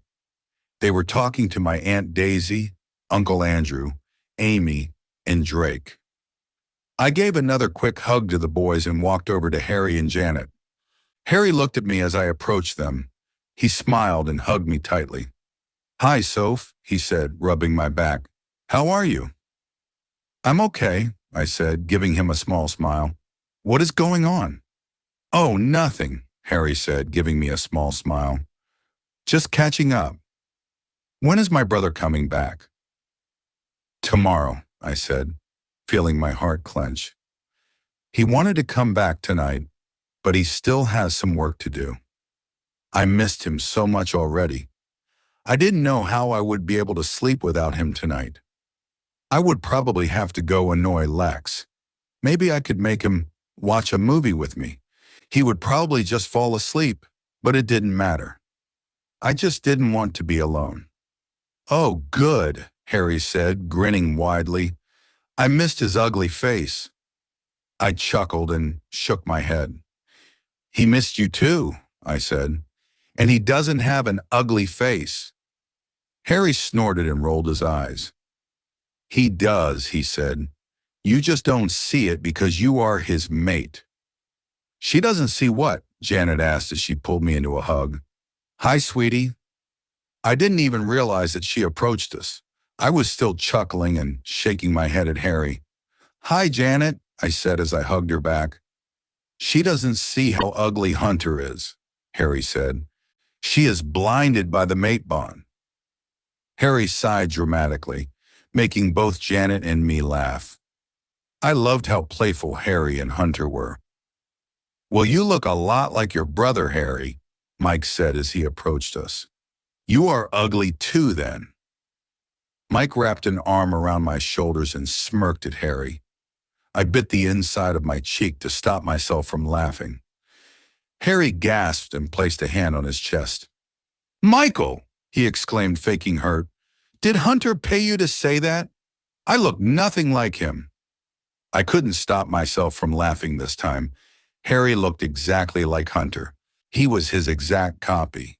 If I didn't know any better, I would think that they were twins. Okay, enough, Amy exclaimed as she pulled me from Mike. Leave the banter for when Hunter returns. Poor guy can't even stand up for himself. Aunt Amy hugged me tightly. She kissed the top of my head and rubbed my back. How are you, sweetie? She asked quietly. I looked up at her and took a deep breath. All the playfulness suddenly disappeared, and my thoughts went back to my mom. I felt my heart clench and my stomach twisted. I don't know, I said, sighing quietly. I try to stay positive and focus on something else, but it's hard. I can't stop thinking about her being trapped somewhere. Amy took in a shaky breath and gave me a small nod. She is so strong, Amy said. I know that she will be okay. She will come back to us. She has to. Drake approached us just as she finished speaking. He gave me a small smile and hugged me. Daisy said that we can go see her now, Drake said, looking at Amy. Amy nodded and looked around. Should we wait for Rosie? She asked. Where is she anyway? I furrowed my eyebrows and looked around as well. I didn't even realize that I hadn't seen her until now. Everyone else was here. Danny, Hayden, Hazel, and Hallie were talking to Lex and Mason. Mike, Harry, Janet, and my aunt and uncle were standing close to us and laughing at something Mike had said. Everyone was here, but Rosie. She is with Jake, Drake said, making me look back at them. He didn't take what happened to Emma well. He hasn't even seen her since she... Drake stopped talking and furrowed his eyebrows. He was struggling to find a word to describe what happened to my mom. We were all struggling to find words. Anyway, Drake mumbled, sighing. Rosie is trying to convince him to go see her. Amy nodded and took a deep breath. She looked at me and tried to give me a small smile. She didn't really succeed. All I saw on her face was worry. We were all worried. We were all helpless. My mom was stuck somewhere, and there was no way for us to help her. Logan's POV. I ran my fingers through Emma's hair and tried to swallow the lump in my throat. She looked so peaceful. She looked like she was sleeping. She looked the same as she looked the day I fell completely in love with her. I loved her my entire life. I loved her even before I knew that she was my mate. My love for her was different back then. I felt the need to protect her. I felt the need to keep her safe. I watched her grow up, and my love for her was always there. But that completely changed the moment I saw her standing on those stairs. The love I felt before was nothing compared to the love I felt for her the moment I figured out that she was my mate. Everything else became irrelevant. She became the center of my world. She became the reason my heart was beating. She became the source of air and life. She became my everything. I was an idiot who didn't listen to my heart and my body. I was blinded by duty toward my pack, and I made the biggest mistake of my life. I thought that I needed someone stronger. I thought that she was too young to be a Luna. I thought that my pack came first. I was so fucking wrong. She was supposed to be first. I didn't see it then, but our love was all the strength I needed. I could have chosen the strongest she-wolf in the pack to be my Luna, but I would have still been a weak alpha because I wouldn't love her like I loved Emma. And I loved Emma with my entire heart and soul. I was strong because I loved her. I was strong because I would fight against everything and anything to be with her. I was strong because I would win for Emma. I would do anything for Emma. But my hands were tied now. I couldn't do anything except pray to the goddess to bring her back to me. I couldn't do anything except hold her and whisper into her ear how much I loved her. I wasn't even sure if she could hear me. I wasn't even sure if it all made sense. Leon, I called my wolf. Yes, Logan, he responded immediately. I could hear the desperation in his voice, and I knew what the answer to my question would be before I even asked it. Can you feel Eliza? I asked, my voice trembling. Are you with her? No, Leon said, and I closed my eyes. I lost her. We lost her. I couldn't hold back a sob that escaped me. Eliza was our only connection to Emma. She was the only one who could tell us if my baby was okay. I will keep trying to talk to her, Logan, Leon said, whining quietly. I won't give up. I opened my eyes and leaned in to kiss Emma's cheek. Okay, I said, keep trying. Find her. I ran my fingers through Emma's hair again. I kissed her cheek. I buried my nose into her neck and took a deep breath, letting her scent relax my muscles. I did anything and everything to feel close to her. But I still missed her. I still wasn't as close to her as I would be if she had been awake and talking to me. I wanted to hear her voice. I wanted to see her smile. I wanted to know that she would wake up and that I would hear her say that she loved me. "Please, baby," I mumbled into her neck as another tear fell on my cheek. "Please come back to me." I placed a soft kiss on her collarbone and looked up. She was still sleeping. She was still gone. "Oh my goddess," I heard someone mumble, and I looked up. I was so focused on her that I didn't even hear anyone coming. Amy, Drake, Rose, and Jake were standing by the door with shocked expressions on their faces. Amy and Rose were crying. Drake looked like he'd seen a ghost. Jake looked like he was going to burst into tears. I looked back at Emma and caressed her cheek. I heard footsteps approaching. "Oh, Goddess Emmy!" Amy cried out as she kneeled next to me and took Emma's hand in hers. Amy shook her head and looked at me. "How is this even possible?" she asked. "How can she be 18 again?" I wish I knew how to answer that question. I wish I knew how to answer any question.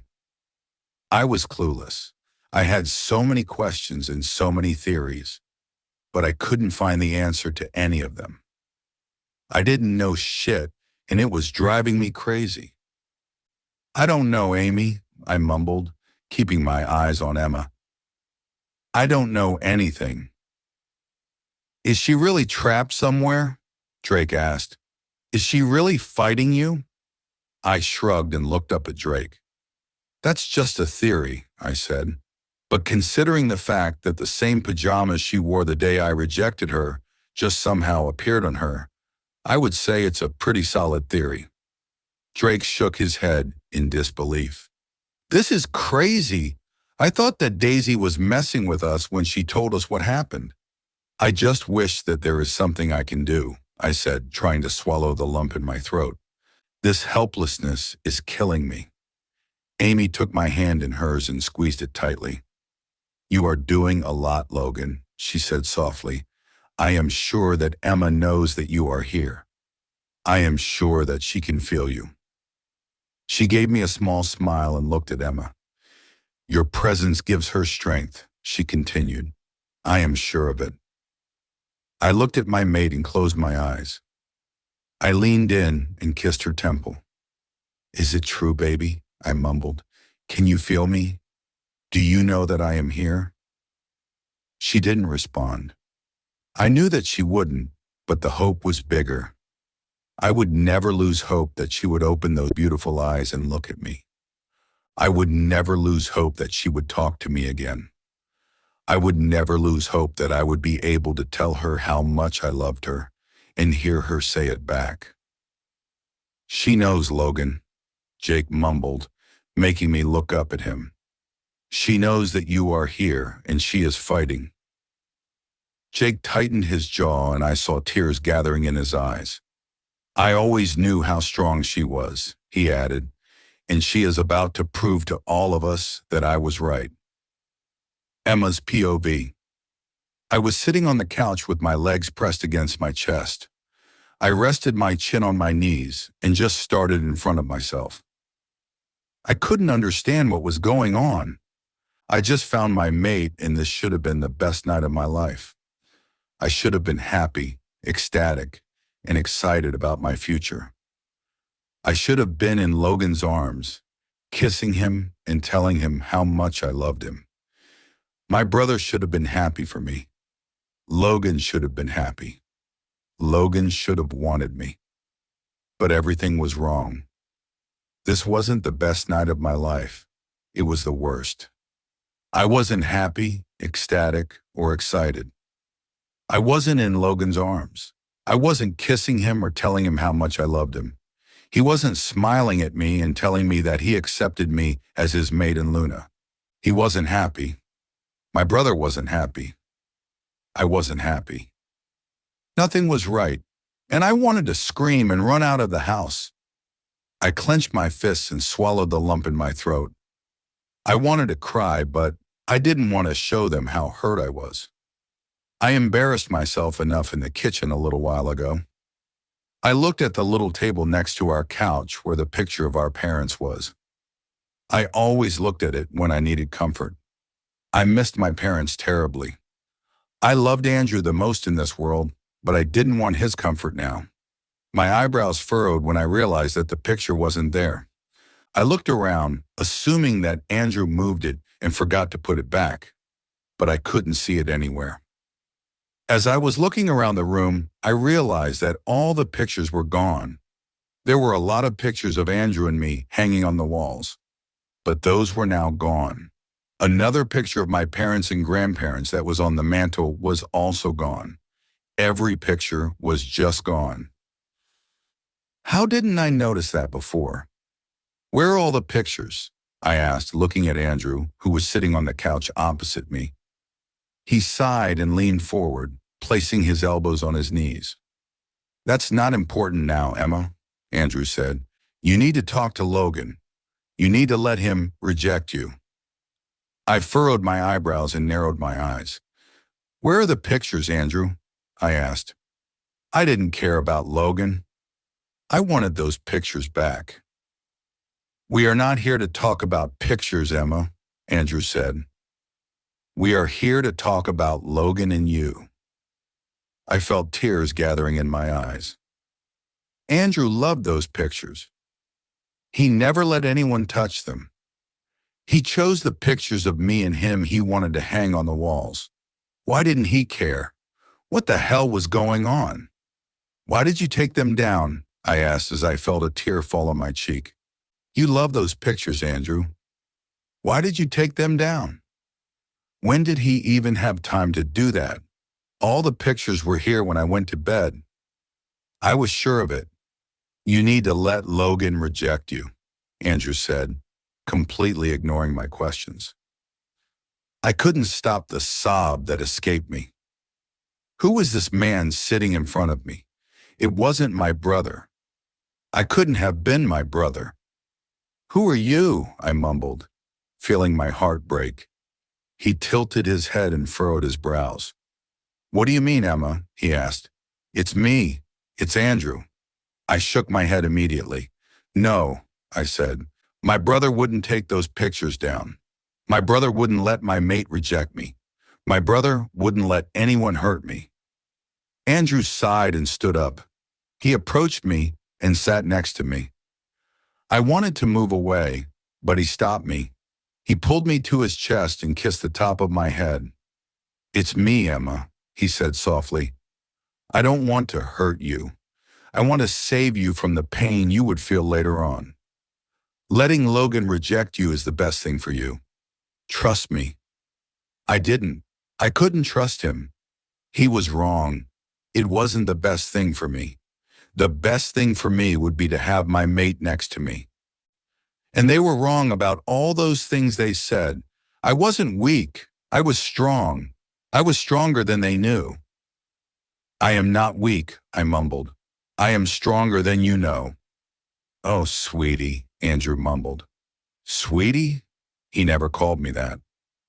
Why was he calling me that now? You are strong, he said. You are strong in so many ways, Emma, but there are just some things that you wouldn't be able to do. Being Luna is one of those things. I pulled back so I could look at him. I studied his face for a few seconds.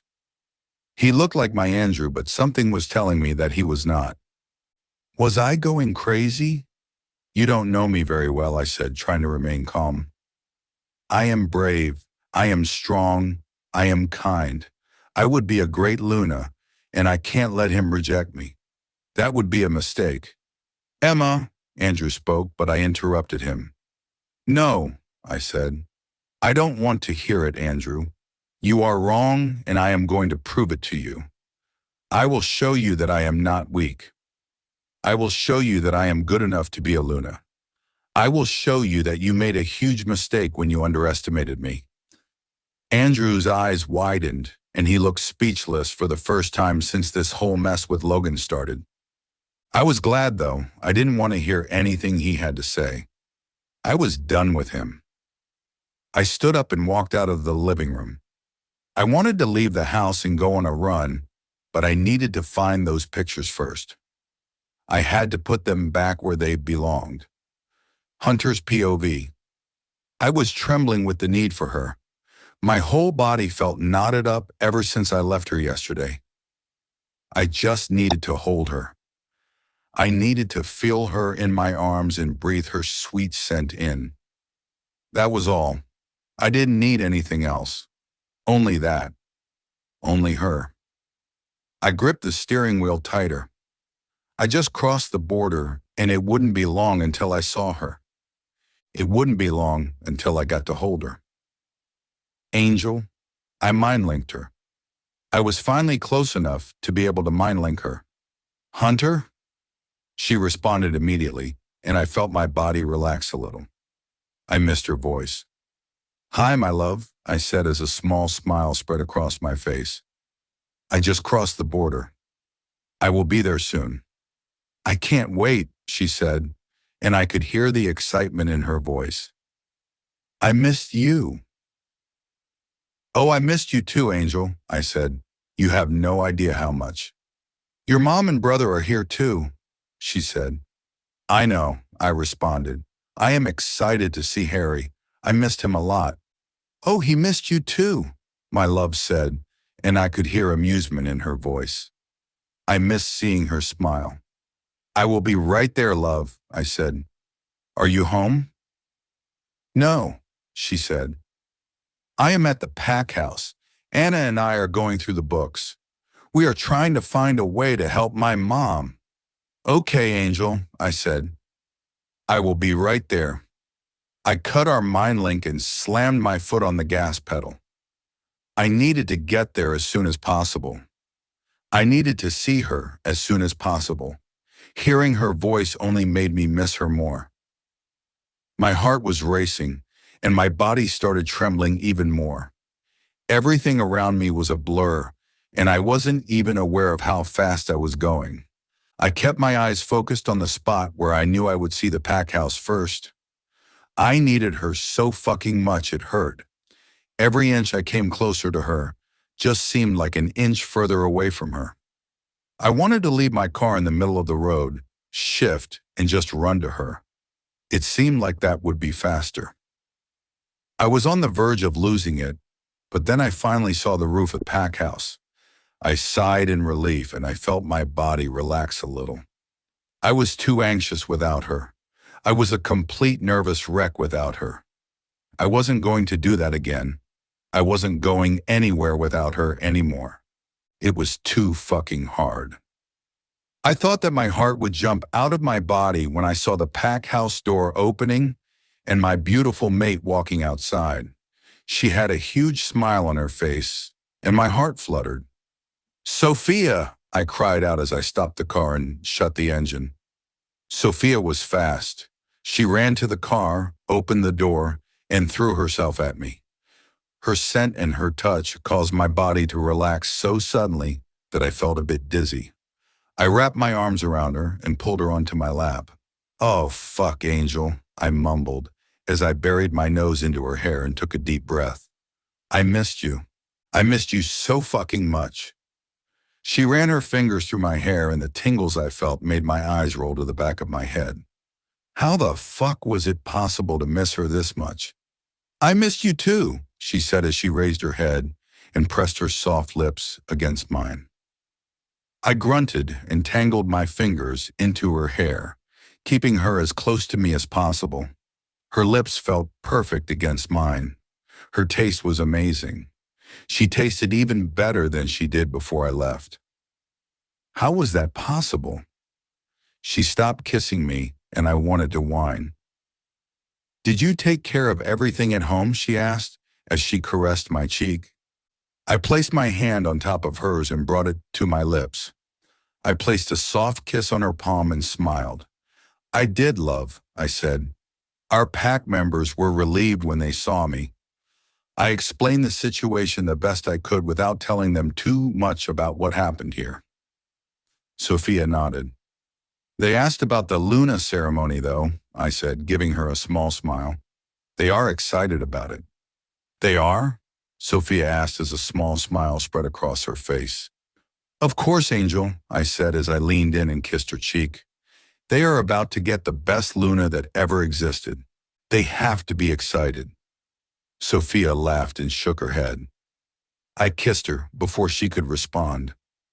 I couldn't hold back any longer. I missed kissing her. Will you get that ugly ass out of that car already? I heard my brother's voice and I immediately laughed. I stopped kissing Sophia and looked over her shoulder. Harry was standing by the front door and grinning at me. Shit face, I exclaimed happily. Sophia laughed and got out of the car. I missed her already, but I knew that we would have time to catch up a bit later. Harry approached me as I left my car and I pulled him into a hug. I see that you're ugly as ever, Harry said teasingly. I was hoping you would get a little bit prettier while I was gone. I slammed my elbow into his ribs and wrapped my arm around his neck, grabbing him tightly. Harry laughed and tried to get out of my hold. No way, shit-face, I said, grinning. You deserve it. You stink, Harry exclaimed as he thrashed. No, I don't. Yes, you do. No, I don't. Yes. No. Yes. No. Enough! Sophia interrupted us, laughing. You are making my head hurt. I let Harry go and he pulled me into another hug. I missed you, he said, tightening his arms around me. A huge smile spread across my face. I missed you too, I said as I hugged him back as tightly as I could. Come on, Harry said as he let me go. Mom is waiting inside. I smiled and reached out for Sophia. She took my hand in hers and we walked into the house together. Andrew's POV. I ran my fingers through Emma's hair and took a deep breath. I kept doing that. I kept running my fingers through her hair and forcing air deep into my lungs. It was the only thing that kept me calm. Her fever increased again and not even the meds were working. She was shivering and sweating. She looked so pale and tired, and my heart kept breaking again and again. Logan was a complete mess ever since her fever spiked. He was somewhat calm until then, but this just threw him off the edge. He couldn't stop pacing around the room growling. He kept walking back toward her and checking if the fever was gone. We were both terrified because we didn't know what the fuck was going on. Based on everything we knew so far, she was fighting. But why the fuck did her fever increase if she was on meds? How bad was it? The protectiveness I felt over her only exploded after she transformed in front of my eyes. All I saw was my little girl. All I saw was the girl I raised. I placed a kiss on her forehead and caressed her cheek. You can do it, Em, I mumbled quietly. I know you can. You are so brave and so strong. You can win. You will win. Logan approached the bed again and placed a hand on her forehead. Fuck, he exclaimed angrily. I sighed and kissed Emma's forehead again. Ren was here about half an hour ago.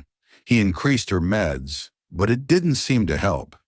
He said that there wasn't much he could do when the cause of her fever wasn't physical. It was magic, and he couldn't do much. Logan continued pacing around the room, mumbling and cursing quietly.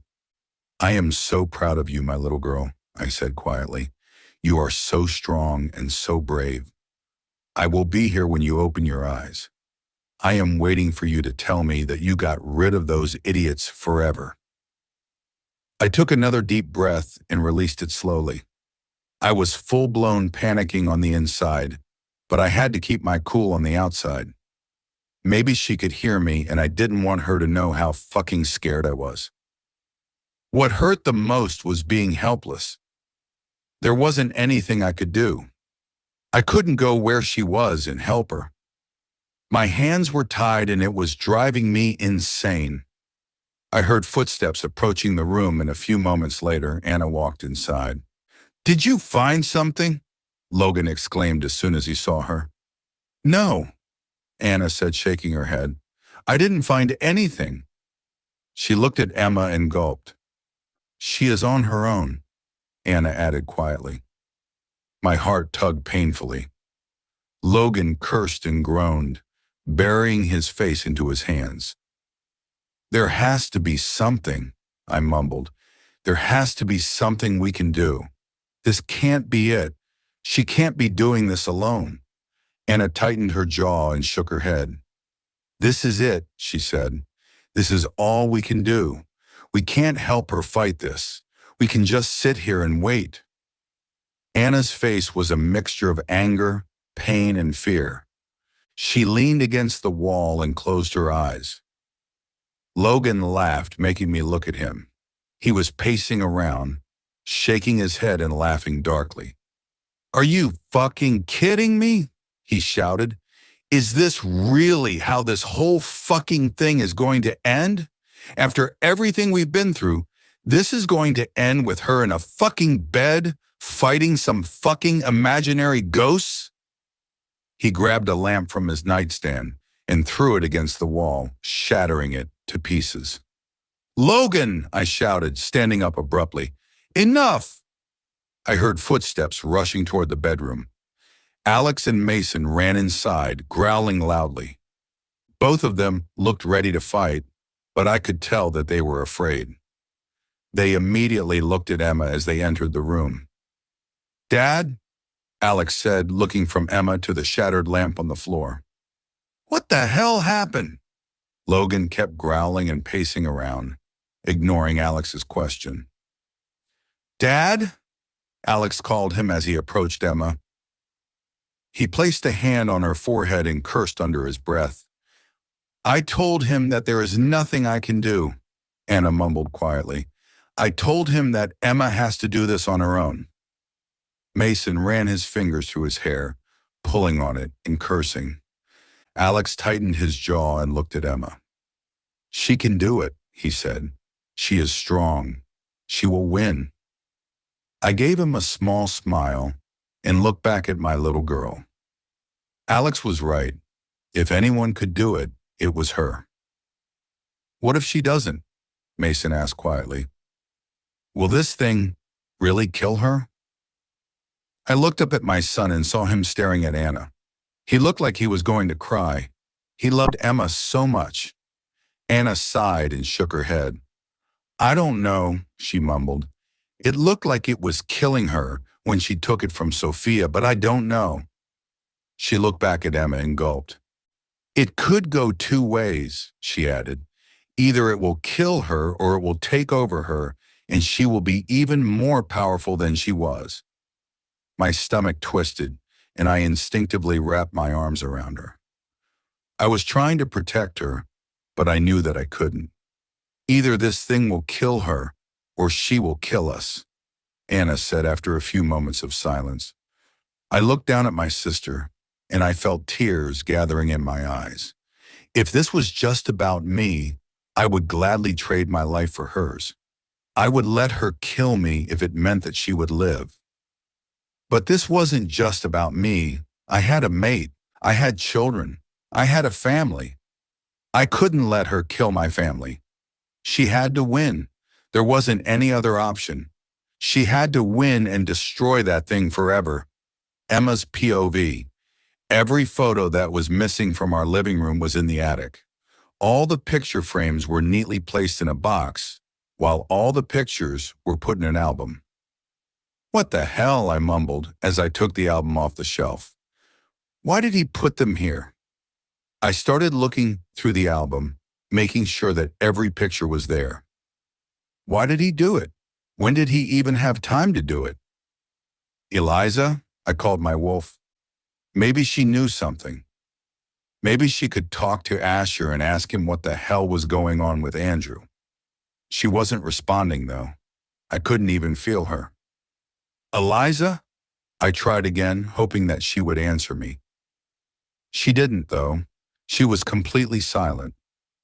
I sighed and closed my eyes.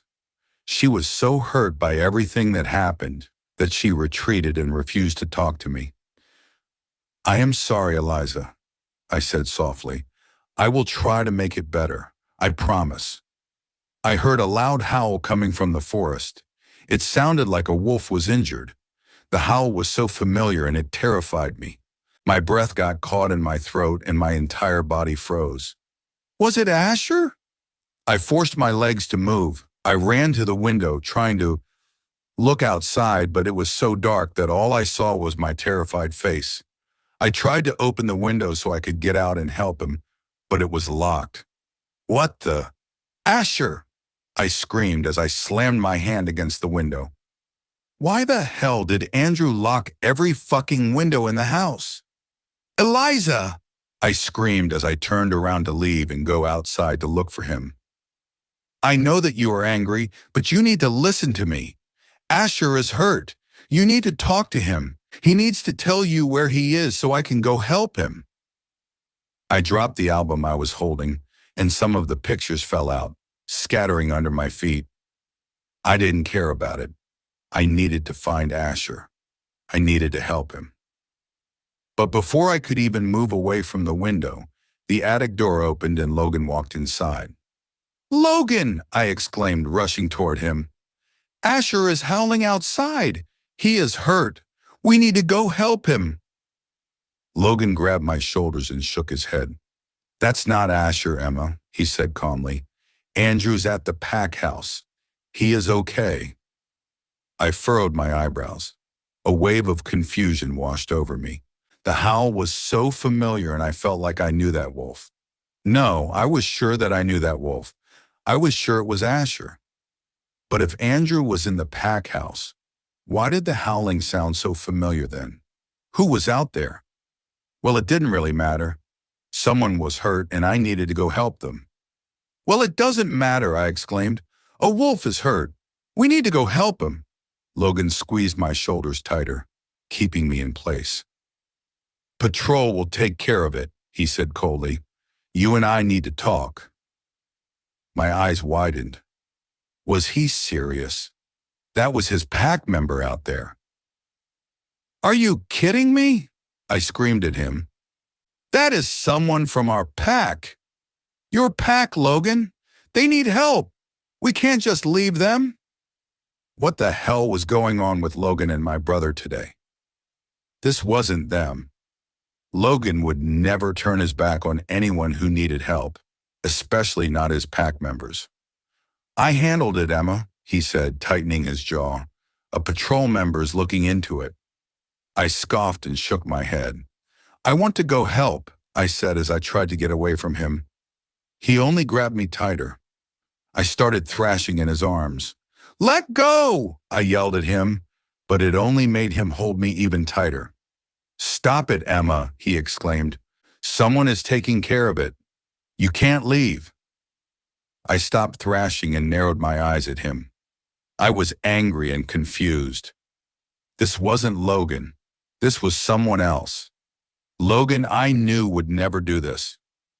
What the hell was going on? Was I dreaming? You and I need to talk, Logan said sternly. I need to reject you and you need to accept it. I felt my body tense up. My heart started racing impossibly fast. He was really going to do it, wasn't he? Why, Logan? I asked, my voice breaking. Why? He sighed and loosened his hold on me. He kept holding me, though. He probably thought that I would try to run again. He wasn't wrong, though. I really wanted to run. You are not made to be a Luna, Emma, he said. You are not strong enough. You are too young. You are not a mate I would choose for myself. Every word that came out of his mouth felt like I was being sliced in half. Nothing ever hurt as much as hearing him say those words did. I am sorry, Emma, but that is the truth, he said. You won't be my mate. You won't be my Luna. I couldn't even look at him anymore. I bent my head and tried to stop my heart from breaking and shattering into a million pieces. Logan kept talking, but I stopped listening. I didn't want to listen to him anymore. I was trying to remember how to breathe when my eyes fell on a picture I had never seen before. It was lying under my feet and it must have fallen out of the album. It was a picture of Logan, me, and 2 little children. We were older in the picture. We were happy in the picture. The kids looked so much like us. We looked like a family. I shut my eyes tightly. I must have imagined it. My mind had just been playing games with me, hadn't it? I opened my eyes slowly, expecting to see nothing but dirty, old floorboards. My breath got caught in my throat when I saw that the picture was still there. It meant something. I had to mean something. Logan, I called him quietly, but he interrupted me. I, Logan Carter, Alpha of the Crescent Moon Pack, reject you, Emma Parker of the Crescent Moon Pack, he said, and my whole world came crashing down. I looked up at him in horror. Pain exploded in my body and I fell to my knees. I couldn't help but scream in pain. My vision got blurry and my lungs were burning with the lack of air. I couldn't feel my body and I wasn't even sure if my heart was beating anymore. No, I mumbled quietly as my head hit the floor. Logan's POV. Pain hit me so suddenly that I completely lost my balance. I gasped as I fell to my knees. Logan! Dad! I heard screams around me, and I felt hands trying to lift me back up. I couldn't focus on anything or anyone. I didn't feel my legs. I didn't feel my entire body. All I felt was pain. Immense, indescribable pain. I felt like my soul was being ripped out of my body. I felt like my insides were burning. My heart didn't feel like it was breaking. It felt like it exploded into a million tiny pieces. Dad! Lift him up! Check on her! My ears were buzzing. My vision was blurry. Oh, goddess, Emma! Emma! I tried to look at her, but I was completely disoriented. I didn't know where she was. Was she in front of me? Was she to my left? I tried to figure out where I was standing when the pain struck, but I couldn't focus enough to do that. Where was my mate? What happened to her? Was she okay? I groaned loudly as a wave of nausea washed over me. My head was spinning and I couldn't do anything to stop it. Dad! I heard a woman scream. It was my princess. It had to be my princess. I wanted to look at her, but I couldn't find her. Everything was blurry and the beads of sweat that were continuously falling from my forehead and into my eyes weren't helping at all. I felt Sophia's hands on my face. Dad! She cried out. Dad, please! She leaned over me and I could see something that resembled my daughter's beautiful face. It was blurry, but I could see it. I could tell that my princess was sobbing. I wanted to comfort her, but I couldn't find my voice. I couldn't speak. I was in too much pain. But my child was scared. My child was crying. My child needed me. So I forced my arm to move. I focused all my attention on that place on my body where my arm should have been, and I forced myself to move it. I lifted it slowly and tried to hold my daughter. Someone helped me. Someone took my hand in theirs and placed it against my daughter's cheek. I felt her hand grab mine. Oh, Dad, she cried out. Stay with me, please. I need you. Lex needs you. Mom needs you. Emma needed me. I shut my eyes tightly, hoping that my vision would clear up when I opened them. I needed to see Emma. I needed to find her. Maybe we should help him up and lay him next to her, someone said. That could help them both. Oh yes, I needed someone to take me to my mate. I needed to make sure that she was okay. I groaned and forced myself to nod, hoping that someone would see me do that. I needed them to see. I needed them to help me. I felt someone grab me and pull me up. I sighed in relief and wanted to thank them, but I still couldn't speak. It's okay, Dad, I heard my son's voice. I will take you to her. I forced my legs to move. I could see something that resembled a bed in front of me, and I wanted to sob. I was close. I was close to her. Come on, Dad, sit, my son said, and I felt him pulling me down. She is here.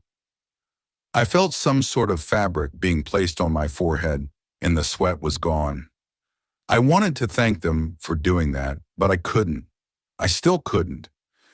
I started feeling around until my hand found what I was looking for. I sobbed in relief and wrapped my arms around her. My boy fell limply next to hers. Feeling her against me eased the pain a little. I pressed my cheek against hers and tried to take a deep breath. Her scent entered my lungs and I could think clearly for a second. Was this it? Was she dying? Was she losing? No, fuck no. Being next to her made it easier to find my voice. Emma, I managed to mumble. Fight, baby, fight. Dad, I heard my daughter's broken voice. I was now able to focus a bit better.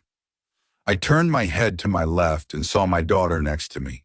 She was crying and she looked like she was about to pass out. It's okay, princess, I mumbled as I wrapped my arm around her, pulling her to me. Your mom will be okay. She is fighting so hard. I felt Alex wrap his arms around Sophia and me. Hi, bud, I mumbled, trying to look at him. I am so scared, Sophia cried out.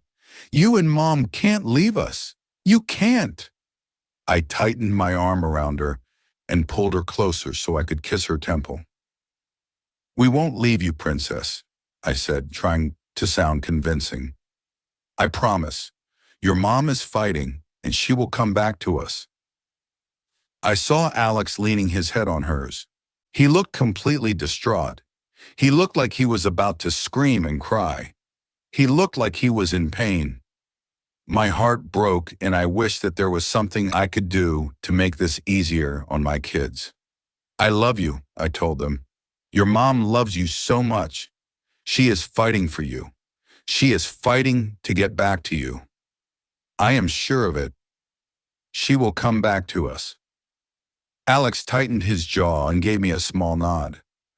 Sophie sobbed and leaned more into me. I kissed the top of her head and looked at my mate. It was the first time I was able to see her beautiful face clearly. Come on, baby, I said. We are waiting. You can do it. I had to keep repeating that. I had to keep convincing myself that she would come back to me. If she died, I would die too, and we couldn't do that to our kids. I couldn't leave them. She had to fight. She had to win. Emma's POV. That's a bit of an overreaction, Emma, I heard Logan sigh. I was lying on the ground, trying to find a way to breathe. The only thing that kept me going was the picture I was holding in my hand. I kept staring at it and forcing my brain to focus on that and not the pain in my body. I looked so happy in that picture. Logan looked so happy. The kids were so beautiful, and just looking at that picture made my heart skip a beat. Well, it probably did. I didn't know. I couldn't feel my body. The kids were young.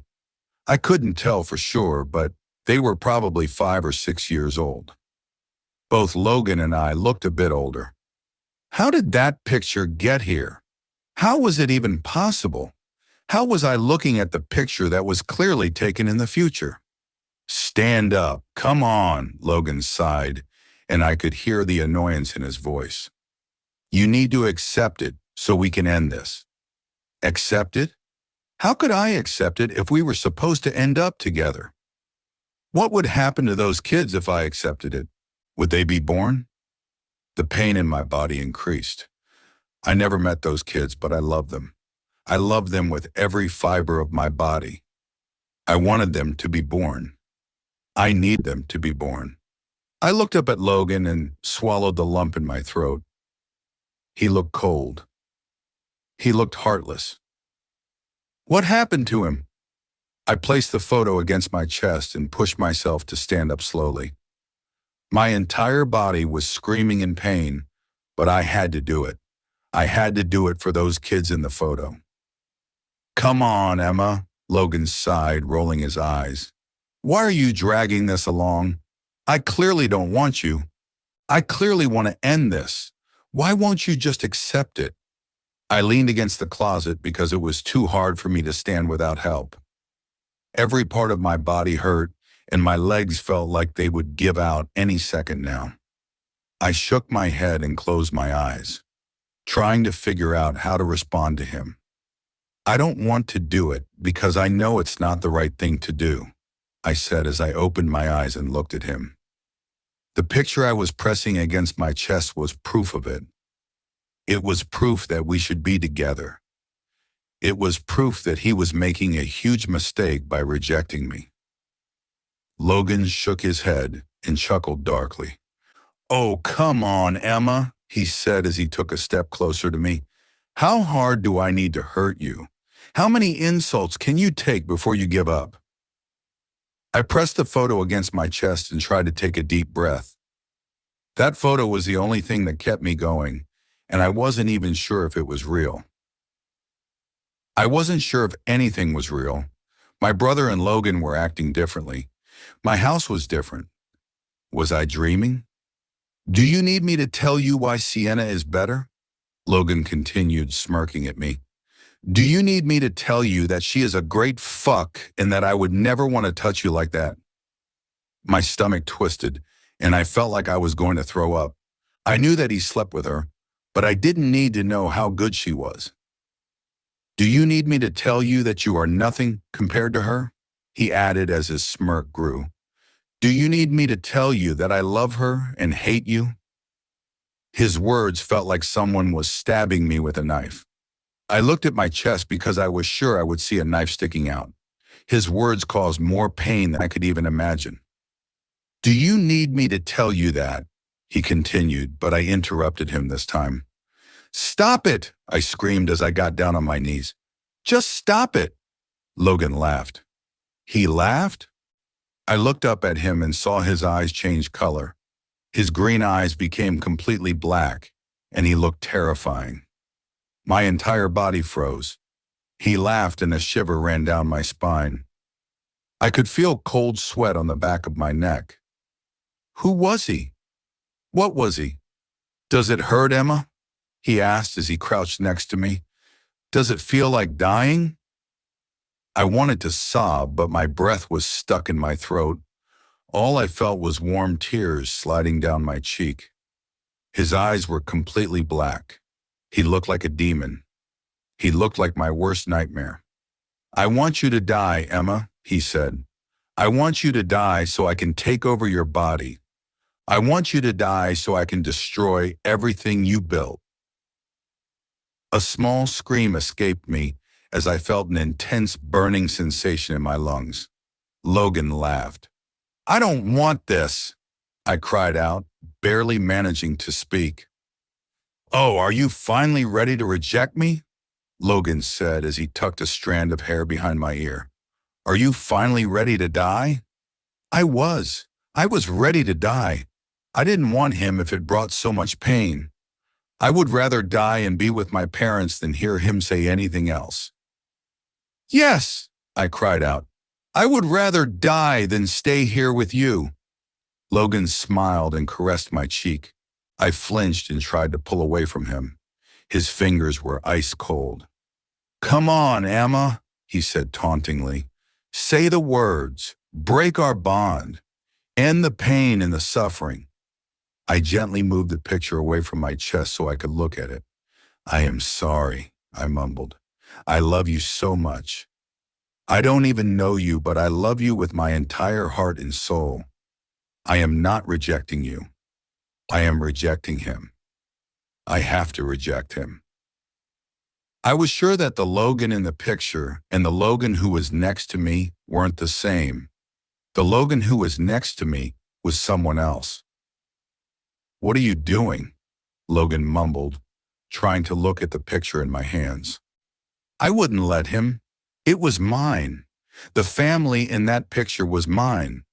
They didn't belong to him. They would never belong to him. They were mine. I tightened my jaw and looked at him. I felt anger boiling in my blood. I wanted to break the bond. I wanted him gone. I wanted to prove to him that I wasn't weak. So I forced myself to stand up. He remained crouching, staring at me wide-eyed like he didn't expect me to stand up. He was staring at me like he didn't think I would be able to do it. So I did it and smirked. I wasn't going to let him win. If I was about to die, I was about to die fighting. I was going to show him how strong I really was. I am a Parker of the Crescent Moon Pack. Accept your rejection. Sophia's POV. Watching my dad suffer was the hardest thing I ever had to do. He spent hours groaning in pain and holding on to my mom like he thought she would disappear. He was crying and begging her to come back to him. I never saw my dad so helpless, and it was breaking my heart. I kept wiping his forehead and trying to comfort him as best as I could. He was mostly aware of his surroundings, but there were a few times when I wondered if he knew where he was or what was going on around him. Hunter was my rock through it all. He held me and comforted me the best he could. He was the only one besides Lex who didn't leave the room once. My uncle was a mess. My aunt had to take him outside to calm down a little because he looked like he was going to have a heart attack. Mason kept coming and going, but each time he entered the room, he looked even more freaked out than before. Jake and Rose had to leave because Jake looked like he was going to pass out. Anna left the room as soon as my dad collapsed, and she hadn't been back since. Lex, Hunter, and I were the only ones who refused to leave. Lex and I refused to leave our parents, and Hunter refused to leave me. I was sitting on the bed, holding my dad's hand tightly.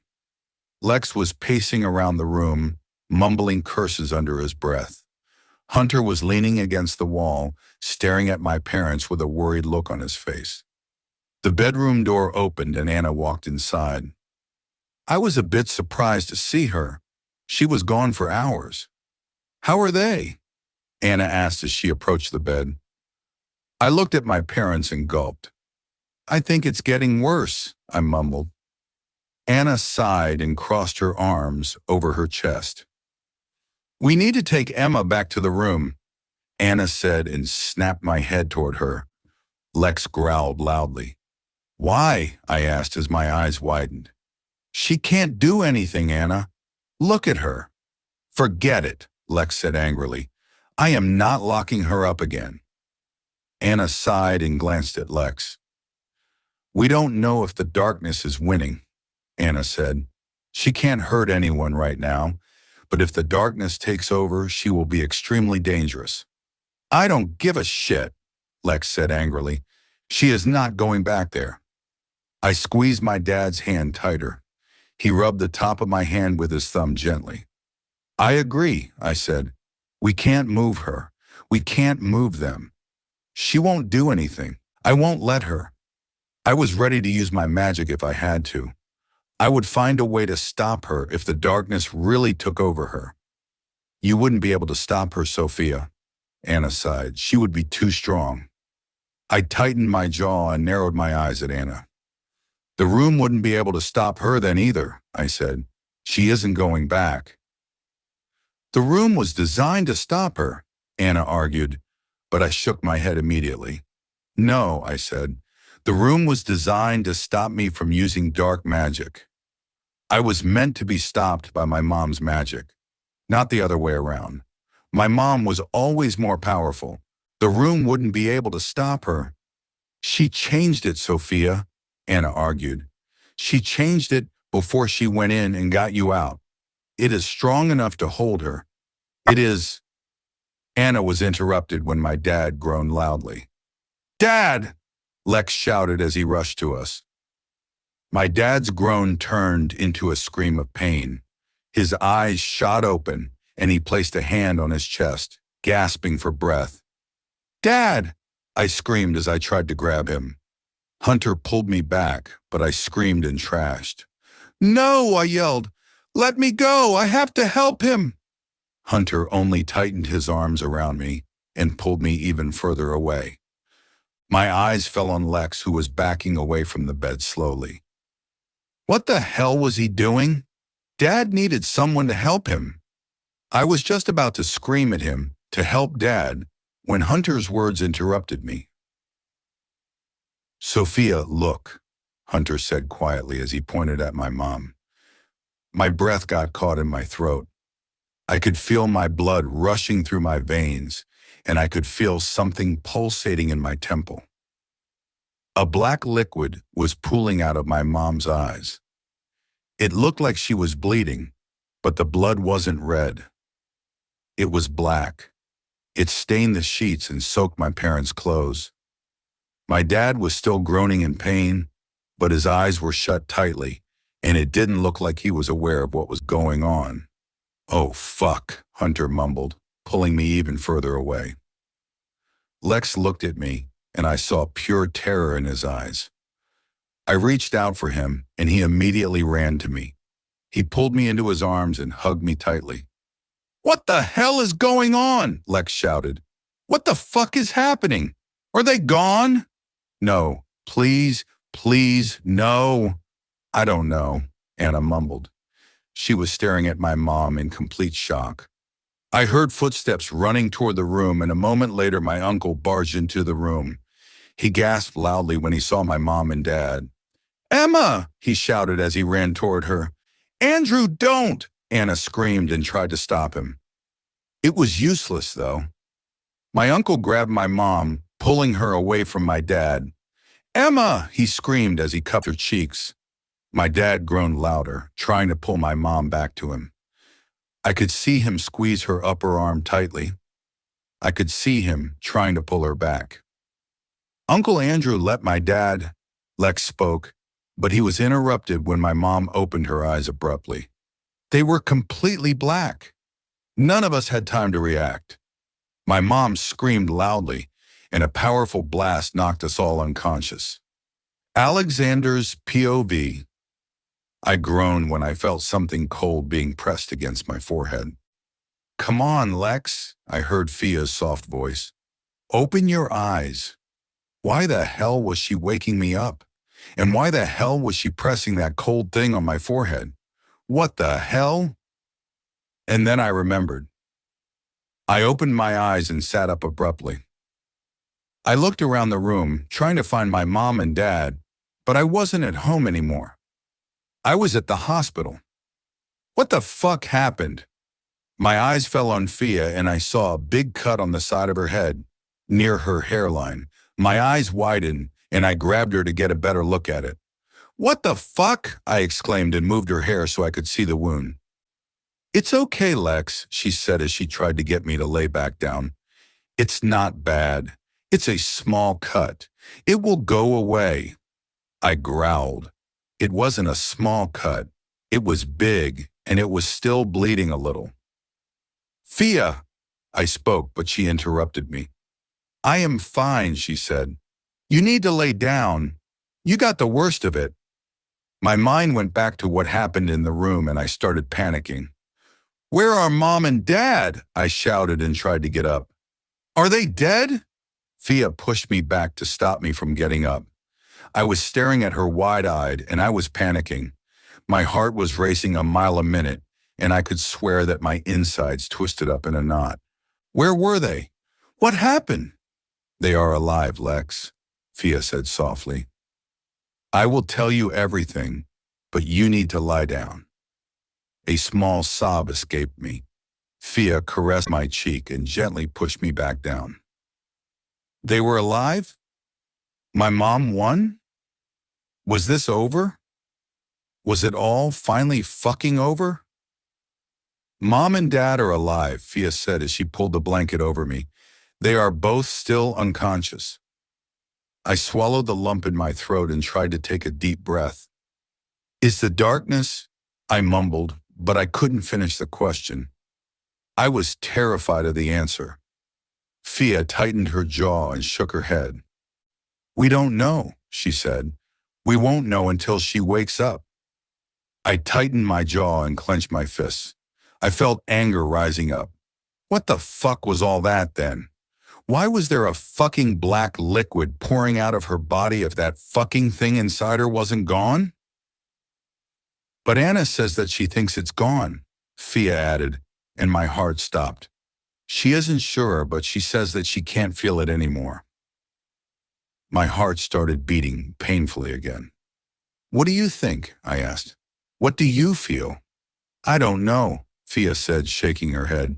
I haven't seen her yet. Hunter wouldn't let me leave the bed. I am not even supposed to be sitting here. He will. Fia was interrupted when the door opened and Hunter walked inside. What did I tell you about leaving the bed, Sophia? Hunter said angrily as he closed the door. Freak out, Fia finished what she wanted to say before Hunter interrupted her. She turned around and gave him a small smile. I am okay, Hunter, she said. It's already healing.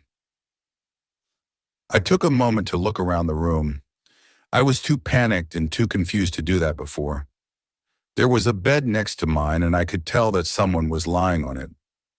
Did Fia really get up to take care of me? Oh, she was in for an earful. Why do you have to be so stubborn, Sophia? Hunter said angrily. Alex is okay. The cut on his head isn't as bad as yours. No, but his arms are injured, Fia said, pointing at my arms. He is more injured than I am. I needed to make sure that he was okay. I looked at my body for the first time since I woke up.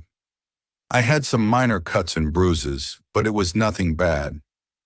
I felt around my forehead until my fingers found the cut. Hunter was right. I could tell that it was smaller than Fia's just by touching it. I growled, making Fia look at me. Get back to bed, Sophia, I said angrily. She rolled her eyes and I growled again. Now, Sophia, I said sternly. She sighed, stood up, and walked over to her bed. Hunter approached her and covered her up with a blanket. Sophia sighed again. You are overreacting, she said. It's a cut. I am fine. Stop it, Hunter said. I am not arguing with you over this. You will be in bed until it heals. Hunter. Fia started speaking, but I interrupted her. Enough, Sophia, I said. Hunter is right. You will be in bed until that cut is healed. Stop being so stubborn all the time. She rolled her eyes at me again. I tightened my jaw and raised an eyebrow at her. She huffed and mumbled something under her breath. I just shook my head at her. She could be so fucking stubborn sometimes. Hunter sat on the chair next to her and took a deep breath. Did you talk to your dad? Fia asked him. I did, Hunter said as he took Fia's hand in his. He is freaked out. He barely managed to talk him out of coming here. Hunter took a deep breath and released it slowly. He really loves your mom, he said as he looked down at his lap. He never talked badly of her. After he told me the truth about what happened, he always reminded me that I had her to thank for having a dad. He always said that she saved his life. He will always be grateful to her because of it. I looked at Fia and saw a small smile on her face. She is amazing, Fia said quietly. Hunter looked at Fia and smiled. She is, he said softly. I am so grateful to her, not just because she saved my dad, but because she made you. Fia chuckled and caressed his cheek. Hunter looked at me and smiled at him. The door opened and Anna walked inside. She had a small smile on her face and my heart raced a little. Your dad woke up. Emma's POV. I heard quiet voices around me. I couldn't recognize who was speaking, but the voices were comforting. They made me feel safe. I wondered what happened after I rejected Logan. I couldn't remember anything after I said those words. Did I faint? What happened to Logan? Did my brother find me? I could tell that I was lying, but I was sure that I wasn't lying in my bed. The sheets felt different. Mine were soft and they had a comforting smell. These sheets smelt funny. Where was I? I suddenly remembered the picture and my heart raced. I couldn't feel it in my hand. Where was it? What happened to it? Was it gone? I wanted to sob. I didn't want to lose that picture. I loved that picture. I needed it. Are you sure? A familiar male voice distracted me. It sounded like Andrew. Yes, someone said. I am telling you, I can't feel it anymore. Someone sobbed and lifted my hand. My body started tingling. It was such a pleasurable feeling. Who was that? Oh, thank you, goddess, a voice that made my heart skip a beat said. I felt lips being pressed on my knuckles, and I almost moaned in pleasure. Those lips felt wonderful against my skin. She doesn't look like she is 18 anymore either, someone said. That has to be another good sign, right? I felt fingers caress my cheek. I suppose so, Andrew mumbled quietly. I am just too fucking scared. I won't calm down until she wakes up and I see it for myself. Andrew was scared? Why? I really needed to wake up and tell him that I was okay. I was just a little bit confused. Who were those people around me? And most importantly, where was my picture? Maybe it was on the bed next to me. Maybe Andrew saw me hold on to it tightly, and maybe he put it next to me because he realized how much it meant to me. I moved my hand a little, trying to feel around the bed. I heard a loud gasp. She moved her hand, someone screamed. I felt someone cup my cheeks and turn my head abruptly. Tingles spread all over my body again. Emma! That person shouted. Wake up, baby! Come on! I furrowed my eyebrows a little. Why was he yelling so loud? Oh, goddess, he cried out, and I felt his lips on my forehead. Come on, Emma. Come back. Maybe we should all take a step back, I heard a woman say. She could be dangerous. We still don't know if this is Emma or someone else. I got confused. What was she talking about? Who even was that? I was Emma. Of course I was Emma. Who else would I be? Goddess. I really needed to wake up and figure out what the hell was going on. I forced my eyes to open a little. Someone sobbed loudly. Hi, baby, the man who was cupping my cheeks said. Hi, my love. I opened my eyes a bit more, and I saw Logan. He sobbed loudly and leaned in to press his lips against mine. Oh, goddess, he cried out. It's you. It's finally you. Are you sure? Someone asked him. Logan looked to his left and nodded. It's her, he said. It's Emma. I was so confused. Who else would I be? Why did Logan look so much older? What the hell was going on? Mom, someone cried out, and I felt two sets of arms wrap around me. I turned my head slowly and saw. My heart stopped beating, and it all came rushing back to me. Memories hit me like a train, and I gasped in shock. My hands instinctively wrapped around my children. My heart was beating a mile a minute. They were real. The picture was real. I looked at Logan and sobbed. Oh, my baby, he cried out as he wrapped his arms around me and our kids. You are okay. You are back. Alex and Sophie were both sobbing quietly and holding on to me like they were afraid I would disappear. I ran my fingers through Alex's hair and kissed the top of Sophie's head. They were real. Everything that happened at that house was nothing but a terrible nightmare. Everything that happened there was created by darkness. I looked at Logan and gave him a small smile. He pressed his lips against mine and tightened his arms around us. I thought that I lost you, he mumbled, his voice breaking. I swallowed the lump in my throat and caressed his cheek. It was amazing to see the real Logan. It was amazing to know that he loved me.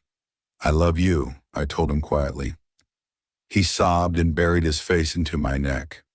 I tangled my fingers into his hair and kissed the top of his head. I turned to look at my beautiful children.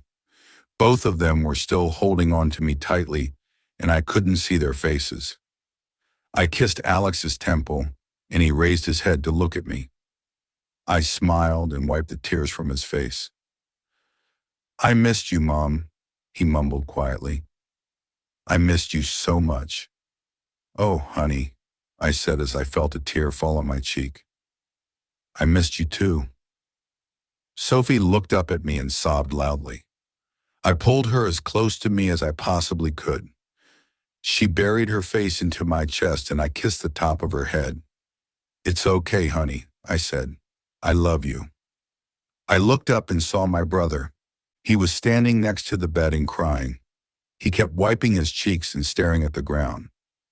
My heart raced, and a huge wave of relief washed over me. This was my brother, not that man the darkness created. Andrew, I cried out, reaching for him. He looked up at me and placed a hand over his mouth to muffle out his sobs. Logan let go of me and took a step back so Andrew could come closer. He wrapped his arms around me, and I sighed in relief. Oh, Andrew mumbled. I was so afraid. I thought that I lost you.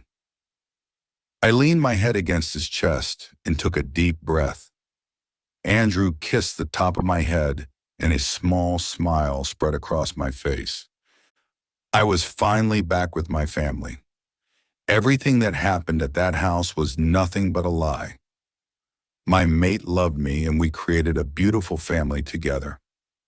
The picture I found in the attic was real. Logan's POV. I couldn't stop touching her. I couldn't stop kissing her and breathing in her scent. I wanted to glue myself to her forever. I couldn't believe that she was back. I spent days in complete agony. I started to lose hope at one point. The fear clouded my judgment, and I was sure that I would lose her. But I didn't. She was here. She was in my arms, and she was okay. I placed another kiss on her temple, and she got more comfortable in my arms. Where were you, Em? Andrew asked her as he took her hand in his. What was going on while you were asleep? I didn't want to talk about it now. I wanted to be alone with her, kiss her, and tell her how fucking much I missed her. Andrew insisted that we talk about it immediately. He wanted to know what happened. We made everyone else leave, though. I didn't want my kids to hear what happened, and Anna was too emotional to stay. So it was now just Andrew, Emma, and me. Emma took a deep breath and released it slowly. She bit her lower lip and furrowed her eyebrows. I'm not sure where to begin, she said. I am not even sure what that was. I ran my fingers through her hair and she looked at me.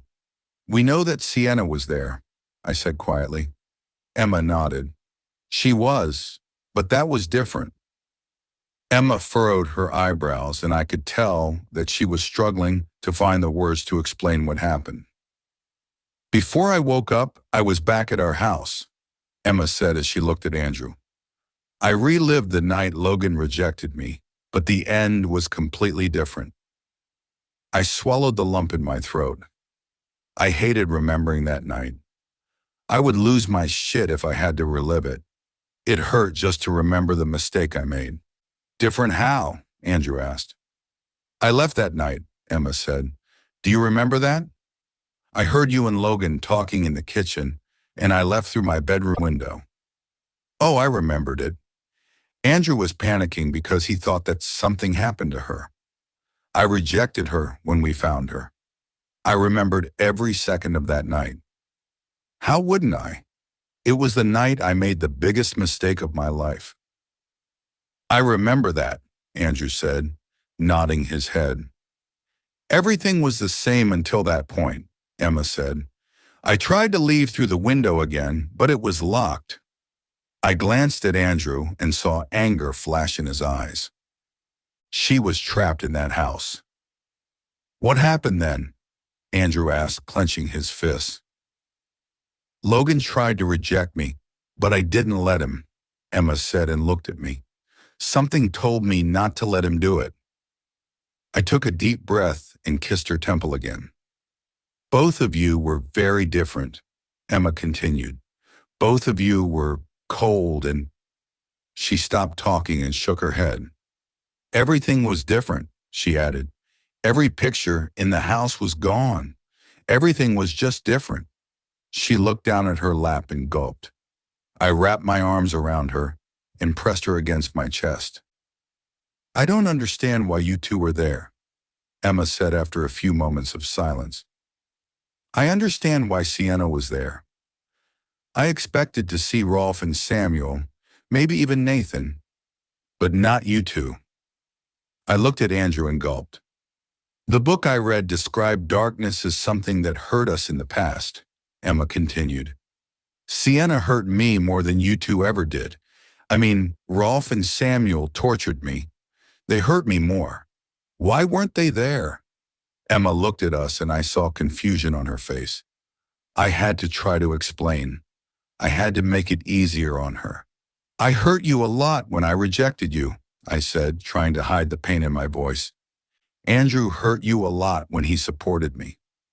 Andrew and Logan you faced while you were asleep were the versions of us that hurt you the most. Emma furrowed her eyebrow a little.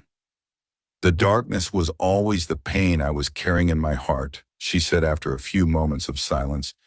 It was feeding on it. The curse latched onto it, and it kept growing. Andrew and I looked at each other. I saw guilt on his face, and I knew that he saw it on mine too. It was never about the people I didn't care about, she added quietly. It was about people I did and do care about. Andrew ran his fingers through Emma's hair. He gulped and took a deep breath. Those wounds hurt the most, Andrew said quietly.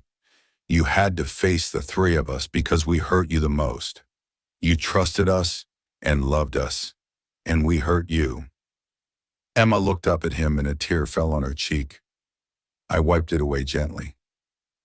I looked up to Sienna when I was a little girl, Emma said quietly. I loved her before she changed. She wasn't always mean to me. At least she didn't show it. Andrew nodded. I know. I kissed her temple and closed my eyes. I hated myself for hurting her. What happened at the end? Andrew asked her. How did you manage to wake up? Emma sighed and shook her head. I am not sure, she said. I was talking to Logan and I realized that I didn't want to be bonded to him. He wasn't someone I wanted. Emma looked at me and caressed my cheek. He wasn't you, she said quietly. I felt the lump in my throat grow. I felt tears burning the corners of my eyes. So I accepted his rejection, Emma continued, looking back at Andrew. I don't know how I ended up here, though. He wanted me to accept it because he was sure it would kill me. A quiet growl escaped me. I guess that he was wrong, Emma said, shrugging. Rejecting him didn't kill me. It broke the connection I had with the darkness. Andrew nodded and squeezed her hand tighter. So you can't feel it anymore? He asked her. She smiled and shook her head. I can't feel it anymore, she said quietly.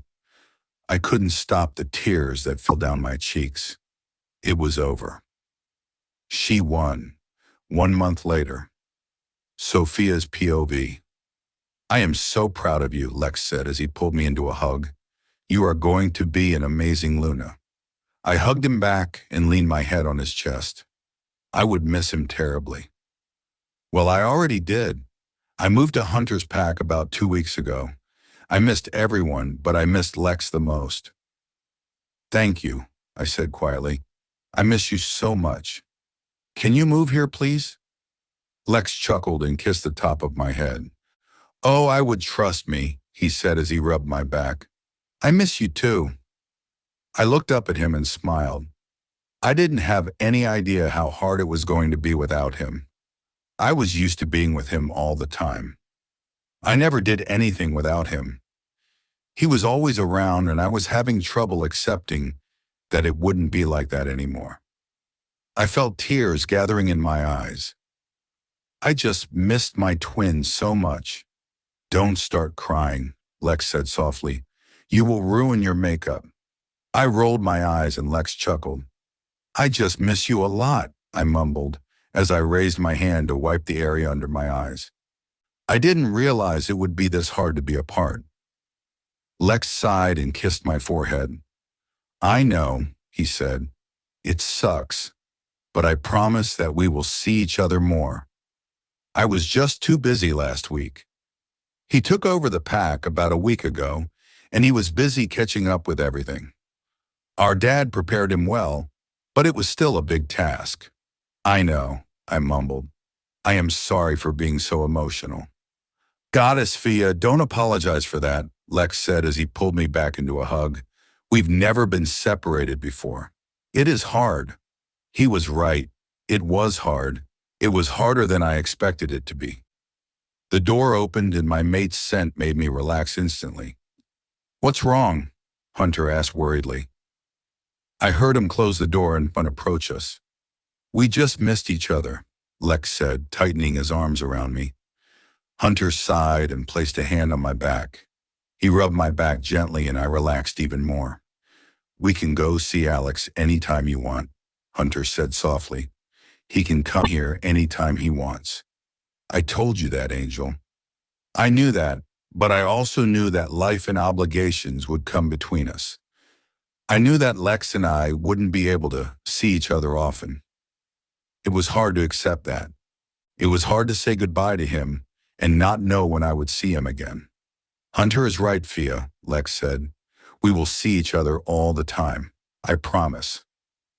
I looked up at him and smiled. I knew that we would at least try to see each other often. Come on, Angel, Hunter said. The ceremony is starting soon. Lex grinned and let me go. A wave of nervousness washed over me. I looked down at my dress and gulped. Are you sure that I look okay? I asked, trying to smooth out a wrinkle. You are beautiful, Angel, Hunter said softly as he wrapped an arm around my waist. You are more than beautiful, he added through the mind link. You are breathtaking. I can't wait to get you out of this dress later. I looked up at him and he smirked. You look amazing, Lex said. I already know that Mom is going to cry. Oh, she already is, Hunter said, laughing. She and Daisy started crying when they saw the decorations. Lex snorted and shook his head. I am going to go find my seat, he said as he kissed my forehead. See you out there. I watched him leave the room and my heart clenched. I wished I had more time with him. He had to go back to our pack right after the ceremony, and I didn't know when I would see him again. We will go there over the weekend, Hunter said, making me look at him.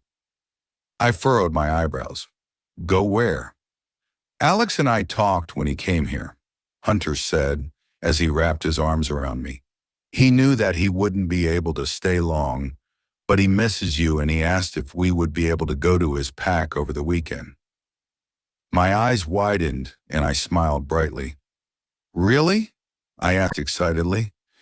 Yes, Hunter said and caressed my cheek. I know how much you miss him.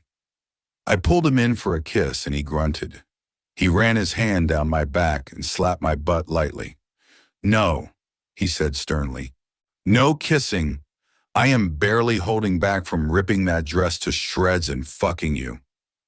Kissing is just making it harder for me. I chuckled and placed a soft kiss on his jaw. He growled and narrowed his eyes at me. You will get to rip this dress off me later, I said quietly. Hunter groaned and took a step back from me. You are killing me, he complained. We really need to go before I cancel the ceremony to fuck you. I laughed and shook my head at him. Hunter took a deep breath and pulled me back to him. He kissed the tip of my nose and caressed my cheek. I can't believe that this is finally happening, he said. I can't believe that you will finally become my Luna. I smiled and ran my fingers through his hair. I was always your Luna, I said, even before we met. I was made for you. Hunter leaned in and placed a soft kiss on my lips. And I was made for you, he said. Every part of my body and soul was made for you. It was always yours, and it will always be yours. My heart skipped a beat, and I wanted to stay here so he could rip my dress off. I wrapped my arms around his neck and kissed him again.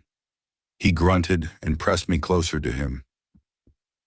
"Fuck, Angel, we really need to go," he mumbled against my lips.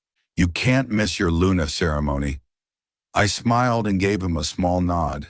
As much as I wanted to stay here with him and make love to him, we had to go.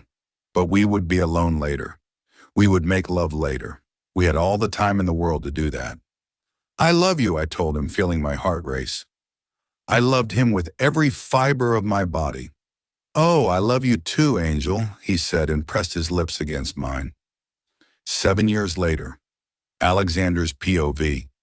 My mate wrapped her arms around me and my whole body tingled. I couldn't believe that I finally found her. I already gave up and thought that it would never happen to me, but I was apparently a lot like my dad. I was 25 when my little trouble turned 18, and I finally got a chance to worship her. I turned around and smiled at her. She was beautiful, and I couldn't believe that she was really mine. Well, maybe I should have known. She always ran to me for help when we were kids. "Sophie will be here in a few minutes," Hazel said excitedly. "She is late because she had trouble getting Ethan and Riley ready." I chuckled and shook my head. I loved those kids so much and I couldn't wait to see them. I leaned in and kissed my mate's soft lips. I loved kissing her so much. "Stop doing that," she complained. "It makes me want to chase everyone away and just be alone with you." I laughed and shook my head. "My mom will have your head if you do that," I said as I let her go. "She's been trying for ages to get us all together." Hazel groaned and wrapped her arms around my waist. I kissed the top of her head and rubbed her back. "I know," she said, sighing quietly. "I just miss you so much." I smiled and leaned my head on top of hers. "I am always here, Trouble," I said. "I know that I've been working a lot lately, but I am always here for you." Hunter and I have been talking about expanding and taking over smaller packs between our territories. Some of the packs were left without adequate leadership, and some weren't able to financially sustain themselves. Hunter and I were discussing taking over and expanding our borders. Hazel looked up at me and smiled. "I know," she said. "I am sorry for being so needy lately. I don't know what's wrong with me." I smiled and caressed her. "I like it when you are needy." Hazel blushed, and I was just about to kiss her again, but we were interrupted when the front door burst open and Ethan ran inside. "Uncle Alex!" he screamed, and I smiled brightly. He ran to me and I picked him up. He wrapped his tiny arms around my neck, and I kissed his temple. "Hi, buddy," I said. "I missed you." "I missed you too, Uncle Alex," he said. "I bet Riley that I will get to you first." Hazel and I laughed. Ethan was 4 and Riley was 2. I was sure that Ethan made that bet with himself. "How many times do I have to tell you not to run off like that?" I heard my sister's voice and I grinned widely. I hadn't seen her in 2 weeks and I missed her like crazy. Hazel took Ethan from me and I rushed to Fia. I hugged her tightly and kissed her temple. "I missed you," I told her. "I missed you too," she said, tightening her arms around me. "You spent more time with Hunter than with me in the last 2 weeks." "He spent more time with Hunter in the last 2 weeks than he did with me," Hazel said, making Fia snort. "I feel attacked," I complained as I let Fia go. "You are attacked," Fia said, smirking at me. I rolled my eyes at her and looked at Hunter, who walked in carrying my niece in his arms. She smiled and squealed when she saw me. "Oh, my little cutie," I said as I took her from Hunter. "I missed you." I kissed her cheek and she wrapped her arms around me. "Sometimes I think that she loves you more than me," Hunter said. "That's because she does," I said, smirking at Hunter. "Grandma!" Ethan screamed and jumped out of Hazel's arms. I turned around and saw my mom picking Ethan up. She had a huge smile on her face. "Oh, I missed you so much, sweetie," my mom said as she kissed his cheek. Where is Grandpa? Ethan asked, making my mom smile and shake her head. I am still jealous that he is your favorite, she said as she put him back on the ground. He is in the backyard. Ethan grinned and ran outside. My mom approached us and hugged Fia and Hunter. Oh, I am so glad we are finally doing this, my mom said. It's been so long since we all got together. And it's about time for Hunter and Lex to take a little break, Fia said, narrowing her eyes at us. They will just split the entire planet between themselves if they continue like this. Hunter and I both snorted. Hazel and my mom laughed. Taking over a pack is a lot of work, Hunter said. It's mostly paperwork, but there is a lot of it. We are not talking about that today, my mom said, waving her hands. Let's go outside. Everyone is waiting. My mom smiled at Riley and took her from me. Hi, Pumpkin, she said. Grandma missed you so much. Riley smiled and leaned her head on my mom's shoulder. My mom kissed her cheek and started walking outside. Oh, did Mason get here already? Fia asked as she started following my mom. No, my mom said. He and Mia will be here in a few hours. Mia was Mason's mate. He met her when we were on a business trip a few years ago. She was an amazing girl, and I was so happy for him. They went on a short trip to her pack to visit her family.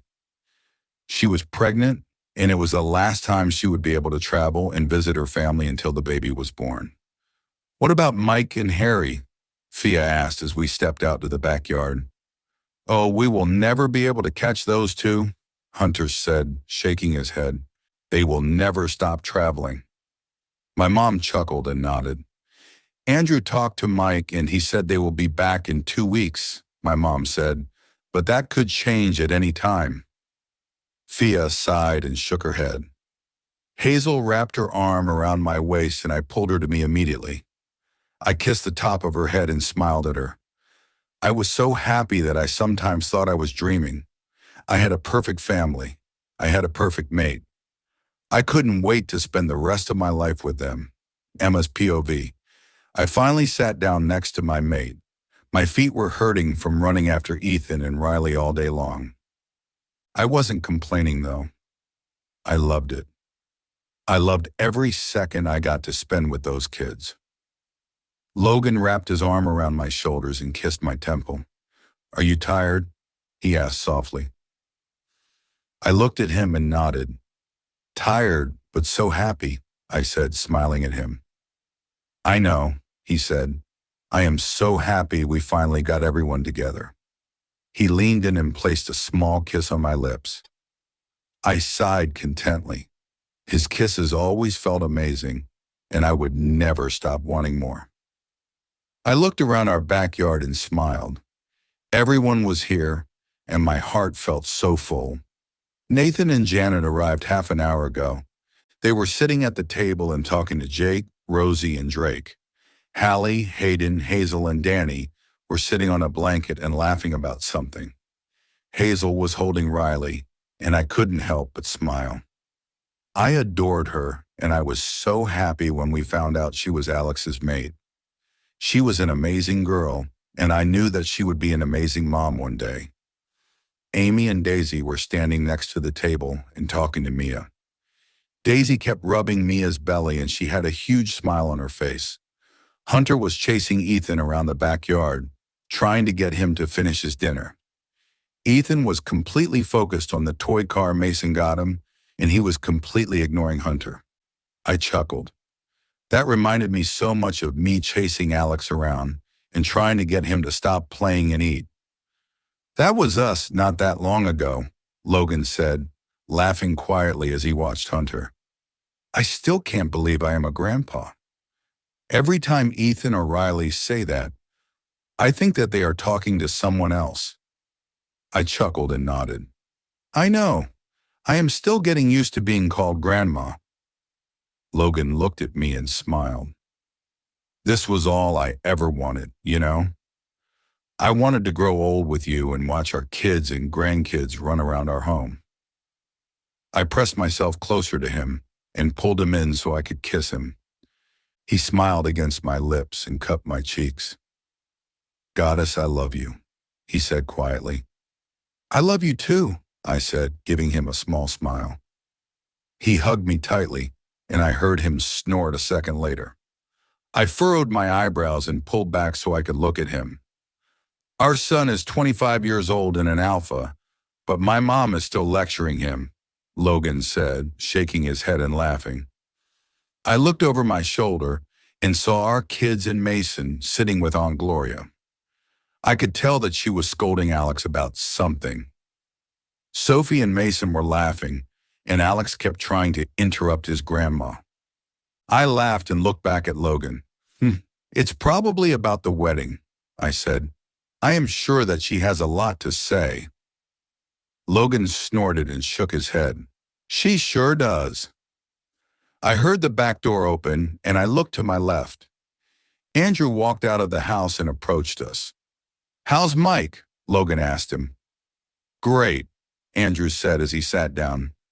"He called to tell me to let everyone know he and Harry are saying hi." "Did they already change their plans about coming home?" I asked, chuckling. Mike and Harry loved to travel. None of us was surprised when it turned out they were mates. It was obvious even before they turned 18. "Not for now, but you never know," Andrew said as a small smile spread across his face. I followed his gaze and saw that he was looking at Mia.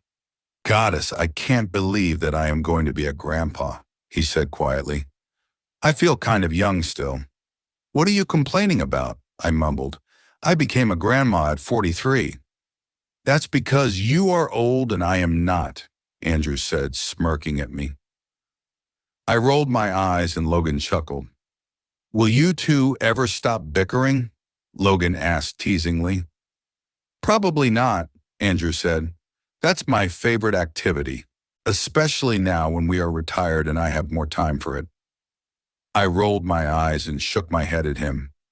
Andrew wrapped his arm around my shoulders and kissed my temple. I smiled and leaned my head on my brother's shoulder.